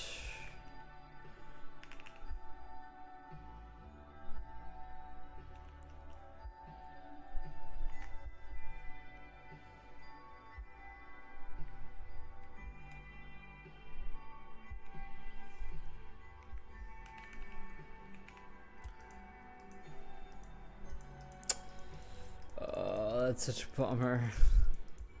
Oh, I thought that was gonna be it.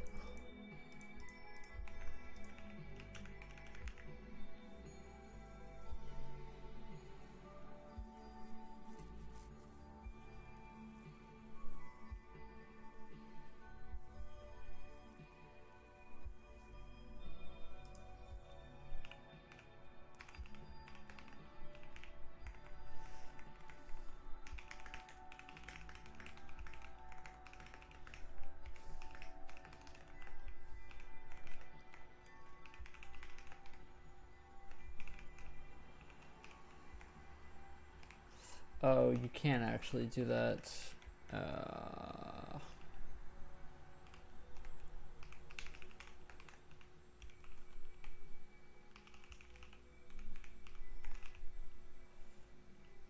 Oh, you know why this isn't? Because it's not included.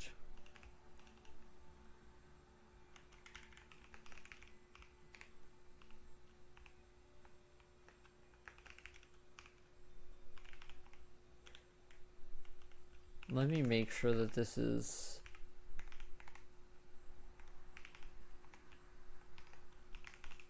Let me make sure that this is getting filled with data.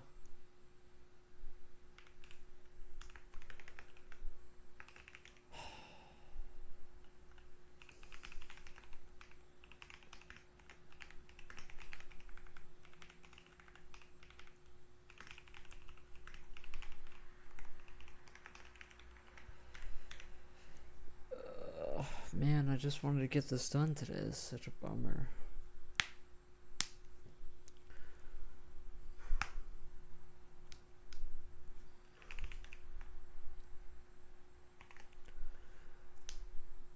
It's always one step forward, two steps back, man.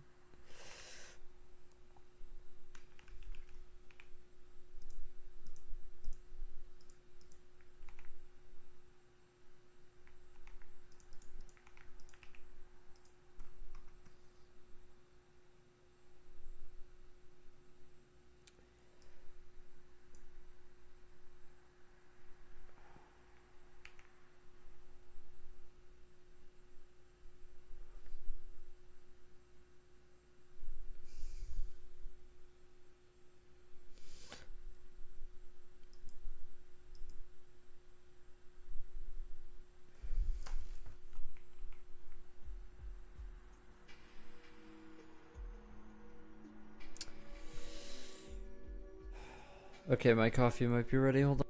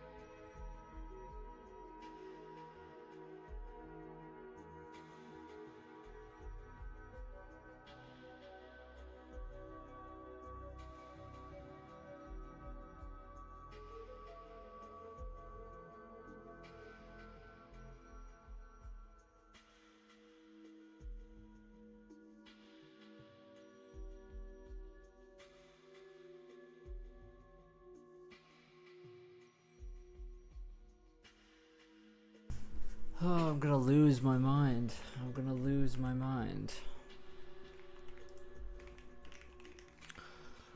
I do not understand. Let me try getting rid of the ortho. I don't know.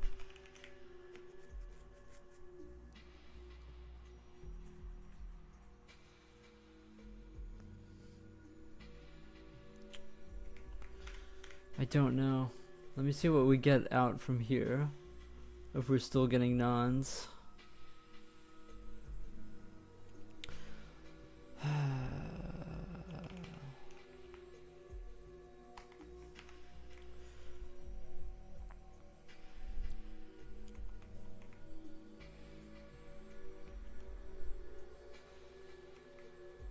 Wait, actually,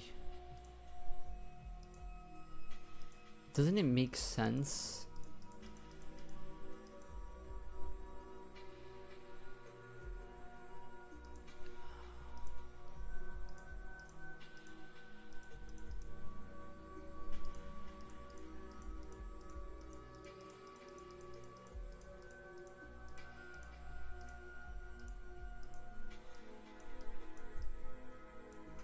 Hold on a second.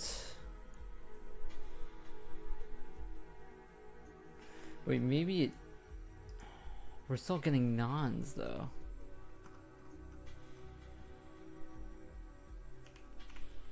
We're still getting nons.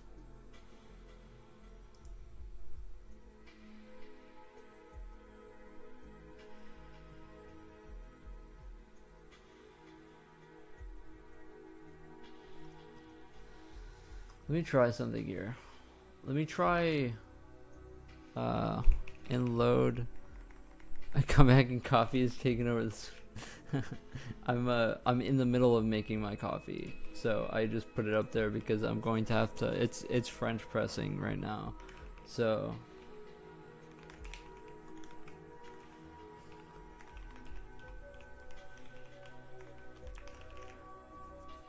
Oh my gosh. This is gonna drive me insane.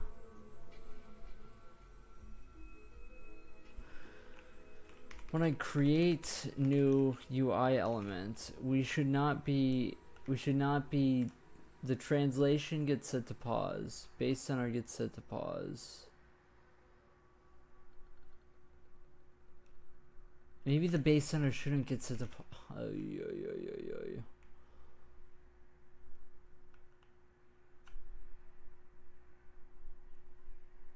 Generate default UI points should start from 0.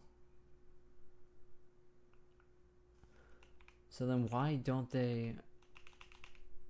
Oh, because of my translation.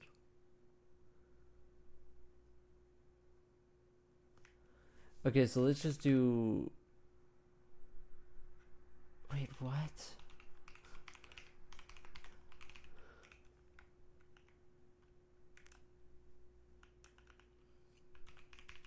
Let's do base center equals 0, 0.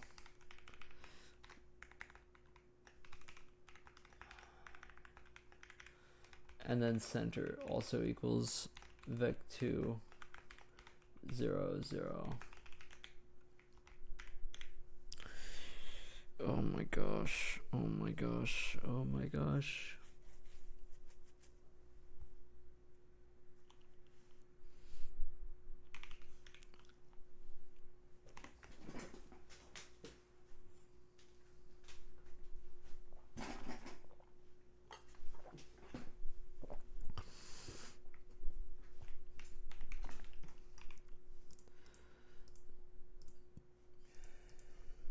Okay, make element.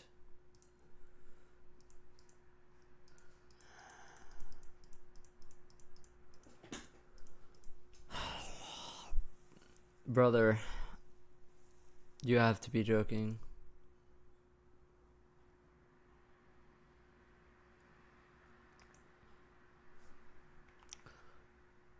We're still getting nons.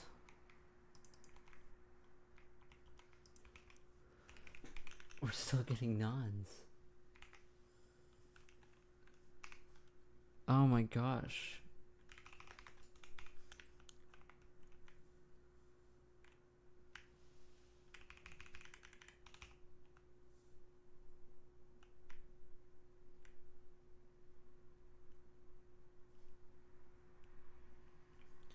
I mean, we might not be going by the correct UI element though.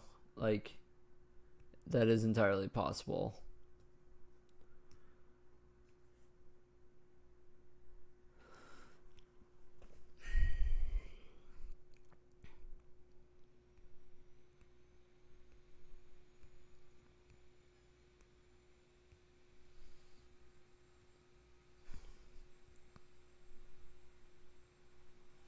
But I'm getting negative non for every single one though.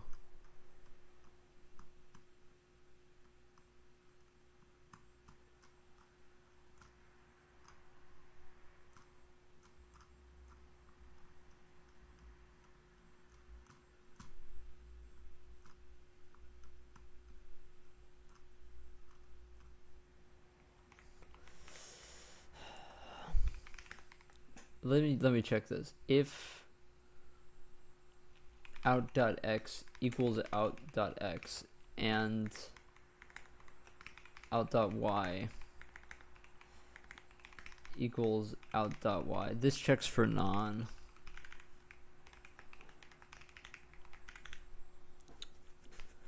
Then we print out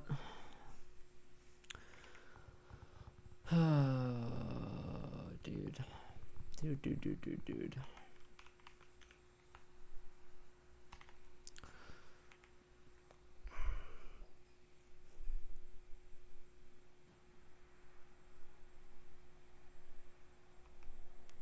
I mean, unless the outer outline is, let's not toggle this. Let's just like literally fucking, I don't know. Just toggle this. Make a new UI element. That's there.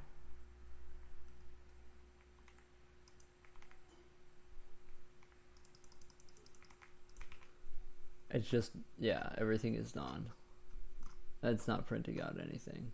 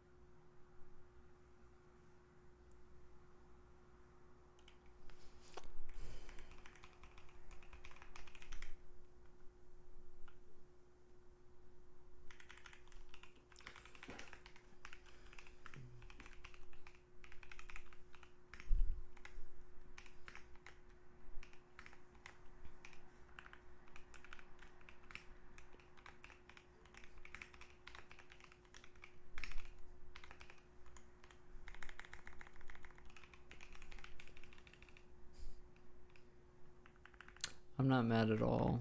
I'm not mad at all. You're mad.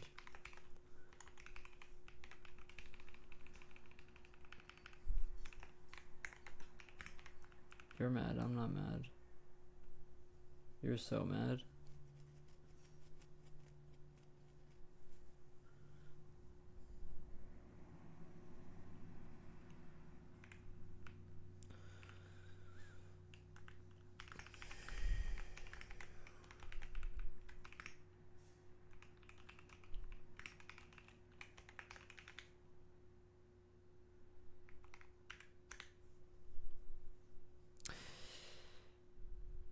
Maybe it's negative y. It's negative y. Since no, it would be, yeah, I don't think so. Okay, I'm gonna get my coffee.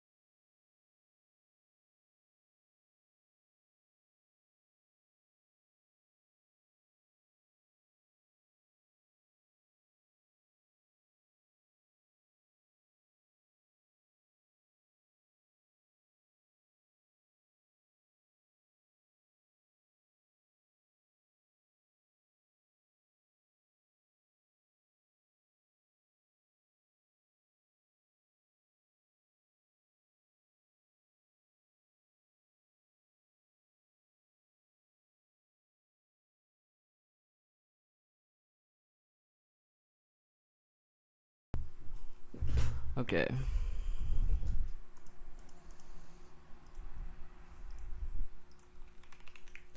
Oh yeah, my music finished too. I did not even realize that.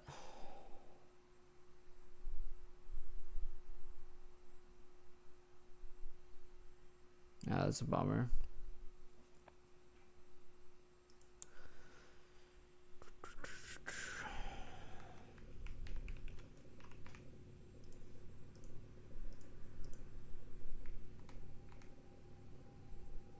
Oh god, I didn't add new lines to this.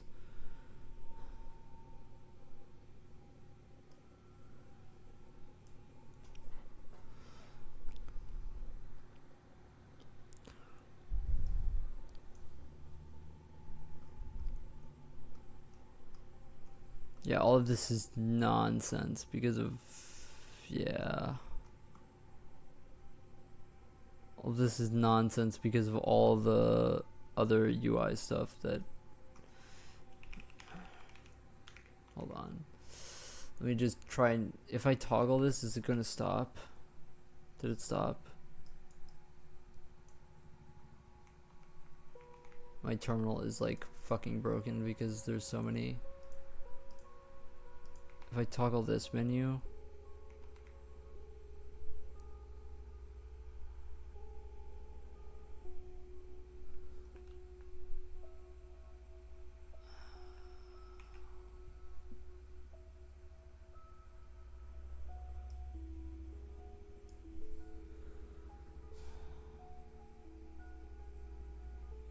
yeah, it's the same one. It's the same couple of ones over and over again.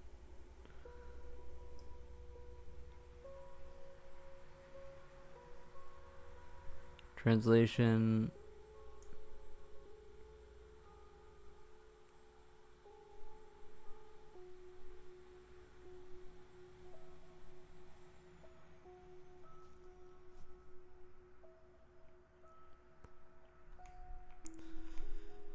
Oh my god. I just wish that we could make UI element.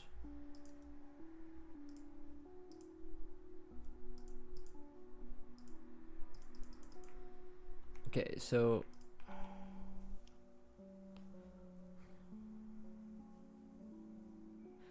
pause is here. Our translation for this is 0. For the one that we just added seems to be 0.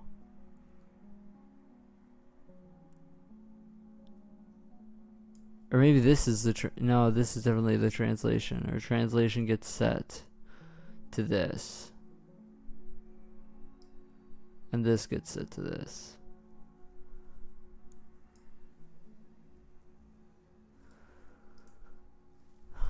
Okay. Well, the element's translation is set to the right thing that we just made.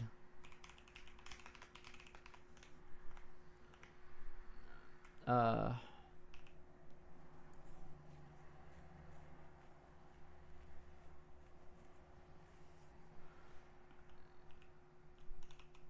it's getting put at the right place.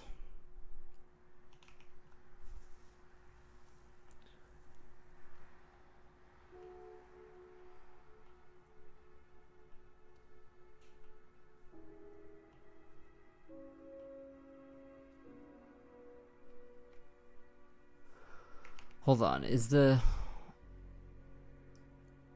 is the scale 001. Yeah, this is correct. The translation, everything is correct.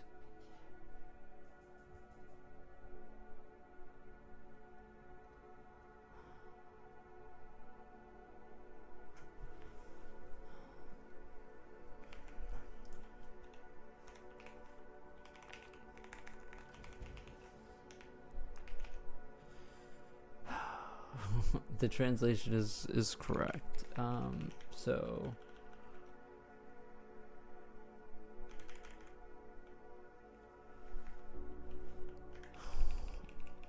we can check what the points are. We can check what the points are too.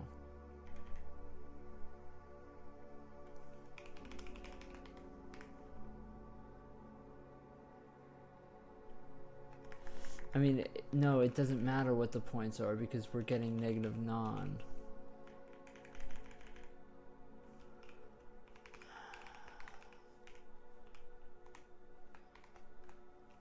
We need to print this mat 4.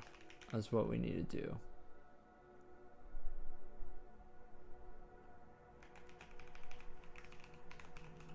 Let's make sure to do this, I guess. Wait, was that the problem the whole time? Oh my god.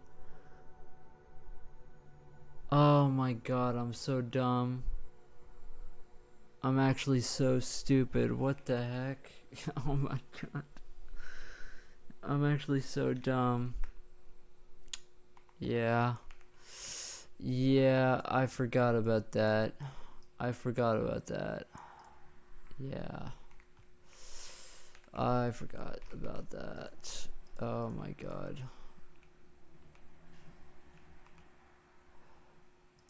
We're lagging quite a bit now.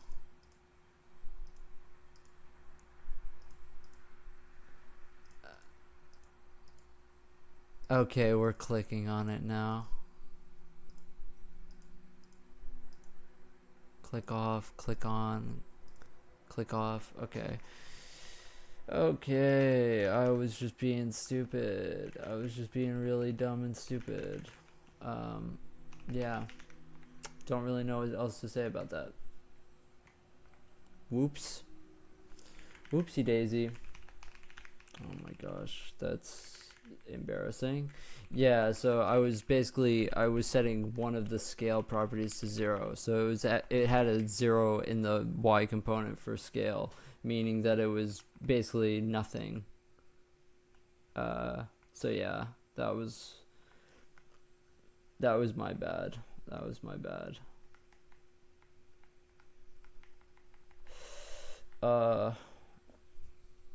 Man, that's a bummer. Okay. Let me go to init UI and let us make a new inventory. Let's try to make a new inventory thing.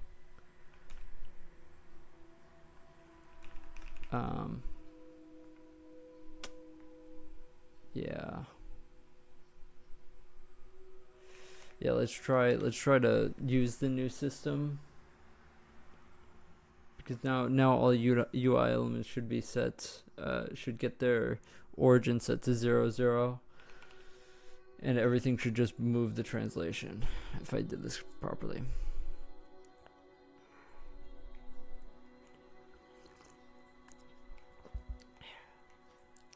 What was that, like 30-40 minutes spent on that? Fun. Inventory. Let's try to make a new menu. Inventory, make element.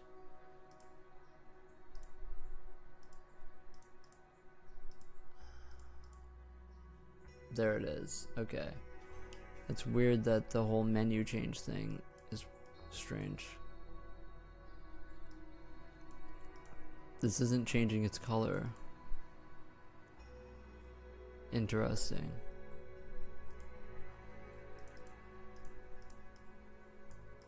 It's not getting flagged as dirty, I guess. Weird. Okay, so moving. How does moving work? Moving works fine. Moving works fine.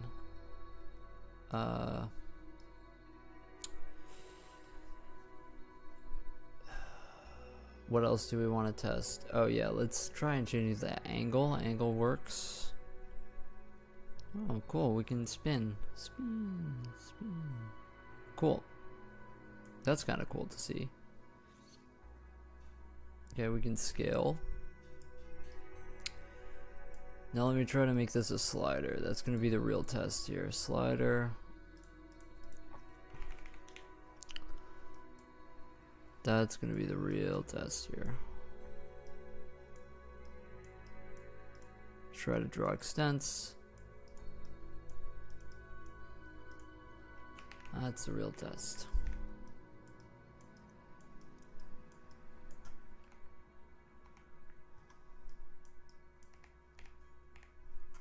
Okay.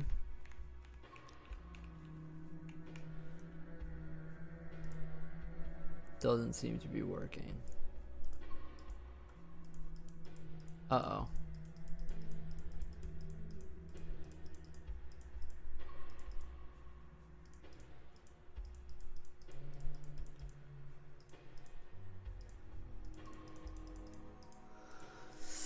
Dude, what?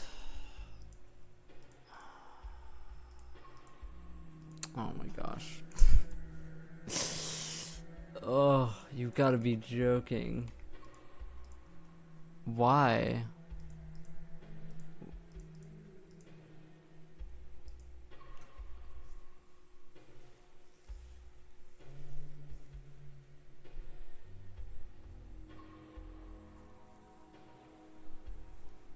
Why is it when we do this? When I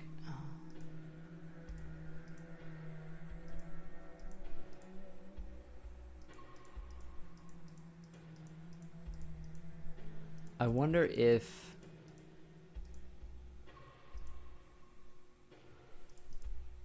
if I moved this with my mouse and now it moved it to some place where we can't see it.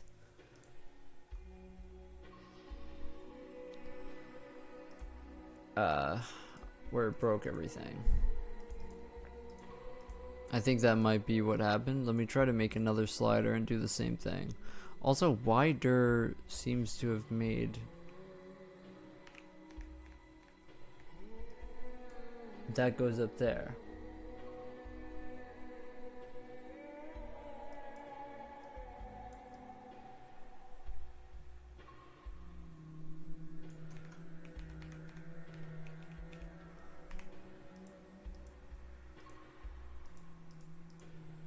Interesting. Okay. So, it looks like our slider stuff isn't working. It looks like we're moving it. When we move it, it doesn't move along the thing. It moves it to 0, 0 because, oh yeah, because it works off a base center. And base center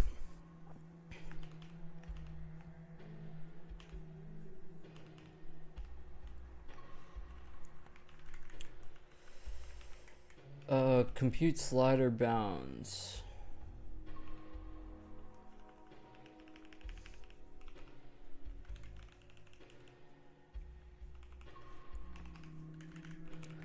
Let's try this. Let's try element. Let's try element translation for both of these, and then when we, I think we did have transform. Hello?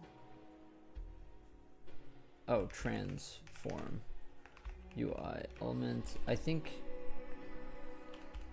we did already set the when we scroll container we use it. When we, yeah, here we use transform UI element. The thing is, the new pause that we were choosing was based on the base center, which isn't what it should be.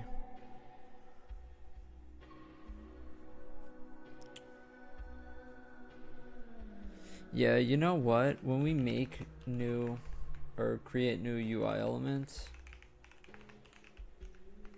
what we should do is we should just set everything to pause.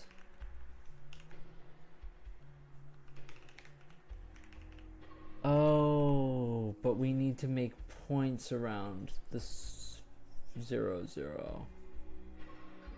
Oh, correct.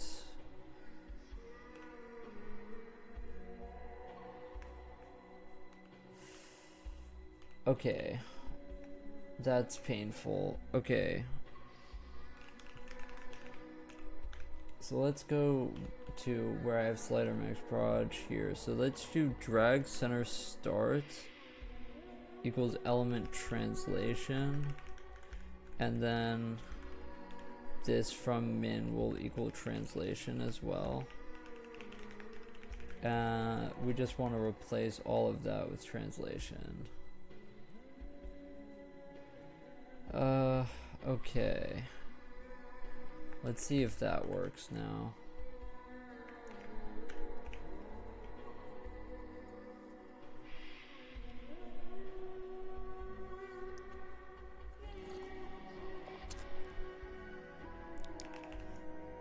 Someone recently described someone else as having vocal fry, and I've just like, I think I've internalized that now, and every time I talk, I like hear myself having, I guess they call it vocal fry.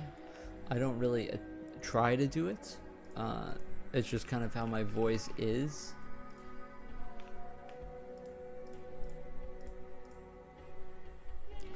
Okay.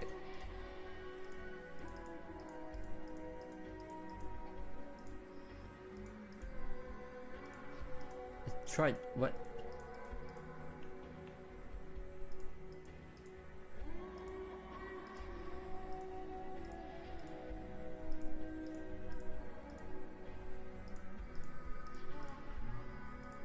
What? It's so weird because sometimes it just doesn't like show up. It's weird.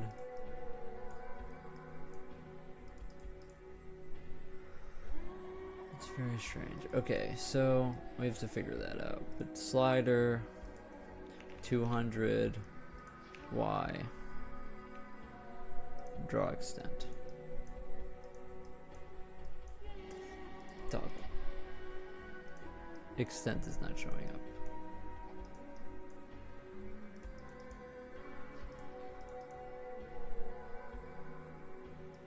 Okay. Okay, whatever. Okay. The extent is down here. We're not gonna worry about it. We take the W. Yeah, it's because our extent is probably not correct. If I had to guess. When we create new UI element, every time we want to E is dirty equals true. Okay, we want to do that. And also when we create a new UI element, we probably want to just like toggle hit UI change, but I don't know if that's really what we need to do.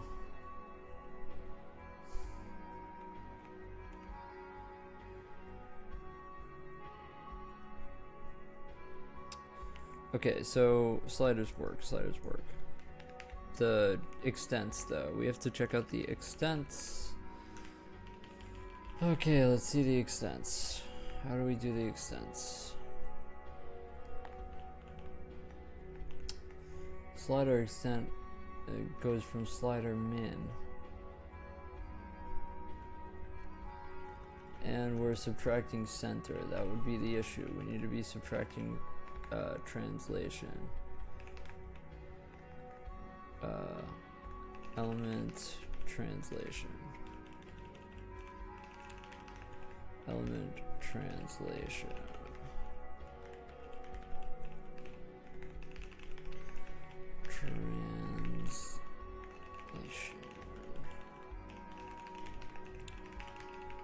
Element translation. Okay, so all of that's good.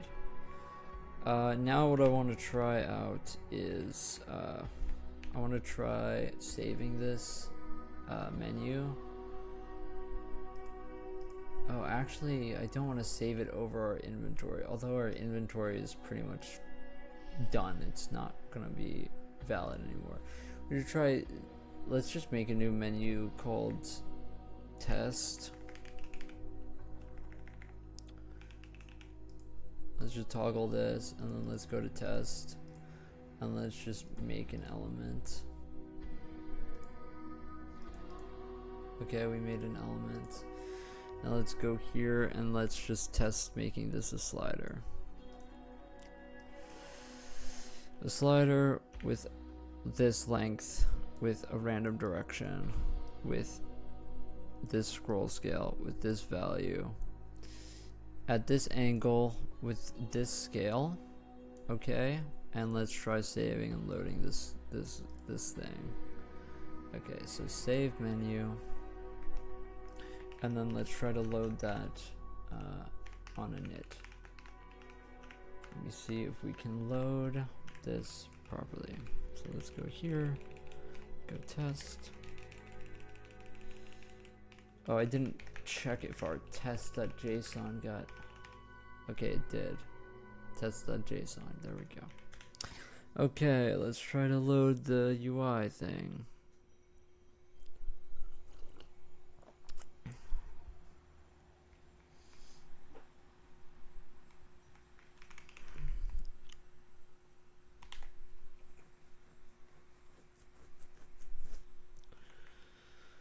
I'm probably going to get food soon, and then I'll end stream, and then I'll probably be back to model later.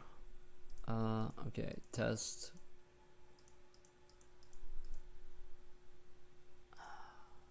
Okay.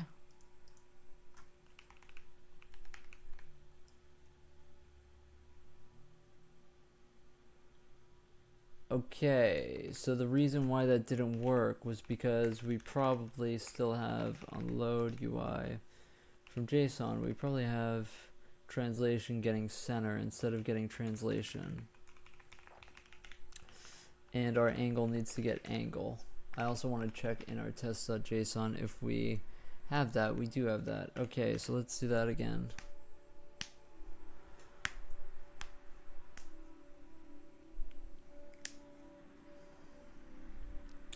Also, we want our translation to be scaled in scale UI. So let's just do that before I forget. In scale UI, we want to do this times the scale.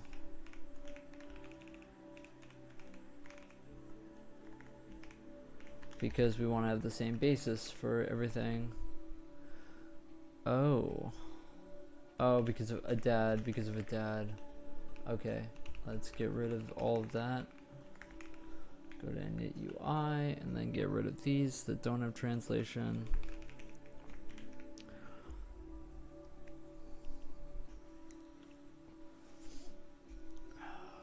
Okay, we figured it out. We figured it out. It's purely my own stupidity why that wasn't working. I had the right idea though. All I had to do was multiply times the inverse of the matrix. I just was setting up the matrix wrong. Okay. Interesting. So this is not the right place.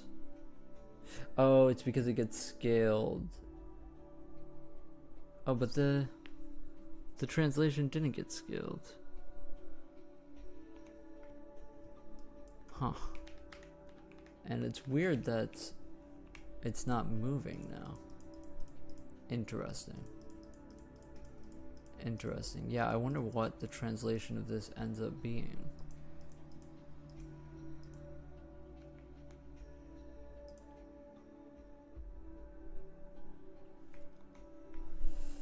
Let's try to make a new menu called test 2.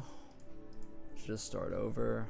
Go to toggle this, go to test 2, make a new element. We made 2, that's okay. We made like a bunch actually, that's whatever. Move it over here. Change the scale, change the angle, just to test. Go to slider, go slider length 100, random direction, and change the color. And let's save the menu. And then test 2.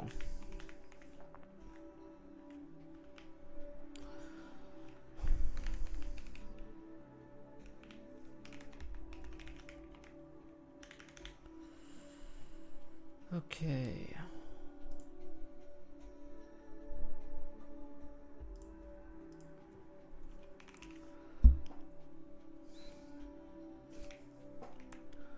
test 2. Testing, test, test.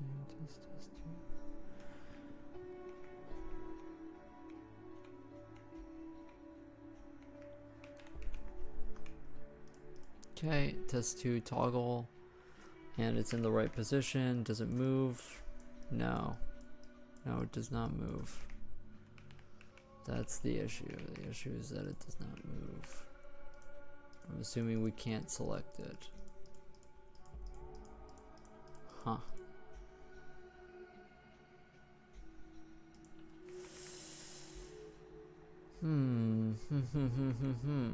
Very interesting, very interesting. Why does it show up fine, but we can't touch it? Yeah, I'm not sure. Probably gonna have to log it.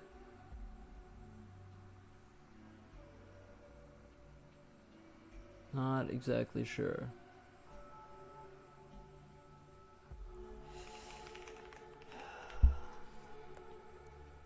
Why does it appear fine, but we can't?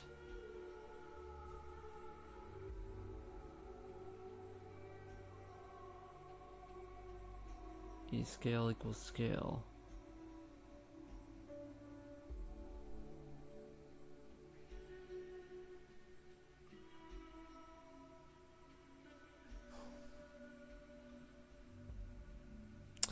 Yeah, we're setting the translation fine and the points are fine, obviously, because we, Huh.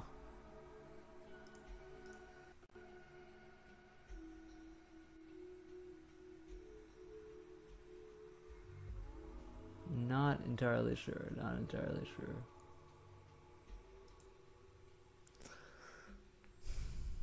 Because it would be one thing if it showed up incorrect.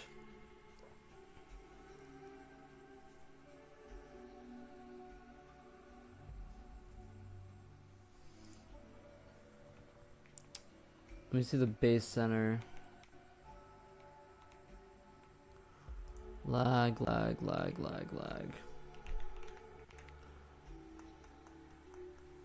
See what the base center says.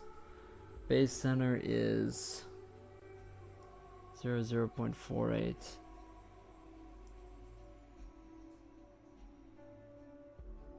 0.48.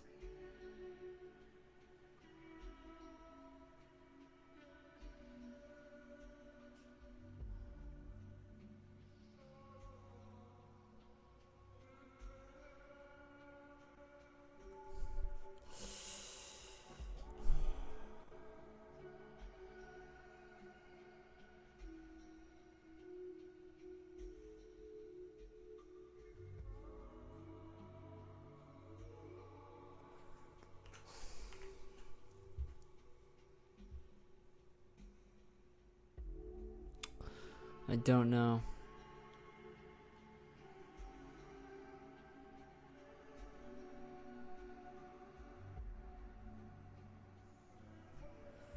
Yeah, after we compute, this is the same thing. This is the same slider. Don't know why test2.json. Our y is strange. Why is our y not 0?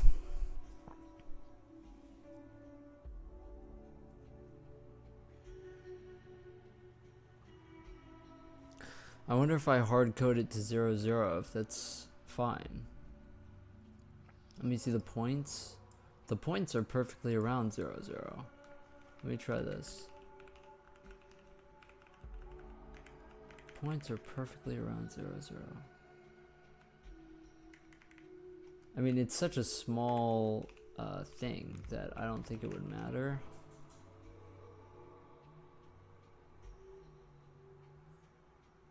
But yeah.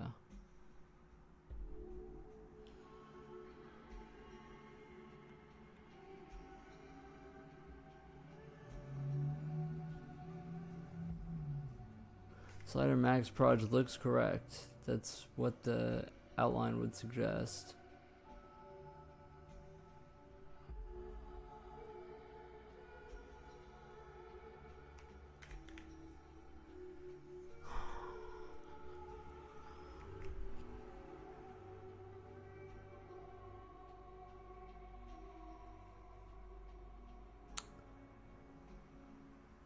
Oh wait, we didn't change the Y on these either. We just changed it on the first one. We should probably change it on all of them just to be sure. Yeah, it's very strange that this goes to a non-zero number. Oh wait, that's the only slider, so it shouldn't matter.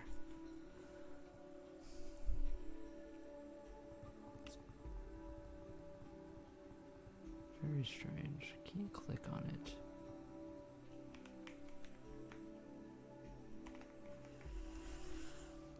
Can't click on it.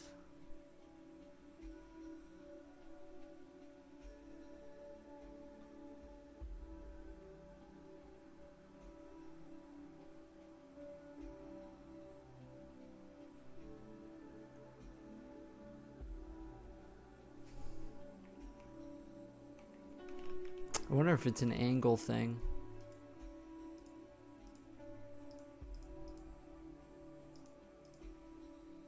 See, this we can click on fine, but this not. Dude, I wonder if it's an angle thing.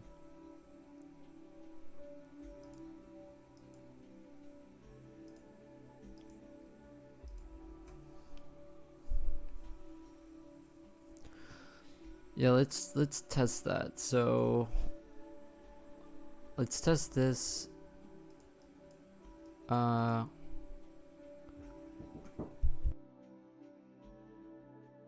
Test this without an angle, and it still being a slider.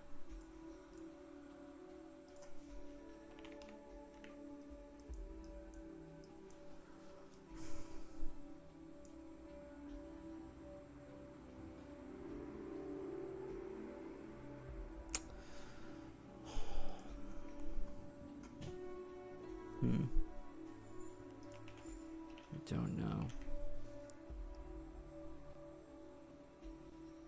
I do not know. I do not know. I do not know.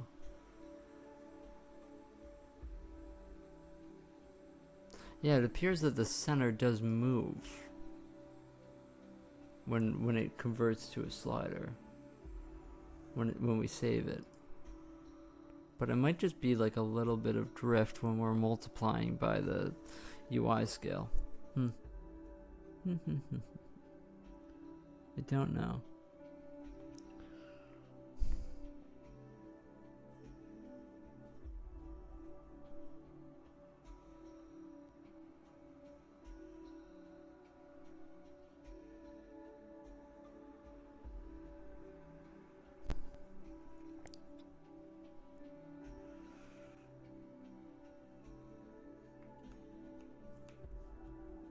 This is taking forever.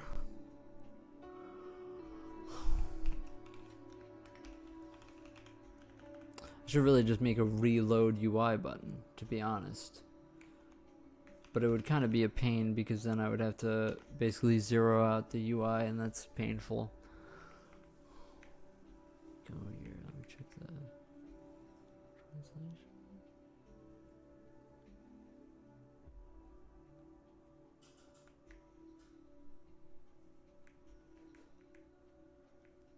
So this is the one, angle 0. Scroll scale 6.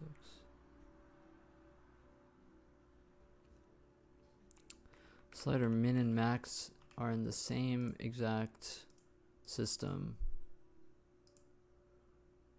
Huh.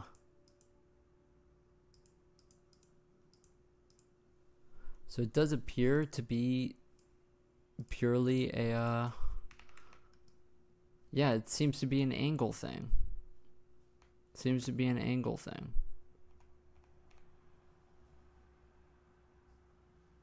Interesting.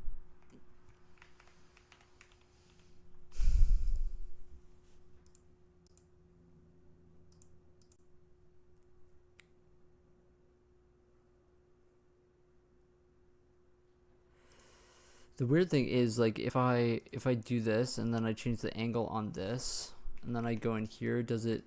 Oh, it automatically breaks it. Huh.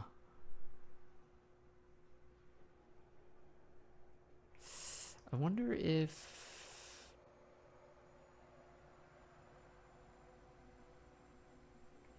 Yeah. I guess that's a problem with our shifting our mouse coordinates into the local UI space, because now this is probably, it's probably rotating around 0 maybe? I'm not sure. Huh.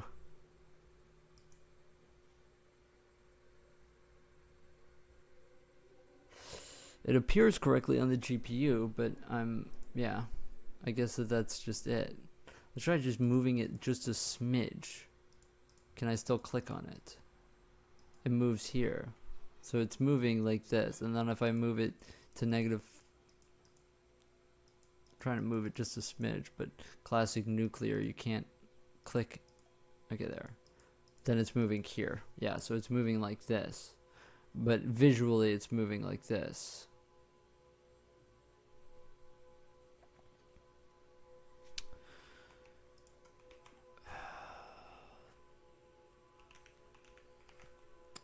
Yeah, I'm not sure.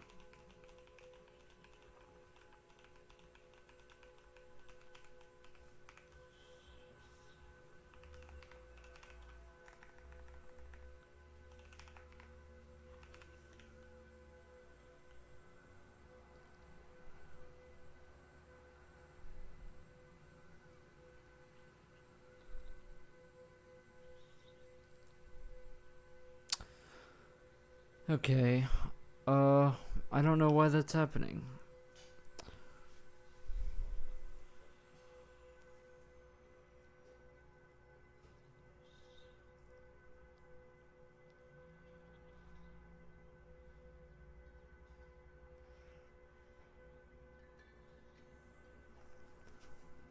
So that's exactly how we do it for the GPU.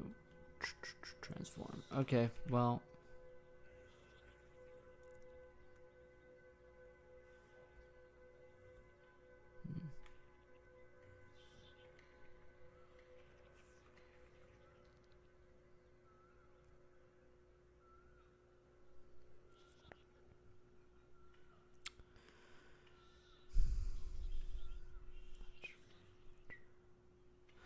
Okay, well, I'm going to be back later, probably like in 30 minutes.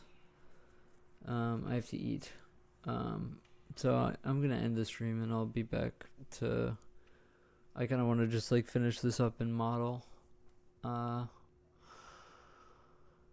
Yeah, this is almost finished. The angle is the tricky part. The angle appears to be rotating around 0, 0 instead of around the center, but only for our basis of our mouse.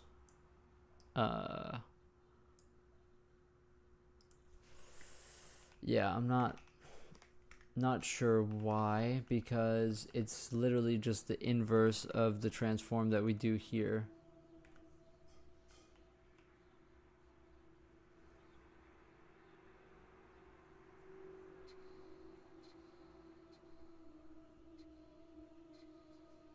Well, technically, yeah, technically pause is normalized around 0, 0.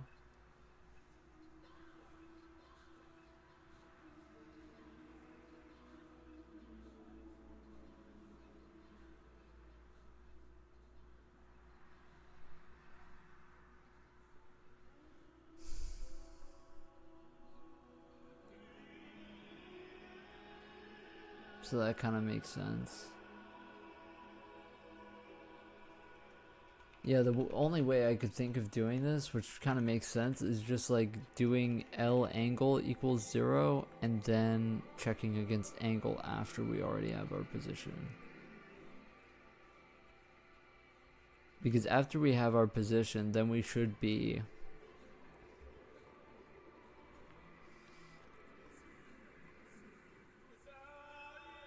Yeah. After we have our position, then we should be like basically in the coordinate space of the of 0, 0, and then we just rotate the angle.